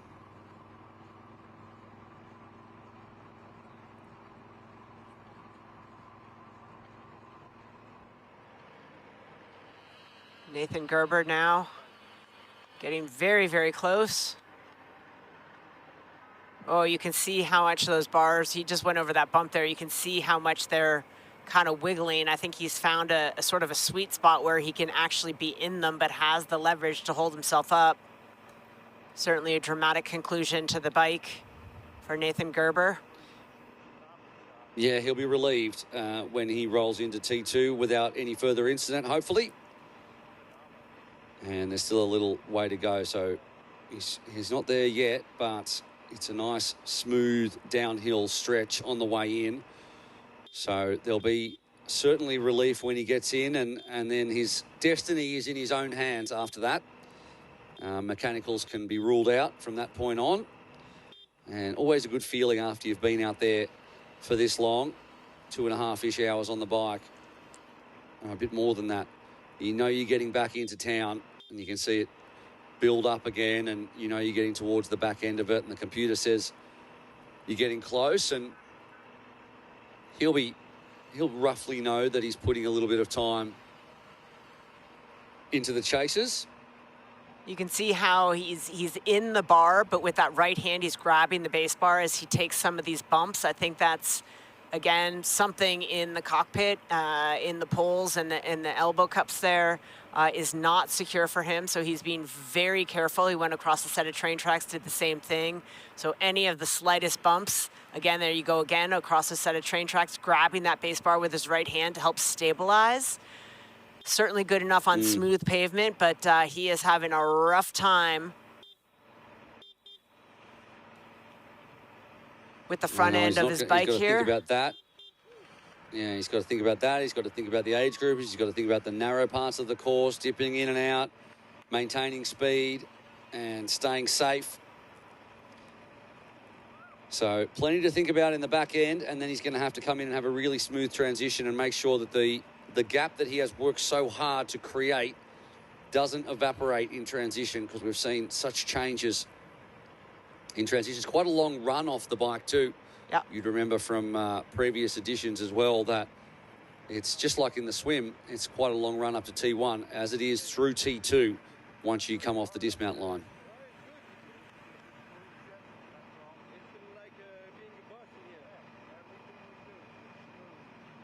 Looking ahead to the run, we've seen Nathan Gerber run sub 115. He's got one sub 110 performance going back to 2023. Just as a foreshadowing of what might be possible, he ran a 111 at Aix-en-Provence back in 2025. Most recently, just a couple of weeks ago, ran a 114 on that same course in Provence. Definitely faster runners in the field, but today is not like any other day we've seen here in Frankfurt with the conditions, the shortened course. So who knows what is possible out there. He will come in to transition now with over a minute lead. It's grown up to 113 over Storness, 116 to Riddle, 119 to Eden. So he's got a great gap coming into T2, a well-deserved gap after doing so much work on the bike. Bit concerned about his fueling status. He's blowing that out to. Yeah. He's doubled his lead on that last hill and then the ensuing few kilometres. So despite the fact that he's had issues with the cockpit, as he makes the turn off now and he gets out of his shoes, he's actually doubled his lead over the last 10 kilometres from 28 seconds to a minute 13. So more than doubled his lead, and now he's going to make the dismount in about 150-metre run. So he's going to ditch the bike and head off on through this quite long transition and then into the tent and straight out the other side. So it's not a... He looks good, though. He looks like he's got nice cadence, good turnover. He's nice and high. He doesn't look... he hasn't got that flat-footedness that sometimes we see as people get off the bike. Of course, it's not 180 kilometres. It's only 125, but still. And we'll head down now to Laura Siddle to talk us through it. Thanks, guys. Yeah, obviously in transition, I've got Nathan Gerber running pretty well down here. It is a long transition from where they dismount the line. He's going to rack his bike, but he looks like he's moving really well. He's got about a minute or so over lead. I think I'm over a minute now. So he's got a bit of time. It's a lot more space than when the guys were in T1. But he doesn't want to hang around too much, because with a minute seconds to Gustav and Eden, he's got to get going. Wow, Nathan looks really calm, actually. I thought he was going to come in here, be quite flustered. It looked like he had a hydration problem, something wrong with his bars as well. But no, I mean, when you've got just over a minute and a half lead on 3 athletes, you've got to have confidence. He needs to stay on top of his nutrition. Again, he's got his Ziploc bag, his watch, his gel, a cool pack, helmet in there. That was very, very smooth. Very, very smooth. I did expect him to be a bit more flustered. Maybe, you know, with the nutrition. He looked really good there, I thought. What did you think, Laura? Yeah, I thought he had a really smooth transition. Wasn't super quick, but took his time making sure he's got everything on. He had a bit of time. The others are now coming down. I can certainly say it certainly feels hotter down here than that weather. The sun is so strong as well, so hopefully he had enough nutrition on the end of that bike and didn't overexert himself so he can have a good run. But he's got, like, yeah, over a minute gap to the Norwegians and Jamie Riddle coming through. And what a race from Jamie Riddle. This guy has come to Europe. He had to qualify for Nice 70.3 Worlds and Kona. Here the three of them come in.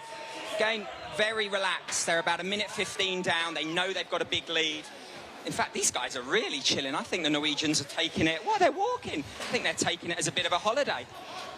Here we go. Oh, he's got the wrong bag, Jamie Riddle. This is when calmness can turn to panic and mistakes are made. We really need these guys. Oh, they're having a conversation in Norwegian here. They've got their light speed shoes on. Again, Casper normally runs out steady, while Gustav likes to put the hammer down. Jamie, we know he's going to go with the lead here. You can see the salt stains on the back. It is very hot. He has his zip on his back, which is more aero.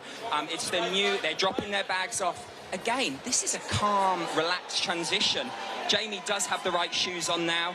Everyone's got hydration packs. Everyone's got water. Here we go. This is it. This is for chasing for the podium. This is chasing Kona slots. We've got two past world champions behind. The chase is on. Back to you guys.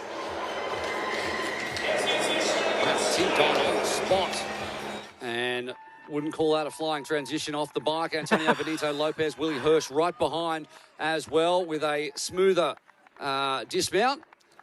And behind them, Kasper Stepniak, Jan Stratman, Ruben Zipunkti as well coming off the bike. But a little bit of time lost there for Jamie Riddle because he went and got the wrong bag and then opened it up and realised it was the wrong one. As we have a look at the Experience Oman first off the bike stats in just a second.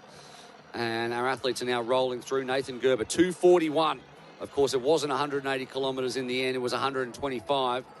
Otherwise, he would be light speed ahead of everyone else in the world.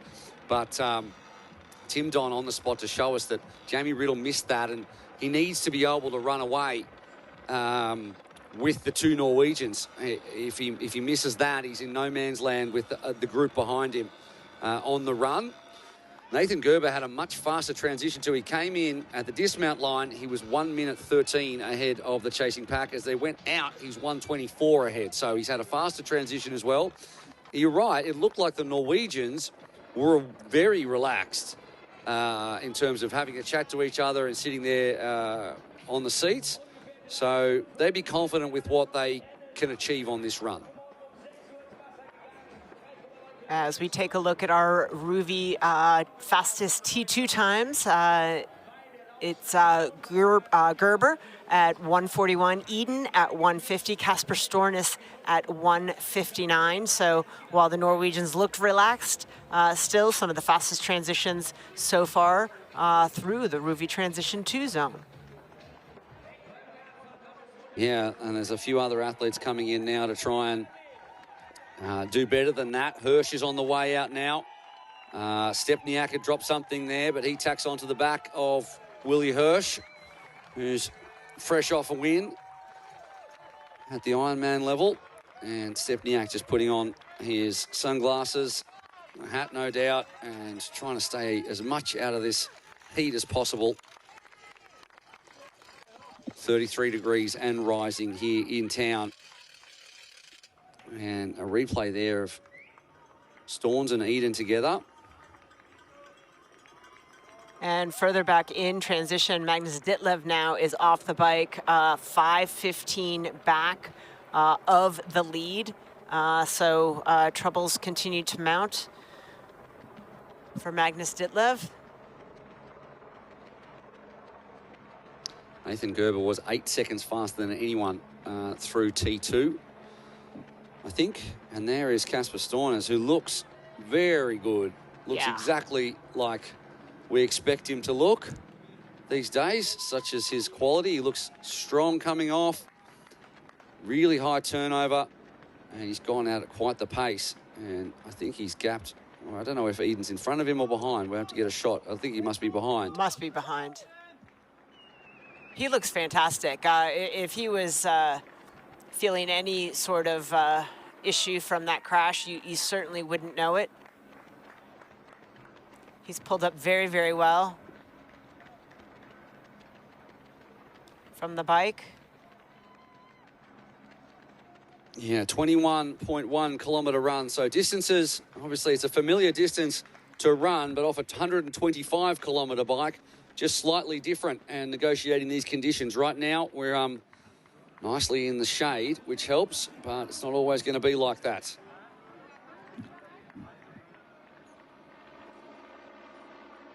So Fastest bike of the day, I think, goes to Ruben Zapunki at 2:38.56. Sorry, 2:45.18. My mistake. And I think actually Nathan Gerber was a bit quicker than that, 2:41.58.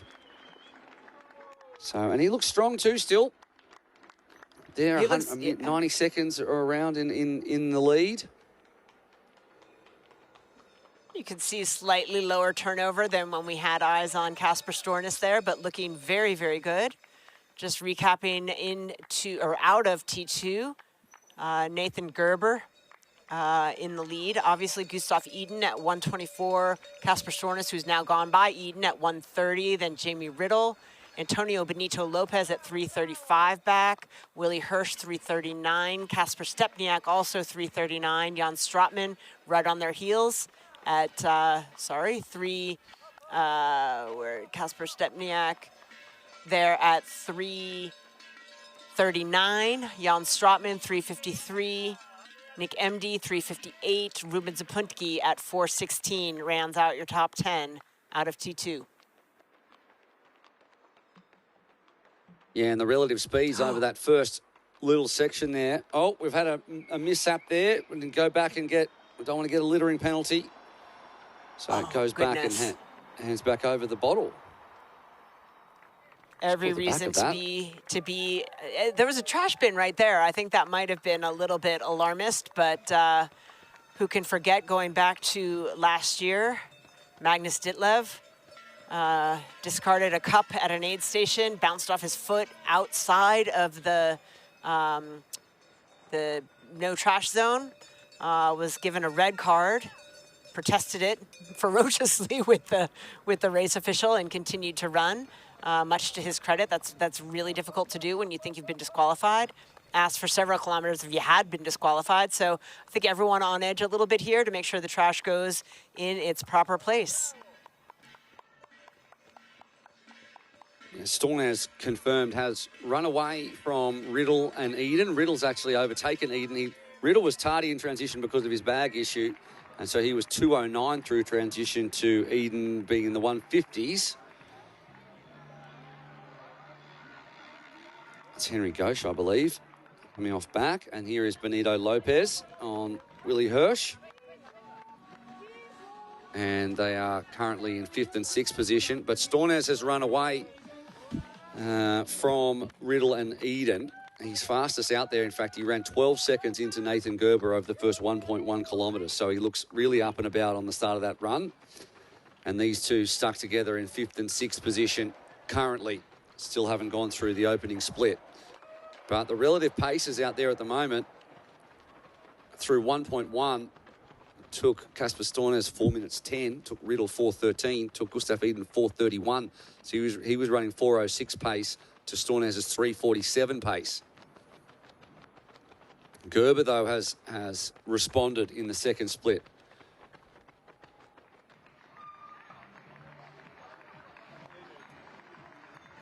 Athletes continuing to come in off the bike.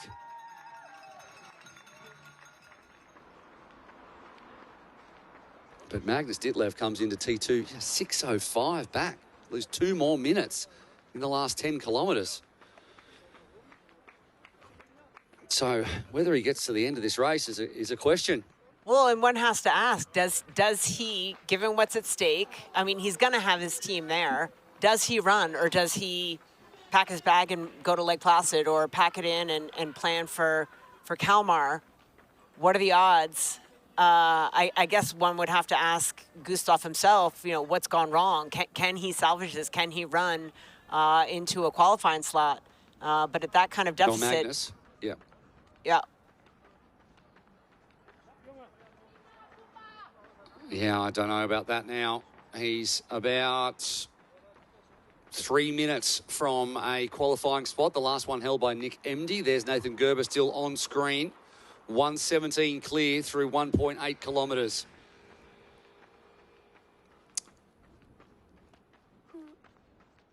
But he's running 3:36 pace now to Casper Storn's 3:29.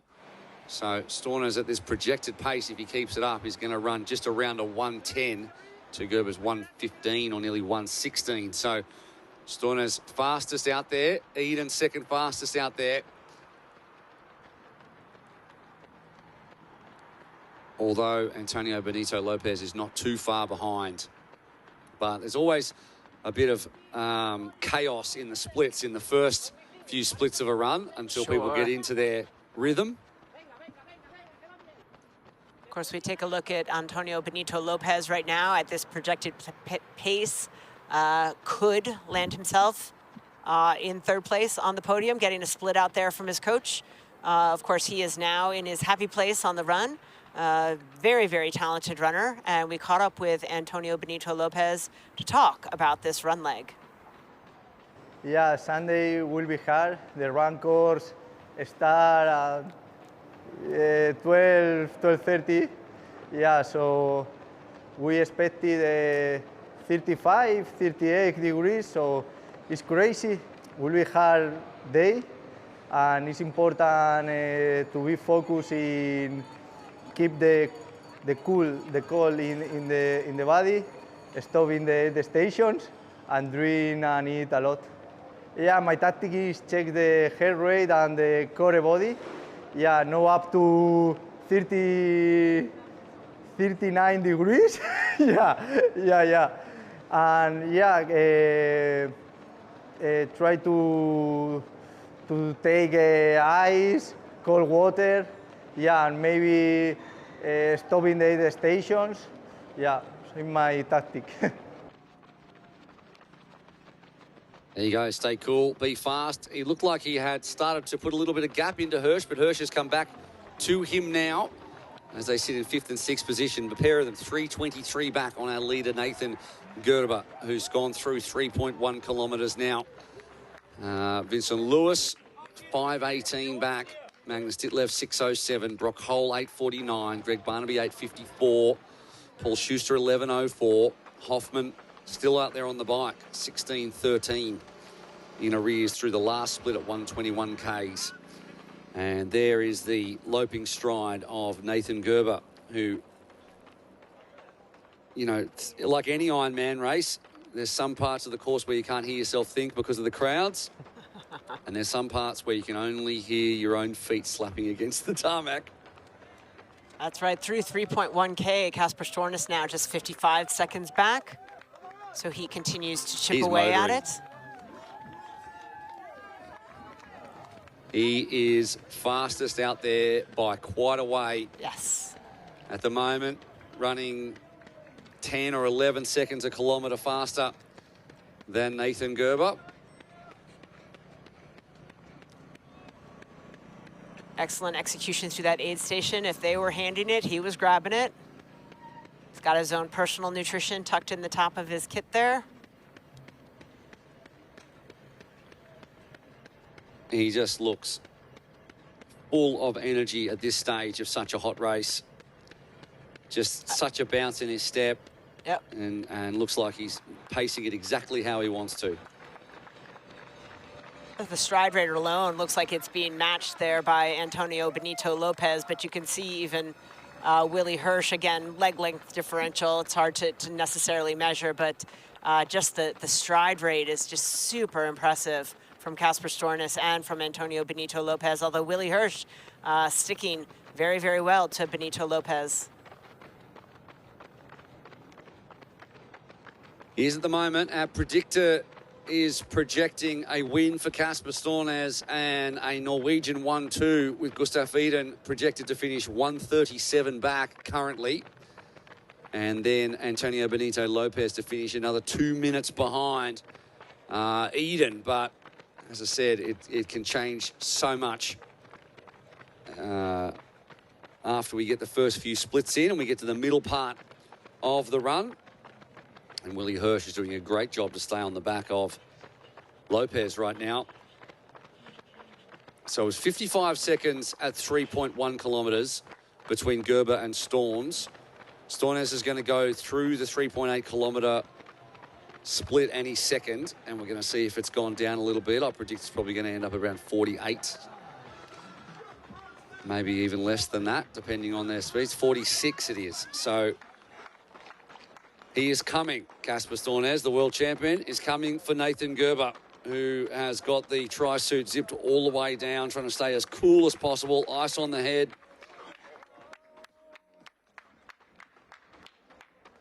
And it's still relatively early, just a little bit after 10 a.m. local time. And it's the amateur athletes are going to feel the brunt of this heat later on, which is the reason as well for the changes to distances. Of course, the temperature now continuing to rise in excess of 90 degrees Fahrenheit. That humidity continuing to rise as well. And of course, these athletes running along the river there, that moisture with the heat just creating even more humidity along the course there. Yeah, not a breath of wind. Those trees look like they are made of stone because there's no movement whatsoever.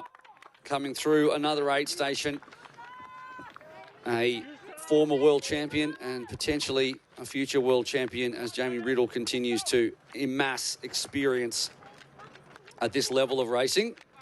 And he came in here with an intention to qualify for Kona 1 week after qualifying for Nice. So that's not a bad 8 days work, 2 World Championship qualifications. And he is right in the mix for it. And in fact, he's in the mix for a podium too, because this is the fight for 3rd spot right now at 1 minute and 22 seconds back on our leader. What a great opportunity for Jamie Riddle here. He had a great swim, a very strategic bike where he didn't put himself in danger, let others do the sort of the pace setting and really executed a very smart ride. The opportunity now, he's confidently, at least now, there's a long way to go, but going to be able to achieve his goal of securing that Kona qualification and gaining the experience to be running shoulder to shoulder with Gustav Iden. What a great experience for him going forward as he's still learning. Obviously, we're not a full Ironman distance here today, but to run with a champion like Gustav Iden, great experience for Jamie Riddle. Let's throw it down to Laura and Tim, who are course side. Guys, what do you got? Thanks, Dee Dee. Thanks, Will. Yeah, we are about 5K on the run course. We are watching Nathan come towards us. It's super hot. We're over the other side of the river. Tim, what can you tell us what you can see? Will picked it up. There's no breeze, no shade. Nathan looks good. He's found his rhythm. 5K in. If he didn't take enough nutrition, he looks very good. If he didn't take enough nutrition or enough hydration in, he's going to get through the first 5. Oh my gosh, Stornes is right here. I am talking 100 meters back. He is flying. And I cannot see Gustav or Jamie. A little cheeky tongue out there. What do you think about that? Very confident young man. Yeah, and I think he obviously heard you talking in transition say that he starts off more conservative and just holds that steady pace. I got that wrong, didn't I? And Gustav is the one that sort of charged off, but Casper Stornes then looked very much in control, very relaxed.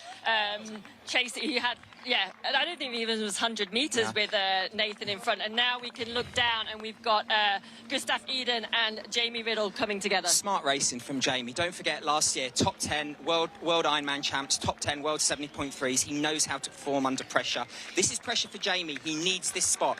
He is just tucked nicely. He is after that Kona slot. They both look smooth. I would say Jamie looks a little bit more taller, as in a bit more stronger. But again, they are running very, very well. They are holding on for a podium place here. So we're going to go back to you to take it on from here, guys. Yeah, as you're saying, you picked it up. You guys down on ground over the last kilometre. Casper Stornes took 28 seconds out of Nathan Gerber. And there is the gap you can see from the camera on high. It has absolutely evaporated. And Stornes is the one who's going to take it out hard over the first 5Ks, running at 3:25 pace to Gerber's 3:39 right now. And fastest out on course, bar Michel Sazia, who's racing at about 3:19 pace over the first 3.1 kilometres to move himself up into 11th. But the race for the front, and you'd know, DD, but you can feel when someone's closing on you from behind, the way the crowd's reacting. You can hear it like a wave behind you, I imagine, as he closes. Absolutely.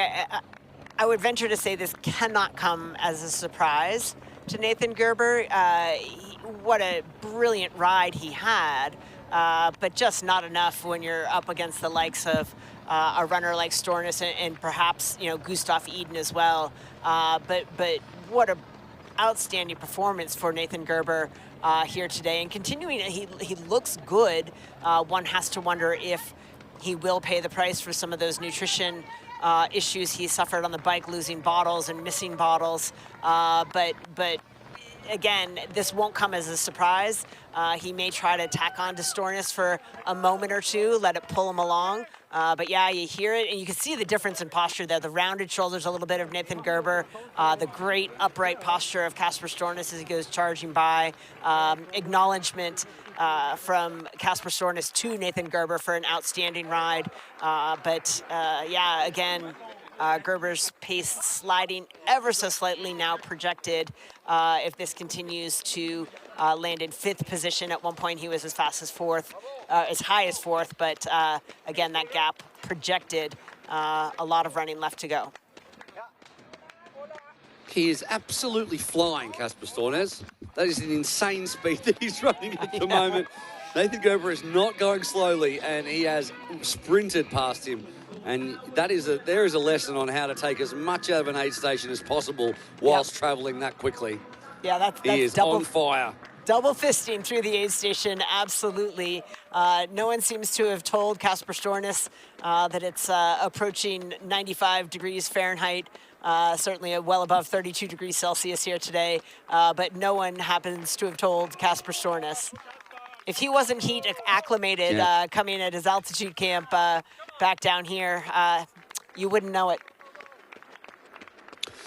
The question is, are we going to watch a Casper Stornes masterclass on the run, or in fact, are we going to see challenges come from Eden, Riddle, and then behind them Hirsch and Lopez? It's all still to be determined with about 15 kilometres left on this run. Go and get yourself a cup of tea and settle in, because it's time for the business end of this race.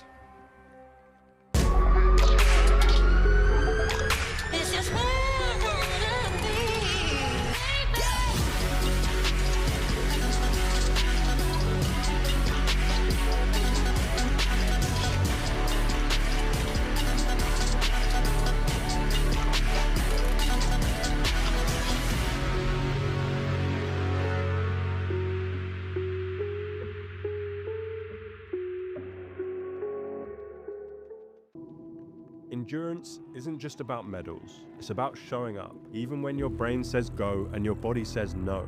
Showing up means taking care of yourself, skin and all, because when you train hard, your skin works hard too. That's where Bulldog comes in, with products packed with brilliant natural origin ingredients that help prepare, protect and recover your skin. No fuss, no nonsense. Bulldog Skincare is man's best friend. Official men's care products of Ironman Europe.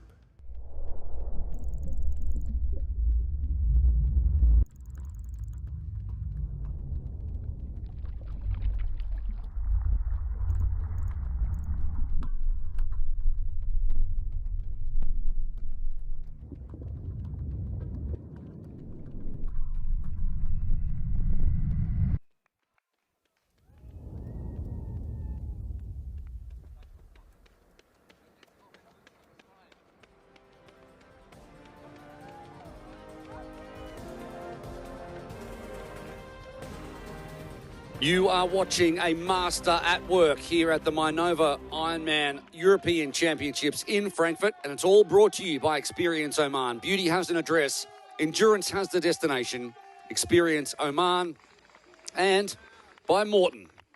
Simply get used to it. And that is exactly what Casper Stornes is saying to the rest of this field right now, because he has gone past and he's increased his pace, having passed Nathan Gerber to 3:09 momentarily, which is an incredible pace to be running in this kind of heat and off the back of a full distance swim and a 125-kilometre bike. 50 seconds clear of Eden and Riddle. Gerber dangling there in behind. And on our predictor, Casper Stornes started this run with a 19% chance of winning and is ballooned out to 42%. And I'd say it's even maybe a little bit higher than that based on how he looks out there, Dee. All you have to do, Antonio Benito Lopez, an outstanding runner. And by the way, I will say Willie Hirsch sticking to Antonio Benito Lopez, also excellent effort from Willie Hirsch. But Antonio Benito Lopez is an outstanding runner. And if you can just take a snapshot of how he's running and go back to Casper Stornes, it is incredible. I mean, Casper Stornes is making everybody else look slow, which is unbelievable given the caliber of runner of Antonio Benito Lopez. It really is extraordinary, especially given the conditions on the day. I mean, just look how effortless he is, how quick his turnover is, just looks amazing. Yeah, he's so upright. He looks behind. He sees no one. He realises he's put 16 seconds already into Gerber, who never looked once like he was going to be able to go with the Norwegian champion. And now it's just himself, his footsteps, his heartbeat, and the knowledge that he has one hand on this European Championship to keep the title in Norway after Christian Blumenfeld won last year and the year before.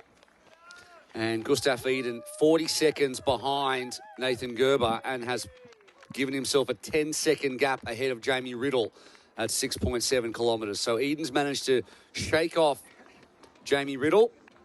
Antonio Benito Lopez 2:44 back, so he's gaining time as well. And the question is, who can he soak up? So there is Riddle, who has lost touch with Gustav Eden, but remains in 4th position overall. And we're going to have a look at the Athletic Brewing podium prediction.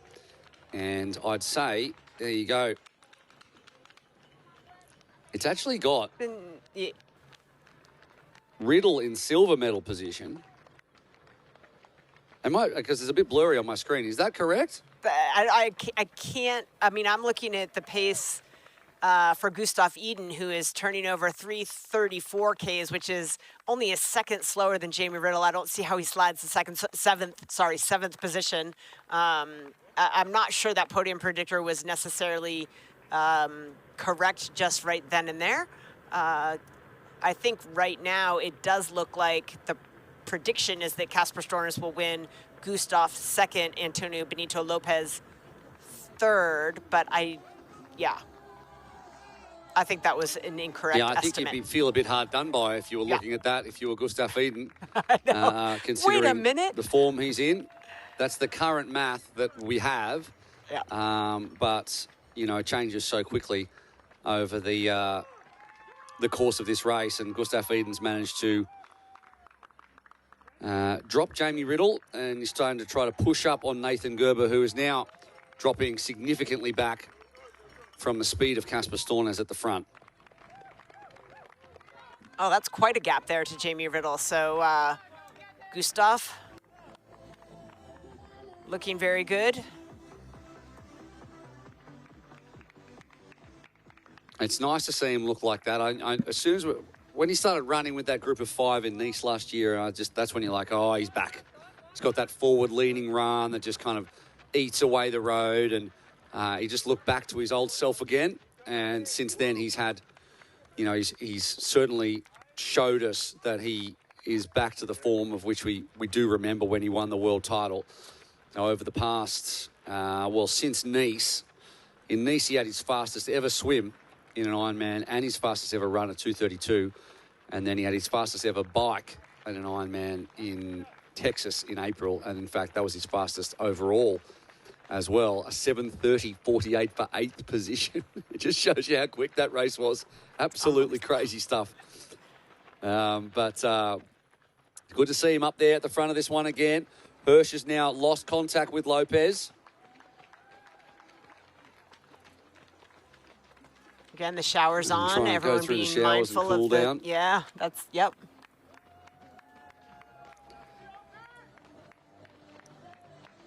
At the moment, yeah, our predictor says on this timing that Eden will finish second to Gerber's third, but I reckon there'll be more movement than that.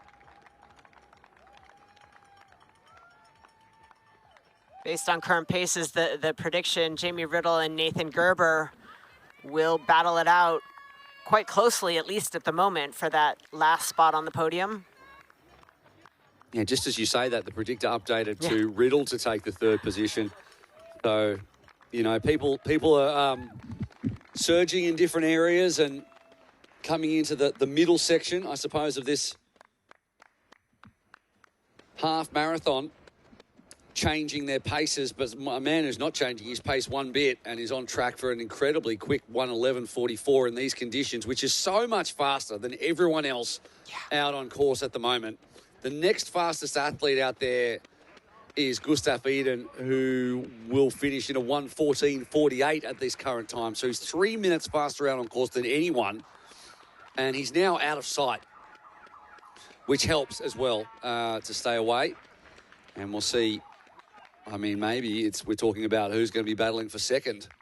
And speaking of that,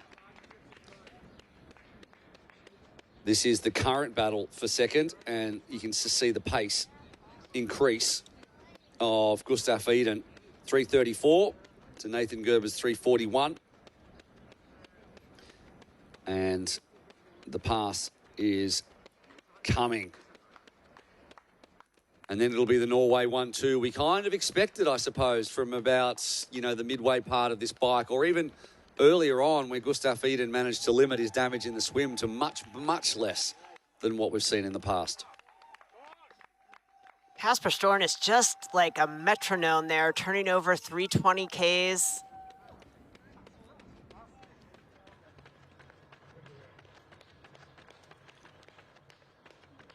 And his training partner looking very similar too.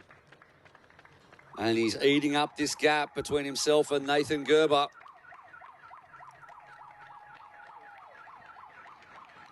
And now it's started to evaporate. It's evaporating very, very quickly. Oh, the last splitter was 20 seconds, and now it's more like 6 seconds, 4 seconds less. And he smells blood, Gustav Eden, and he's going to go past quickly too.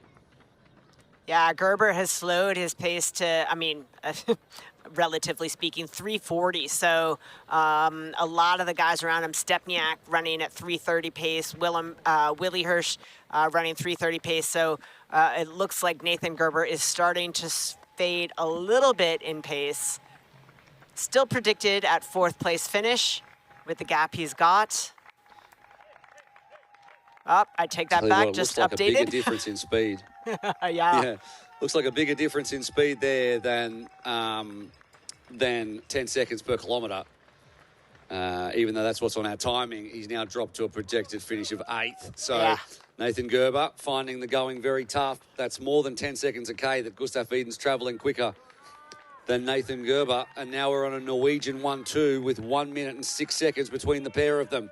And there is your leader coming off the bridge once again and in that downhill turn. Keeps looking back when he gets a chance to. Keeps seeing no one whatsoever. One would imagine in the back of his mind is his training partner. Of course, these guys know each other inside and out.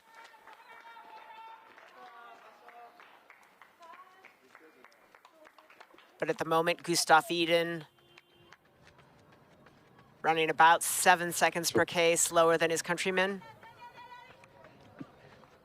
Yeah, and that gives you a good idea of where he is at on course, having seen Stornaz just come off that bridge. As we're now really getting into the hotter part of the day, 10:30 in the morning here in Frankfurt. And they've been already at it for over 4 hours. And we're getting right towards the last 10 Ks. It's gone past very quickly. When you're running that fast, it certainly does, doesn't it? Yeah, it does, doesn't it? You know, he's wrapping it up for us nice and early, Casper. It's like, let's get this done well before lunch. And he's predicted for a sub 110. 109.18, and Gustav Iden sitting at a 110 flat. In these conditions, that is just mental.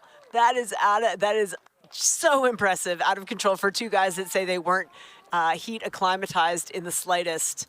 Again, I think Team Norway trying to throw people off the scent there. These guys running incredibly well in these conditions. Yeah, I mean, when you think about what Solveig Lofseth did in Hamburg, and then you look at what these two are doing at the front of this race, they're just on another level, the Norwegians, and they have been for a number of years. Haven't dominated every single race, but in terms of consistent performances in the 2020s, they're almost unmatched. Well, they are unmatched. And Benito Lopez travelling at around a 3:31 pace to Riddle's 3:36 pace. And the gap between them is about 1 minute and 10 seconds. So we're going to be on for a potentially third spot of the podium with just a tick over 10 kilometres to go. To be very close between Jamie Riddle and Antonio Benito Lopez. But Riddle will do what he came here to do, barring a massive blow-up, and qualify for Kona a week after qualifying for Nice.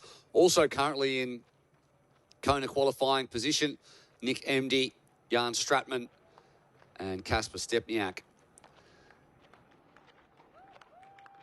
Vincent Lewis in 11th position, although he is closing on a group that includes Sazia, Stratman, Emdy, and Emdy, sorry. So he could find himself up in about 7th or 8th. Do take a look. Sarzia moving very, very well at the moment. Three's one of the only athletes outside of Kasper Stornes to be running sub 330 Ks. He's at 324 Ks. So he's moving up very, very nicely, moving very well at the moment. You haven't talked much about him. He races a lot of challenge races. Last Ironman was Cozumel, where he finished 4th overall. So he loves the heat. He's a great swimmer. He ran a 250 there, and it was super hot for a sub 8 hour. But he's coming off some challenge 70.3s, a lot of 70.3s. In fact, he's only done one Ironman, and that was 4th in Cozumel last year. So he's about to maybe pick himself up a top 10 or maybe even a top 5 if he can really finish strong over the last 10K. As Kasper Stornes continues on his way to add a European title to his world title. And we'll go down now to Tim Don and Laura Siddle to give us their take on the conditions and how it's all shaking out. Yeah, thanks, Will. DD, we are down 11K at an aid station. Special needs is just up there as we see Kasper Stornes coming through, looking absolutely supreme and flying. Tim, don't you think he's just absolutely magic? I mean, he's just in control. He had his bottle in special needs. He decided he didn't need it. 10K to go from here. He's taking lots of water, sponges down his top. He's running close to the hoses. He's a man on a mission. You know, this confidence that a world champion has in the next season can be really dangerous. Everyone else is watching this race, probably wondering, what is he doing? You cannot see the three people. You know, he came off the bike with his training partner, Gustav, and Jamie Riddle, who, as we said earlier, is not afraid to race hard. Wow, the gap has really, really bloomed. But yeah, so I'm not sure he grabbed anything of the cups coming through. He just sort of like threw them up and over his face. Now, it was funny at the press conference, there was a bit of joking between Gustav and Kasper. They talked about the curse of Frankfurt, which I think is obviously an urban myth. But Kasper was saying he was going to get to the finish line and wait at the finish line and let Gustav come across in second. But he'll be waiting a while, as we see. I'm not sure we've yet got Gustav coming down, but yeah, he's got a commanding lead. Oh, absolutely. He is in control of the race. You wonder at what stage he backs off. We keep on hearing these splits that they're coming through. We've got Gustav here looking very smooth. I think that's someone, that's the first age grouper coming through. Gustav, I can see Jamie right at the back there. Gustav is in control of himself. Let's see him go through the aid stations. 1 cup of water, 2 cups of water, 1 drink in.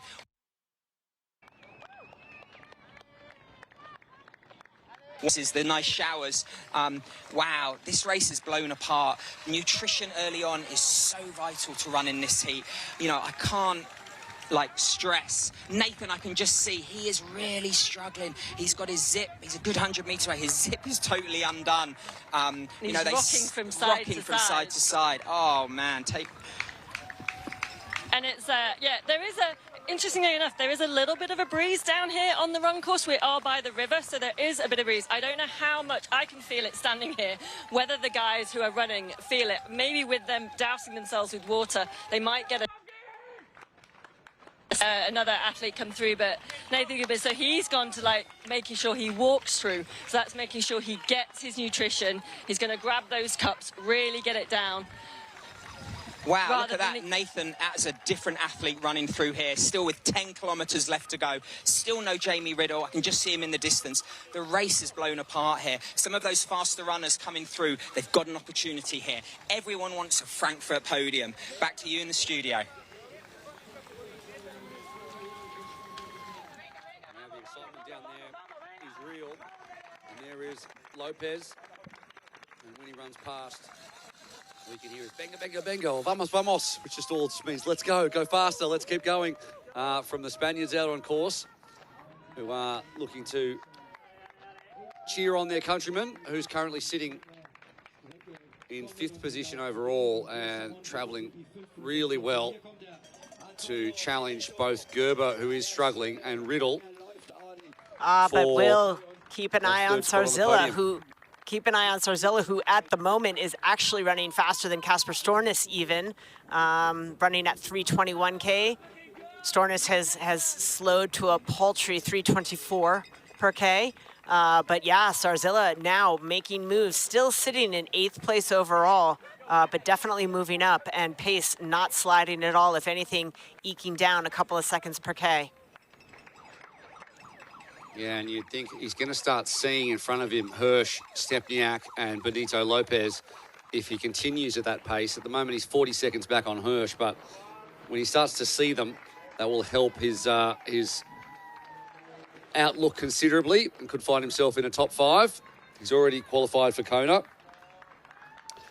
But Benito Lopez looking good, and he'll be happy to be in this shaded section for a period of time. One has to wonder with the temperatures what they are, if that shade is providing much relief at all. But you'll take what you can get, I suppose. Update on Magnus Ditlev, still 6:27 down through the run, so he hasn't lost too much time on the run. So he's still running around 3:31 pace for his entire run so far. So that's, comparable with our leaders up the front. So just had some problems with the bike, but the first 10 Ks of the run has been strong for him. He's sitting in 15th position, so he still won't be happy with that, but he's putting together a good run after a difficult second half of the bike. Whereas Kasper Stornes, who sat sort of 30, 40 seconds back for almost the entire bike leg, just put everyone to the sword in the run in the first few kilometres, and he's just continued to eke out more and more time. Vincent Lewis has gone past Jan Stratman and Kieran Linders and is into 9th position overall. And he's also moving quite quick out there on course along with Sarzilla. I love this Frankfurt run course. I mean, you can see Kasper Stornes sort of looking down the river, looking around. One of those courses where you can see so much of what's going on. Of course, there's such crowd support that he's no doubt getting splits as to what's going on, but having a look all over the place to get a lay of the land and see that there's no one around, there's nobody coming for you. Yeah, he'd be looking specifically for his friend Gustav, I think. And we'll have a look at the Morton Momentum Index and see who has been the main movers out there. Sarzilla, the Italian, comes from a short course background. And when we say that, it wasn't a short course background from a long time ago. It was sort of, he was doing World Cups and World Series races as early as 2020, or as late as 2024. So he's got that short distance speed. Kieran Linders has moved up. Stockman, the German, as well, has seen off a few rivals. but he's well back in 27th position, is Stockman at the moment. And this is just turning into a parade for Casper Stornes. You know, you're right. I was talking about him not seeming as confident as he has in times past, but you said, oh, he's probably keeping his cards close to his chest. Correct. That is very correct. Even a broken clock is right twice a day. I got one right. No, you were right on that one. Finish is down for about 28 minutes from now. And it looks like it's going to be a Norwegian 1-2, barring a major blow-up. But that final podium spot is anyone's. Nathan Gerber, Jamie Riddle, Antonio Benito Lopez, Kasper Stepniak, Willie Hirsch, Michel Sazia as well. He's the fastest out there at the moment, and he's in 8th. Vincent Lewis is not too far behind either. Now, if you're not fit enough to do Ironman Leeds, then you can go to Ironman Wisconsin, which is one of the most popular races in the US. Returns to Madison on the 13th of September. And it's popular because it's been running for quite a long time. Such an iconic finish line there in Madison. And the 2026 UKG Ironman Wisconsin continues to be one of those bucket list races. And because of that, it fills up super quick. So register soon, experience your capital moment. Hit the QR code at the bottom of your screen. And there's Antonio Benito Lopez and Jamie Riddle battling it out for what could be the final podium spot. Gerber's still ahead of them, but Lopez is going to go past Riddle and he's going to do it quick. Sits on the shoulder, and Riddle knows he's there, and then takes the inside line, a little bit of a chat, and then we've got a change. And that is for 4th position now. So Riddle lost Eden. And now, after a long run on his own, he's overtaken by Antonio Benito Lopez, who's one of the form runners out there. And for Riddle, it might just be about, he might be able to tack on, or it might just be about hanging on for that Kona qualifying spot. And those memories of what happened in South Africa will still be fresh in his mind. And Lopez on a mission out there at 3:30 back to maybe mop up Nathan Gerber, who's about 50 seconds ahead of him. Stornes is 90 seconds ahead of Gustav Eden, and he is still on track for a very fast time. In fact, fastest out on course at the moment, a 1:13.40. And Lopez is projected to finish 3:24 back and take 3rd overall, as is the current pace right now of the Spaniard. Behind the 2 Norwegians and a fading Nathan Gerber, who's been our leader for such a long period of this race. But the next 20 minutes or so is where things are run and won here at the European Championships. Do not miss a minute. We'll be back, and we'll take you to the finish line.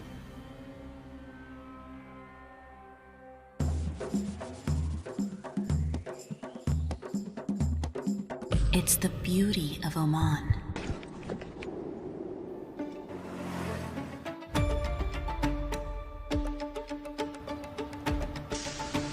Our tradition, our hospitality, the sounds of limitless opportunities to explore.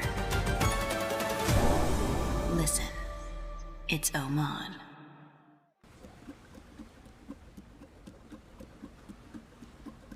Just do it, be fine. It's breakfast with precision. It's breakfast with precision. Thank you, Poncho Man. Welcome to Breakfast with Precision at Hugo's on the Rocks. I'm Andy Blow, co-founder of Precision Fuel and Hydration, and we are stoked to be the official hydration partner of the Ironman Global Series. Hey, what are you doing on my set? Get a plan for your next race at pfnh.com. Security! It's breakfast with precision. It's breakfast with precision.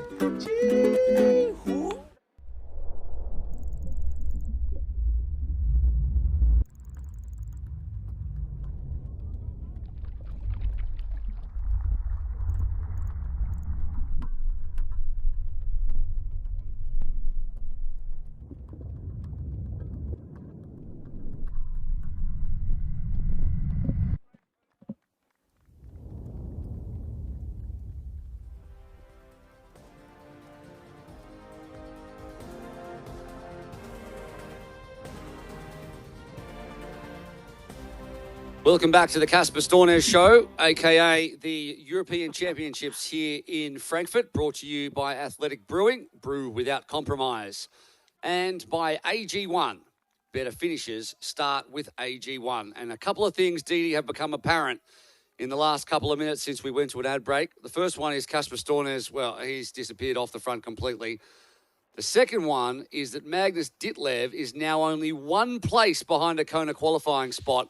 He has found something on the run. He's 10 seconds back of Andreas Salversberg, and those two are battling for the last Kona qualifying slot at the moment. That is the battle for 12th position because we have 6 athletes already qualified and 6 slots on the line. And the other one is that Antonio Benito Lopez is about to mop up Nathan Gerber and move himself into a podium position. So plenty to play for out there. Absolutely, and to look at the difference in paces, Magnus Ditlev 3:36 Ks to Andreas Salversberg's 3:41 Ks.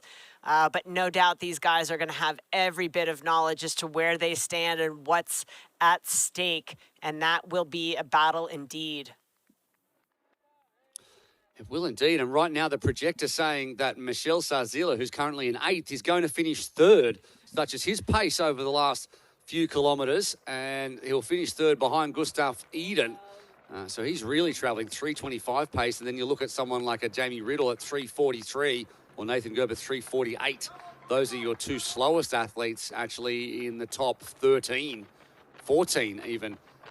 So those 2 are feeling the pace, and here comes Antonio Benito Lopez, and this is the pass for 3rd. So just as he did to Jamie Riddle just about a kilometre ago, or maybe a little bit more, he's about to do the same thing to Nathan Gerber, who was your race leader and had some issues with nutrition towards the back end. And he saw his race lead disappear to Casper Stornes. He saw 2nd position disappear to Gustav Iden. And now he's about to see 3rd position disappear to Antonio Benito Lopez, who is absolutely travelling out there as he does.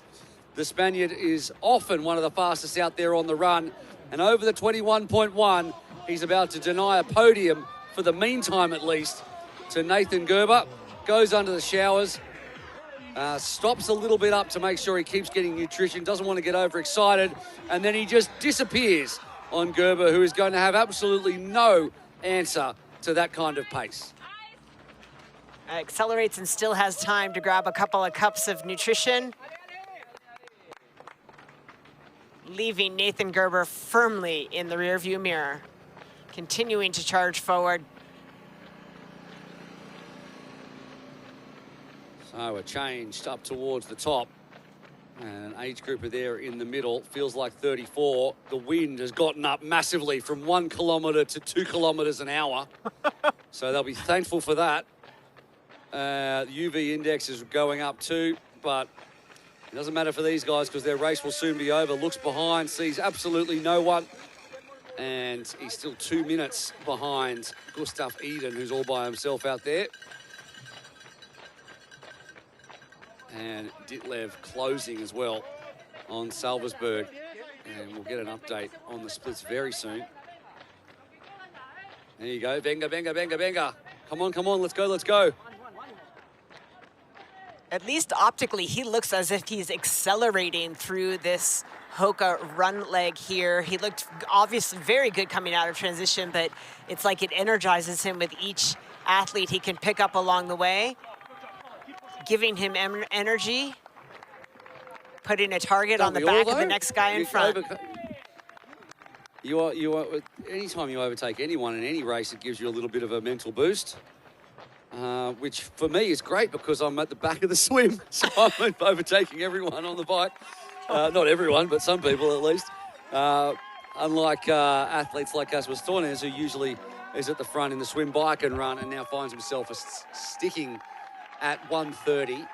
So he's sort of solidified his pace a bit and calmed down. Him and Eden are travelling roughly the same pace at 13.8 kilometres. Stornes just a little bit quicker still, so he's in no danger.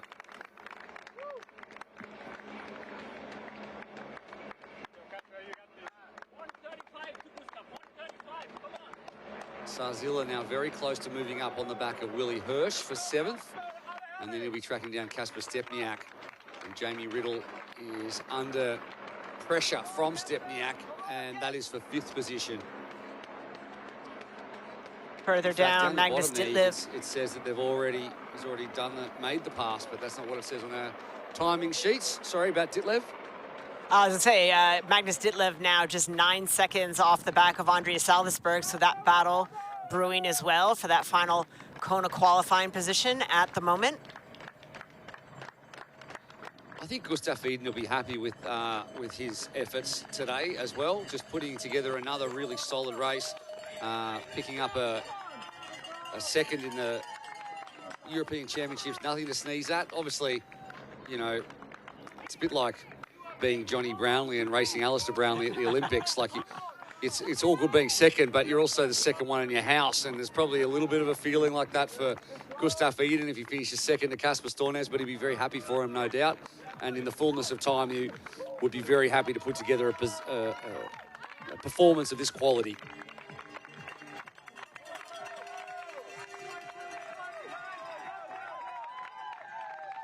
And of course, at this point, if we project, if things remain as they are, Kasper Stornes will take home, obviously, 5,000 points in the Ironman Pro Series. That will move him into 2nd place overall. Gustav Eden will pick up about 4,800 points, depending on the gap, moving him into 3rd place overall in the Ironman Pro Series, bumping Matt Hansen down to 4th place. But a lot of guys today going to move into the top 10 overall in the Ironman Pro Series points totals. Yeah, that's very true. It's a Norwegian 1, 2, 3. So, you know, everyone takes a different route to the World Championships, but, you know, this is the point now where we're starting to run out of Ironmans and things are really starting to take shape. Everyone's basically done their Ironman races. There'll be athletes like a Trevor Foley, who's already got a perfect score at the moment, but is all the way down in 19th because he's only done 2 races, but he's taken the maximum points. That if he can back-to-back his Lake Placid wins, he'll be right up there as well. In fact, he'll take over from Kasper Stornes to 2nd position if he can take the full points or even be within a couple of minutes of the lead, finishing 2nd or 3rd. And we've got a little bit to play out still, but soon it'll be all eyes on Nice and the Ironman 70.3 World Championships.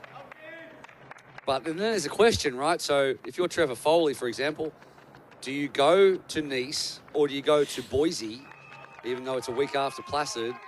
I know it's not the same amount of points. He'll lose 500 automatically, but he might win there or be close compared to the depth of field in Nice, and also saves himself a trip and be able to work into Kona with a little bit more of a lead in. These are the permutations that the Pro Series brings. And the decisions that have to be made, in retrospect, ones that seem small become critical in the overall Ironman Pro Series points totals. Now, it's nothing to sneeze at. 1.7 million US dollars, 200,000 for the win, collected by Kat Matthews and Christian Blumenfeld last year, and Gregory Barnaby the year before that as well. And it could be this man this year with the form that he's in. And for a while there, he had to be out of the trio of the top flight Norwegians. He was the only one that hadn't won a world title. And then he finally got the job done last year. Had to wait 2 years of being mocked, I suppose, gently by Gustav and Christian. Put his name up on the wall with the 2 of them. And now he'll take over as European champion from Christian, with Gustav just behind, who is slowing down for the aid station to make sure he can finish this one strong. You know, Will, you said earlier with Gustav you don't like to play favorites as a commentator, nor do I, but just to update, Magnus Ditlev has gone by Andreas Salzburg and is currently sitting in that final Kona qualifying position in 12th place overall. He's about 20 seconds ahead of Andreas Salzburg, so could be a day gone wrong, turned right for Magnus Ditlev if he can come away with that Kona slot. No, that's good. It's happy for him to salvage it. Hard to come up in this kind of format and this kind of heat against these kind of guys when you haven't raced for 7 months. But you know, I guess he'll have work to do, but at least what he came here for, if not a win or a podium, the secondary objective is right now in the bag. And that is the stride of Antonio Benito Lopez, you can hear and see out on screen. 4 minutes behind our leader and only 20 seconds ahead of Kasper Stepniak, who has relegated Nathan Gerber and Jamie Riddle to 5th and 6th respectively. So Stepniak's having a good run and is running his way up into 4th overall.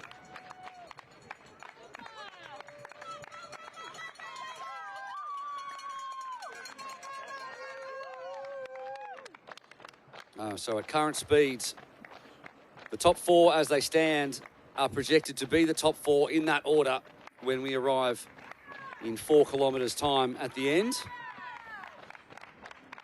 But Nathan Gerber at his pace is projected to fade to 8th position overall. And Vincent Lewis at his pace, he was 12th or 11th or 12th to start the run. He's projected for a top 5. So he had a tough bike in the middle part there because he lost that train and was on his own for quite a while. But then he rallied in the back end of the bike and onto the run. And a top 5 at the European Championships in your 3rd full distance is pretty good. Although I do see a battle brewing between Vincent Louis and Sarzala. Could come down to just a handful of seconds between those two for 5th and 6th. So the battle to work your way into the top 5. Still very relevant out on course. Yeah, Jamie Riddle's still in the mix there, and Nathan Gerber if they can hold on.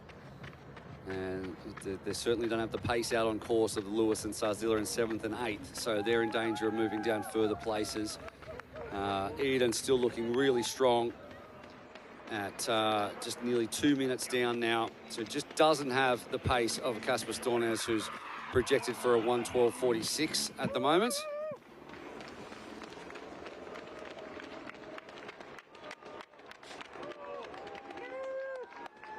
That's such a good run in these conditions. Oh, it's amazing. And to put another 20 seconds into his fellow countrymen in the last handful of Ks, just extraordinary. It's a very good 70.3 run time, but these guys have swum 3.8 Ks and done an extra 35 kilometres on top of the 70.3 distance. So it makes it even more impressive. And in heat, which is now at 34 degrees, having had no heat prep at all, makes the turn. Got 3 kilometres to go.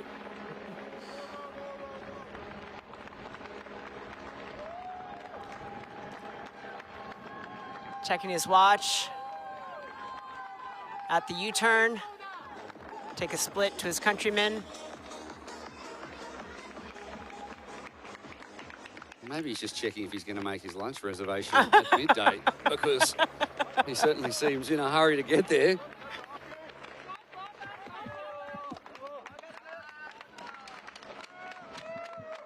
And still staying on top and on point with his nutrition, even with only a little bit to go. Not taking any chances whatsoever, taking as much hydration as possible.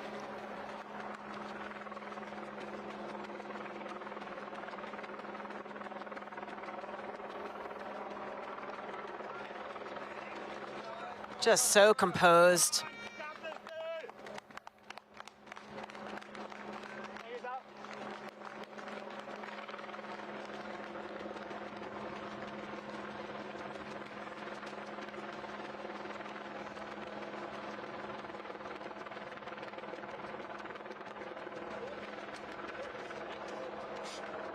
Just a couple of Ks left to go.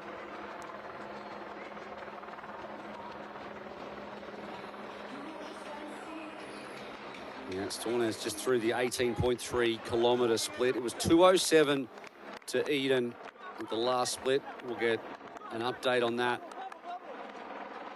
very soon.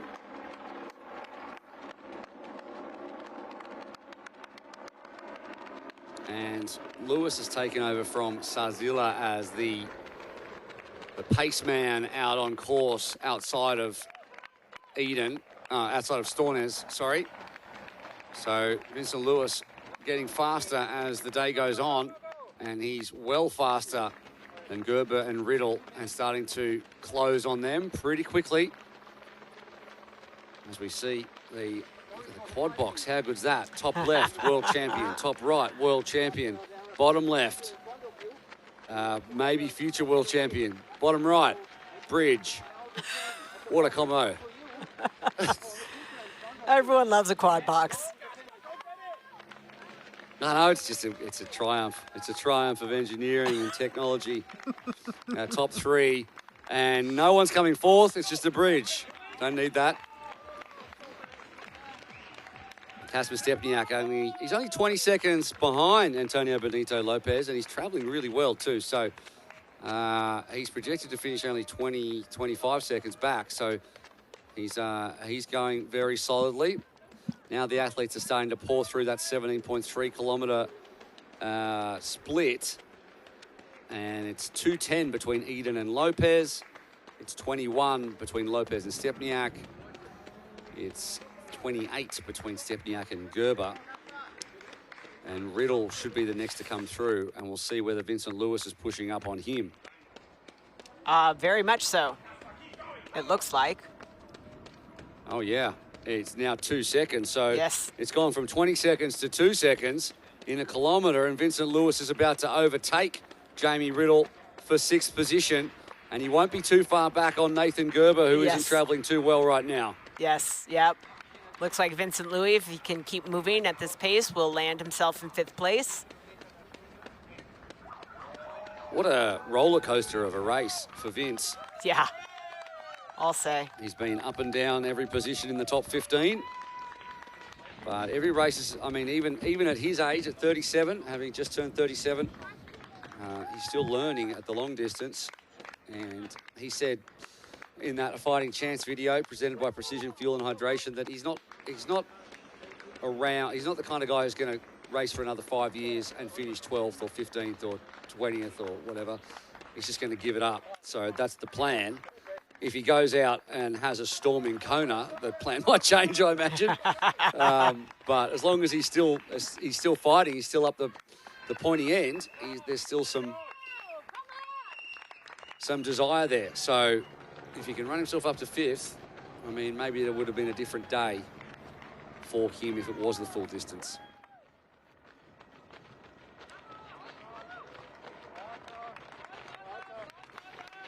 Two kilometres to go for Kasper Stornes to become the European champion, and done it in such emphatic fashion as well. Front pack of 26 on the swim. He was there, sat in the top 5 the entire bike. He was there, and then he distanced everyone immediately on the run to reaffirm himself as the favourite going into Kona, the reigning champion as well, and he'll see that he can do it in the heat. And it'll be a huge confidence boost for him as well. No doubt, just outstanding performance. Of course, he's got to wonder about his other countrymen not here today. The defending champion from this race a year ago, Christian Blumenfeld, electing not to race here today. Well, to kick back and watch him next week. Yeah. If Christian wins Challenge Roth next week, then the shots have been returned, and we're set up for an incredible battle in Kona, which is what every athlete wants. And Vincent Lewis said it himself the other day. He's like, there's 2 things to win in triathlon. There's the Olympics and there's Kona. And he's never going to win the Olympics, but he's still got a shot on the big island. And it just shows you how much everyone focuses on this one race every year. And I personally cannot wait to be there.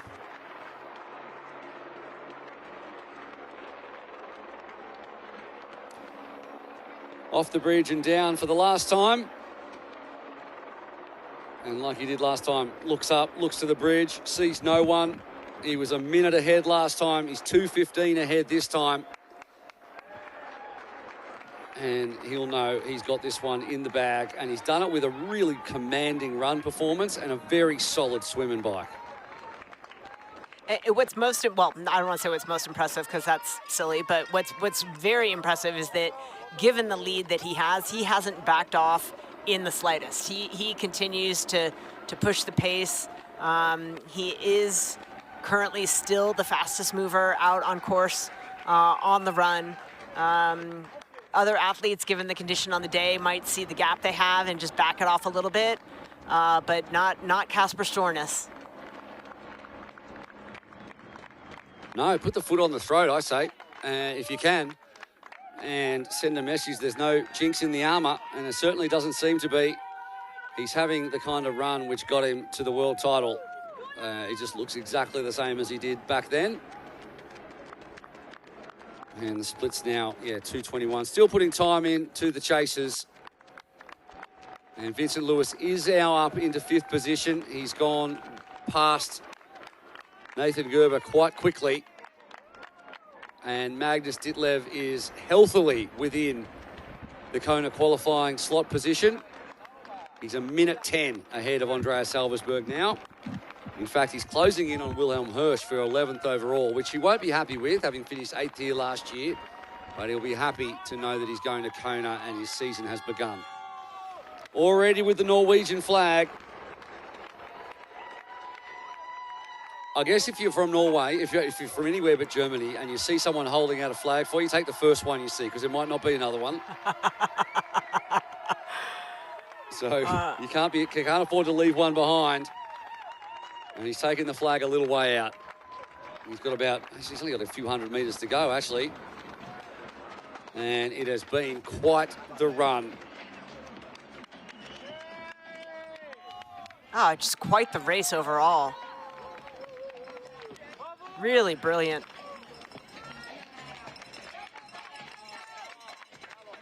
Magnus Ditlev now into 11th place, going past Willy Hirsch. Willie's Kona qualified, so no difference from standing there, but moving up a spot for Magnus Ditlev.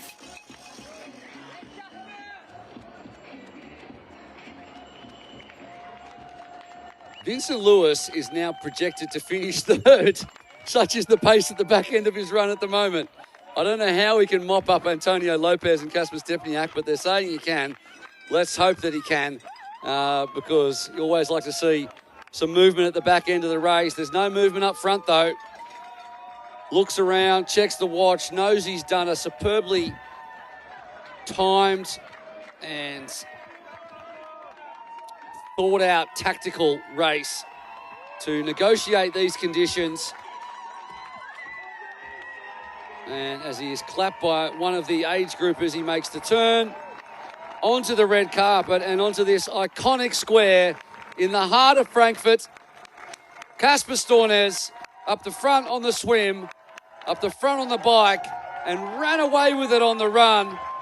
And he has time to celebrate on this long red carpet on one of the most famous stretches of carpet in all of triathlon. And Norway, as they did in 2024, as they did in 2025, and this time through Casper Stornes, takes the European title and does it in emphatic fashion. Now the favourite for the world title in 2026.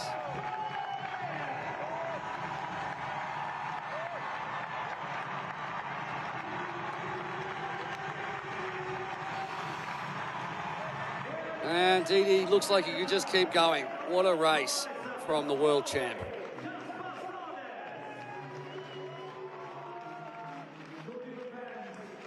You can see the fatigue, the effort that it took to get there.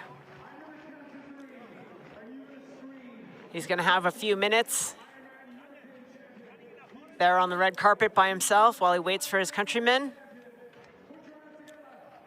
And I know it's exhausting, but I imagine it's the best few minutes that you can possibly spend while you're waiting for someone to turn up to take the silver medal. And he's earned every minute of it with every training session, with every insane Strava log training session that you can go and have a look at if you want. Puts his head in the bucket of ice. And what a moment it was, holding the flag of the country that has dominated long course triathlon this decade. And to think that, there's these 3 lads from Bergen, all from the same town, who have gone on to set the standard over a number of years. It's quite amazing.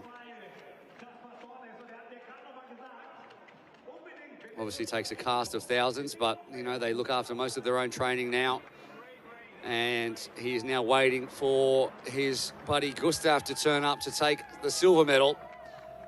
And then it'll be right on for the bronze medal. Lopez has found a little bit extra, I think, and he should have it in the bag. Jamie Riddle has gone by Nathan Gerber.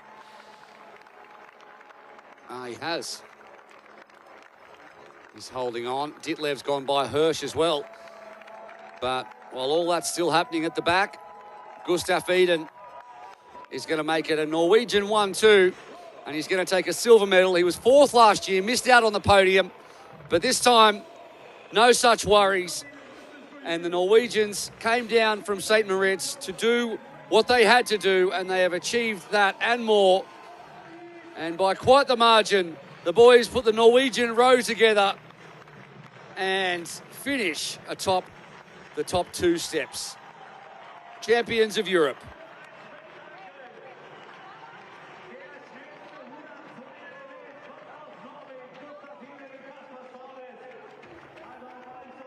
Well, what an effort from those two. The Experience Oman Pro winner in 4:50.23 with a 1:12.19, Casper Stornes. He waited 90 seconds or so, a couple of minutes for Gustav, and those two inseparable. And Christian Blumenfeld will be looking on, ready to race next week, and be very happy to see his 2 training partners out there, 1 and 2. And Antonio Benito Lopez has dug deep enough to run his way into a podium position.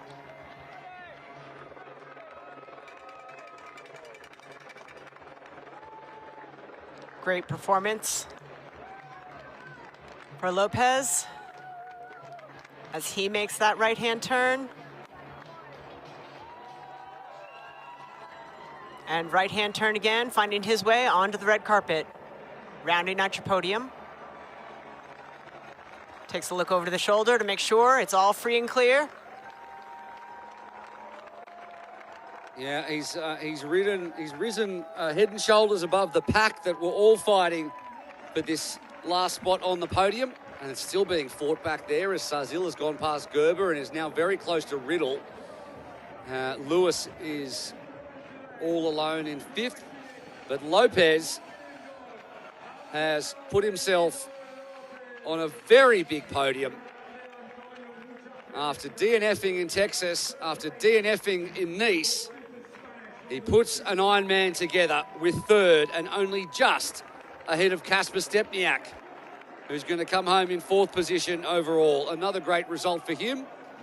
Very, very consistent athlete. And they are your top 4. Norway, Spain, and Poland, the Europeans getting it done at their championships. And 2 of the Kona qualifications gone. 1 to Antonio Benito Lopez, the 2nd to Kasper Stepniak. Next across should be Vincent Louis, who is already Kona qualified. And another top 5 position for Vincent Lewis. You know, he did his first Ironman or full distance in Roth, finished fourth in Texas, and now 5th in just his 3rd full distance race here at the European Championships, and he will be a name to look out for on the Big Island in October.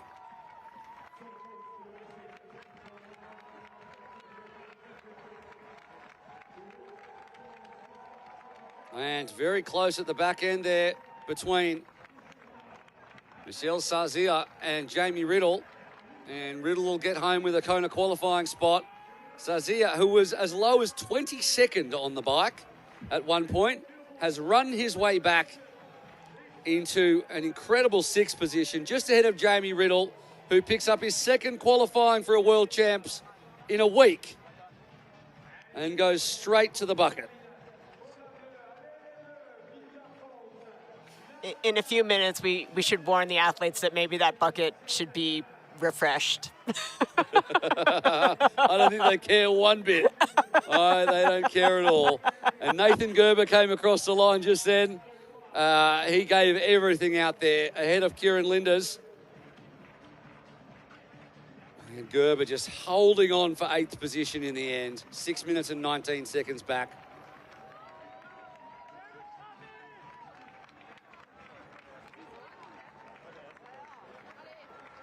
Stratman at home. The first German to cross the line.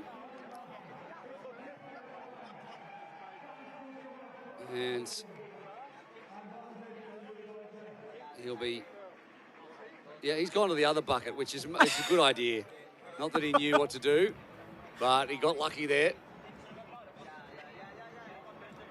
And we're going to see next over the line will be Magnus Ditlev, who should only be about 10 or 12 seconds away. Here he is. And it was a tough old day on the bike. Normally he's a powerhouse on the bike, but it was the bike that held him back today. Had a good run in the end, in about a 1:15-ish, I want to say. And he's received a Kona qualification for his troubles, but he's been made to work for it. Stress in Frankfurt once again for Magnus Ditlev, but got the job done. Yeah, probably not his favourite race. No, I can't say we'll see him back next year. No, yeah, maybe not. Willie Hirsch has been valiant. He'll be the next to come across the line, you would think. Could be Andreas Salversberg as well, who is the first unlucky man to miss out on a Kona spot, having finished 7th in terms of those who hadn't had a Kona slot already. With the 6 on the line, they went to Lopez, Stepniak, Riddle, Gerber, Stratman and Ditlev, who managed to hang in there. And there's just bodies all over the place. And when you see the carnage, and I've got like other shots here that I can see that isn't the one that you're seeing of like more bodies on the floor, you realise why it's a good idea for our age groupers especially to not do the full distance today as it goes up above 35 degrees.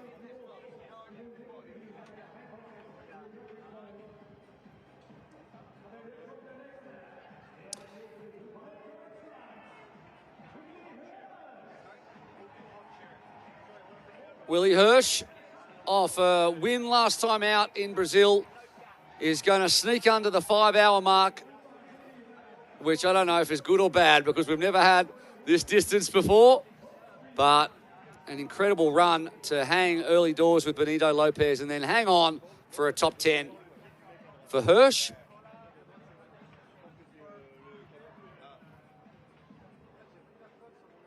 I lied, he finished 12th. A top 12 for Hirsch. Salversberg's still out there. He should be coming across the line any second. Nick Heldorn, Brock Hole as well. He'll finish probably in 15th, although Nick Emdy's not too far away.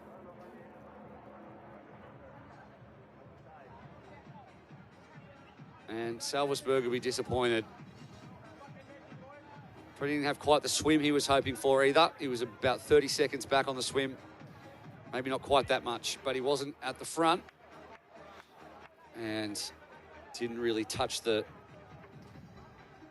key parts of the race all day.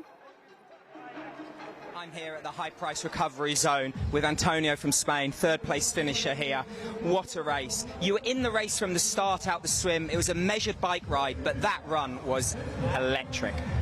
Yeah, it was a really tough race. At the beginning we expected really hot, so yeah, I tried to be cold with the heart rate and the core body, and control the pace and follow my feelings. Yeah, and at the beginning the target of this race was get the slot to Kona, but yeah, finishing 3rd position with the Norwegian Army, yeah, I'm really happy. So on the bike, after one lap, you looked to slow down. That was a decision to manage your effort due to the heat? Yeah, of course. After Texas, with the DNF in Texas, after the half marathon, because I started with the run with Martin, this race, the strategy was control the pace. Yeah, get the slot. I don't need to finish in the podium. I just need the slot. It's difficult, of course, but yeah, I try to control the people without the slot. Yeah, and finish there. Yeah. What a race! Congratulations, our third place finish in here, man. Well done. Congratulations. Okay, here I've come in someone no exception here for the podium. Gustav, you are back on the podium here in Frankfurt. You were in the race again, that lead group. You were controlling the bike. I always say it, you are so underrated when it comes to the bike. Were you in control today? Yeah, I felt actually pretty in control. Even in the first pack on the swim, I was a little bit... the air went a little bit out of me when they shortened the run and the bike, and they kept the full swim. Not my ideal distance, but I surprised myself a little bit on the swim today. I felt I wouldn't say it was easy, but I didn't struggle either. And on the bike, I was like in second place or within there for basically the whole ride. And on the run also on the second place for most of the day, so satisfied. Every race you seem to be building, getting stronger. We're seeing that fire again. You've got 2 championship races coming up. What are we going to see there? Yeah, I am a builder. I like a builder. Keep building, keep building. Yeah, hopefully I can even build more towards the championships coming up now. Gaining momentum on the run. I didn't quite feel 100% on the run today. I had some cramp tendency on my thighs, but yeah, I would still say it was a decent run. It was a very decent run. Second place finish, Gustav Eden. Thank you very much and congratulations. Wow, these Norwegians are on fire. Last year, the year before, we had KB winning. Now we have the current world champions stepping up. You look like you've been for a walk in the park. That was a commanding race. It really is. I would like to say you make it look easy, but I know it wasn't. They say the faster you get, the more control you have to have. That was a very controlled race from you. Yeah, I felt, especially the first hour on the bike, they were pushing quite a lot. I struggled a little bit on the swim, especially with like my stroke after my crash in. Where was the crash again? In camp 2.5-3 weeks ago. But I didn't felt something the first week. But the last week has been so painful in my ribs, so I were happy when we were done with the swim. So, but yeah, when I came to the bike and it felt like a little bit chaotic the first hour, and then settled into it and got off the bike together with Gustav and Jamie Riddle. So I just sat into my own pace on the run and kept it there. Got to a 90-second gap out for the second lap, and then I think I had 2 minutes or something on Gustav in the end. So yeah, I'm happy with my race and yeah, felt in control actually. In control, you heard it here. Wow, I'd be worried. So the bike, we're really seeing big packs coming out the swim. The first hour is chaotic, and then slowly the cream rise to the top, and you're always there. You seem to be always in the right position on that bike, but without burning too many matches. Is that something you practice in training? Yeah, I think I'm suited for this distance, like more than short distance actually. Like yeah, my body is built for this. So yeah. And on the run, you were building the lead, you were still pushing. Have we got a cheeky eye on the IRONMAN Pro Series towards the end of the year? Because you're getting some great points here. To be honest, I'm not, I'm focusing on Kona. So the Pro Series is a bonus. It's not a bad bonus, is it? It's not a bad bonus, but like my eyes is on Kona, and that's the priority, and then everything comes second. Wow, that's amazing. Our world champion, our European champion. This is how you perform in these oppressive conditions. Congratulations. Back to everyone in the studio. Imagine accidentally winning the Experience Oman IRONMAN Pro Series. That is the quality of Kasper Stornes. It's possible that he could, in fact, do that.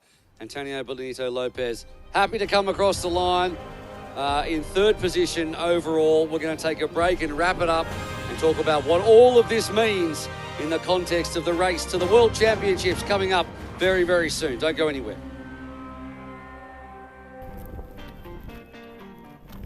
We're not here to sell you on this life. You already chose it. No shortcuts. No hype. Just work. Same as you. Built to outlast. Endure. 40 years in, and we're just getting warmed up. Welcome to the Ohana.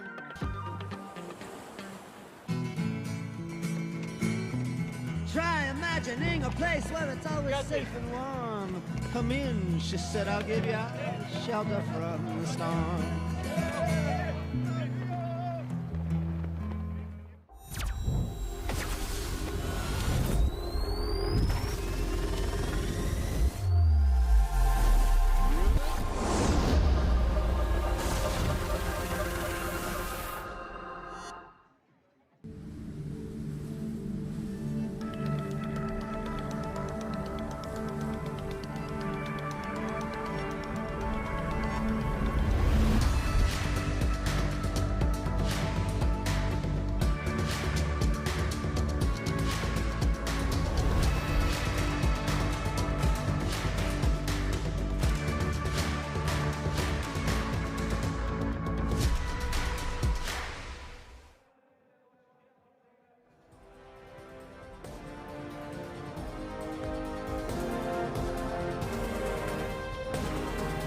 The bodies are still on the floor at the Mainova Ironman European Championships here in Frankfurt. The heat rising. There is Jonas Hoffmann, who had a tough day out there today and comes across the line further back than he would have liked in 22nd position.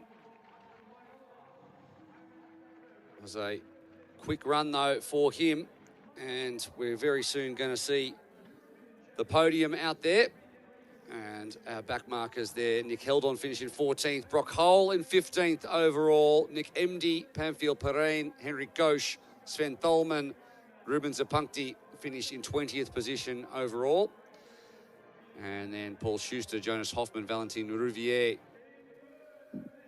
Gregory Barnaby faded out to 24th, but we're going to see the podium soon. And anytime, that's the smile of a man who knows that he's about to share a podium with the two Norwegians, which we heard him talk about. Antonio Benito Lopez had to put it in. Yes, it was 5 hours, but it was 5 of the hardest hours that we've seen in quite a while, DD. Absolutely. He had a brilliant race in the mix all day. Really didn't shine until the run, but put together just a super strong performance. One of his career bests, no doubt. Very optimistic to be in the same zip code with the Norwegians there, and all things looking up for Antonio Benito Lopez as he heads into World Championship season. Yeah, the fourth quickest run of the day, 1:14.37. And there's the man who had the fifth quickest run, 1:14.55. Gustav Eden, who says, as he said, he's a builder. And these guys are focusing on putting it together in their very best race of the year when it counts in September, October. And this is another brick in that wall for the build-up. Michel Sarzila had the third quickest run of the day, 1:14.09. Vincent Lewis, 1:13.56. Casper Stornes, though, 1:12.18 confirmed time. And he will stand it on the top step as the European champion. And, yeah, Tim Don said it, control out there today. And he said it too, just felt controlled. And when you're running at that pace and you feel controlled and you win by that margin in a field of this quality, that is a shot across the bows to go back-to-back in Kona. Absolutely. He was 49.32 for the swim, 2:43.03 for the bike, and an astonishing 1:12.19 for the run. He was 16th place in the swim, second off the bike, and an outstanding, obviously, first across the line here at the European Championship. Yeah, the male pro podium. There you go. presented by Athletic Brewing. And we'll talk about what it means in terms of the Pro Series in just a second, but it is a Norway 1, 2, 3 with the Pro Series points as we inch our way closer with 2 Ironmans to go before we arrive. Some 70.3s as well. Antonio asked permission to pour the beer everywhere. He says, excuse me, Gustav and Casper, do you mind if we do this? I think they said as long as it's cold. Yeah, whatever it takes. Whatever it takes, because it is hot out there. We're feeling for the amateur athletes who are still out there battling away on this course. And Ironman, that's why it is the ultimate test. We'll take a break and we'll wrap it all up. That is the men's podium presented by Athletic Brewing. We'll be back in a second to wrap it up from here as we look ahead to the rest of the year. Life is a road full of forks, hills, dips, and roundabouts. And while we don't always know where we're going, we'd like to think of our road as a pursuit of progress. And the further we go, the more we realize that a better tomorrow starts with a better today. Athletic Brewing Company, non-alcoholic beer that's fit for all times.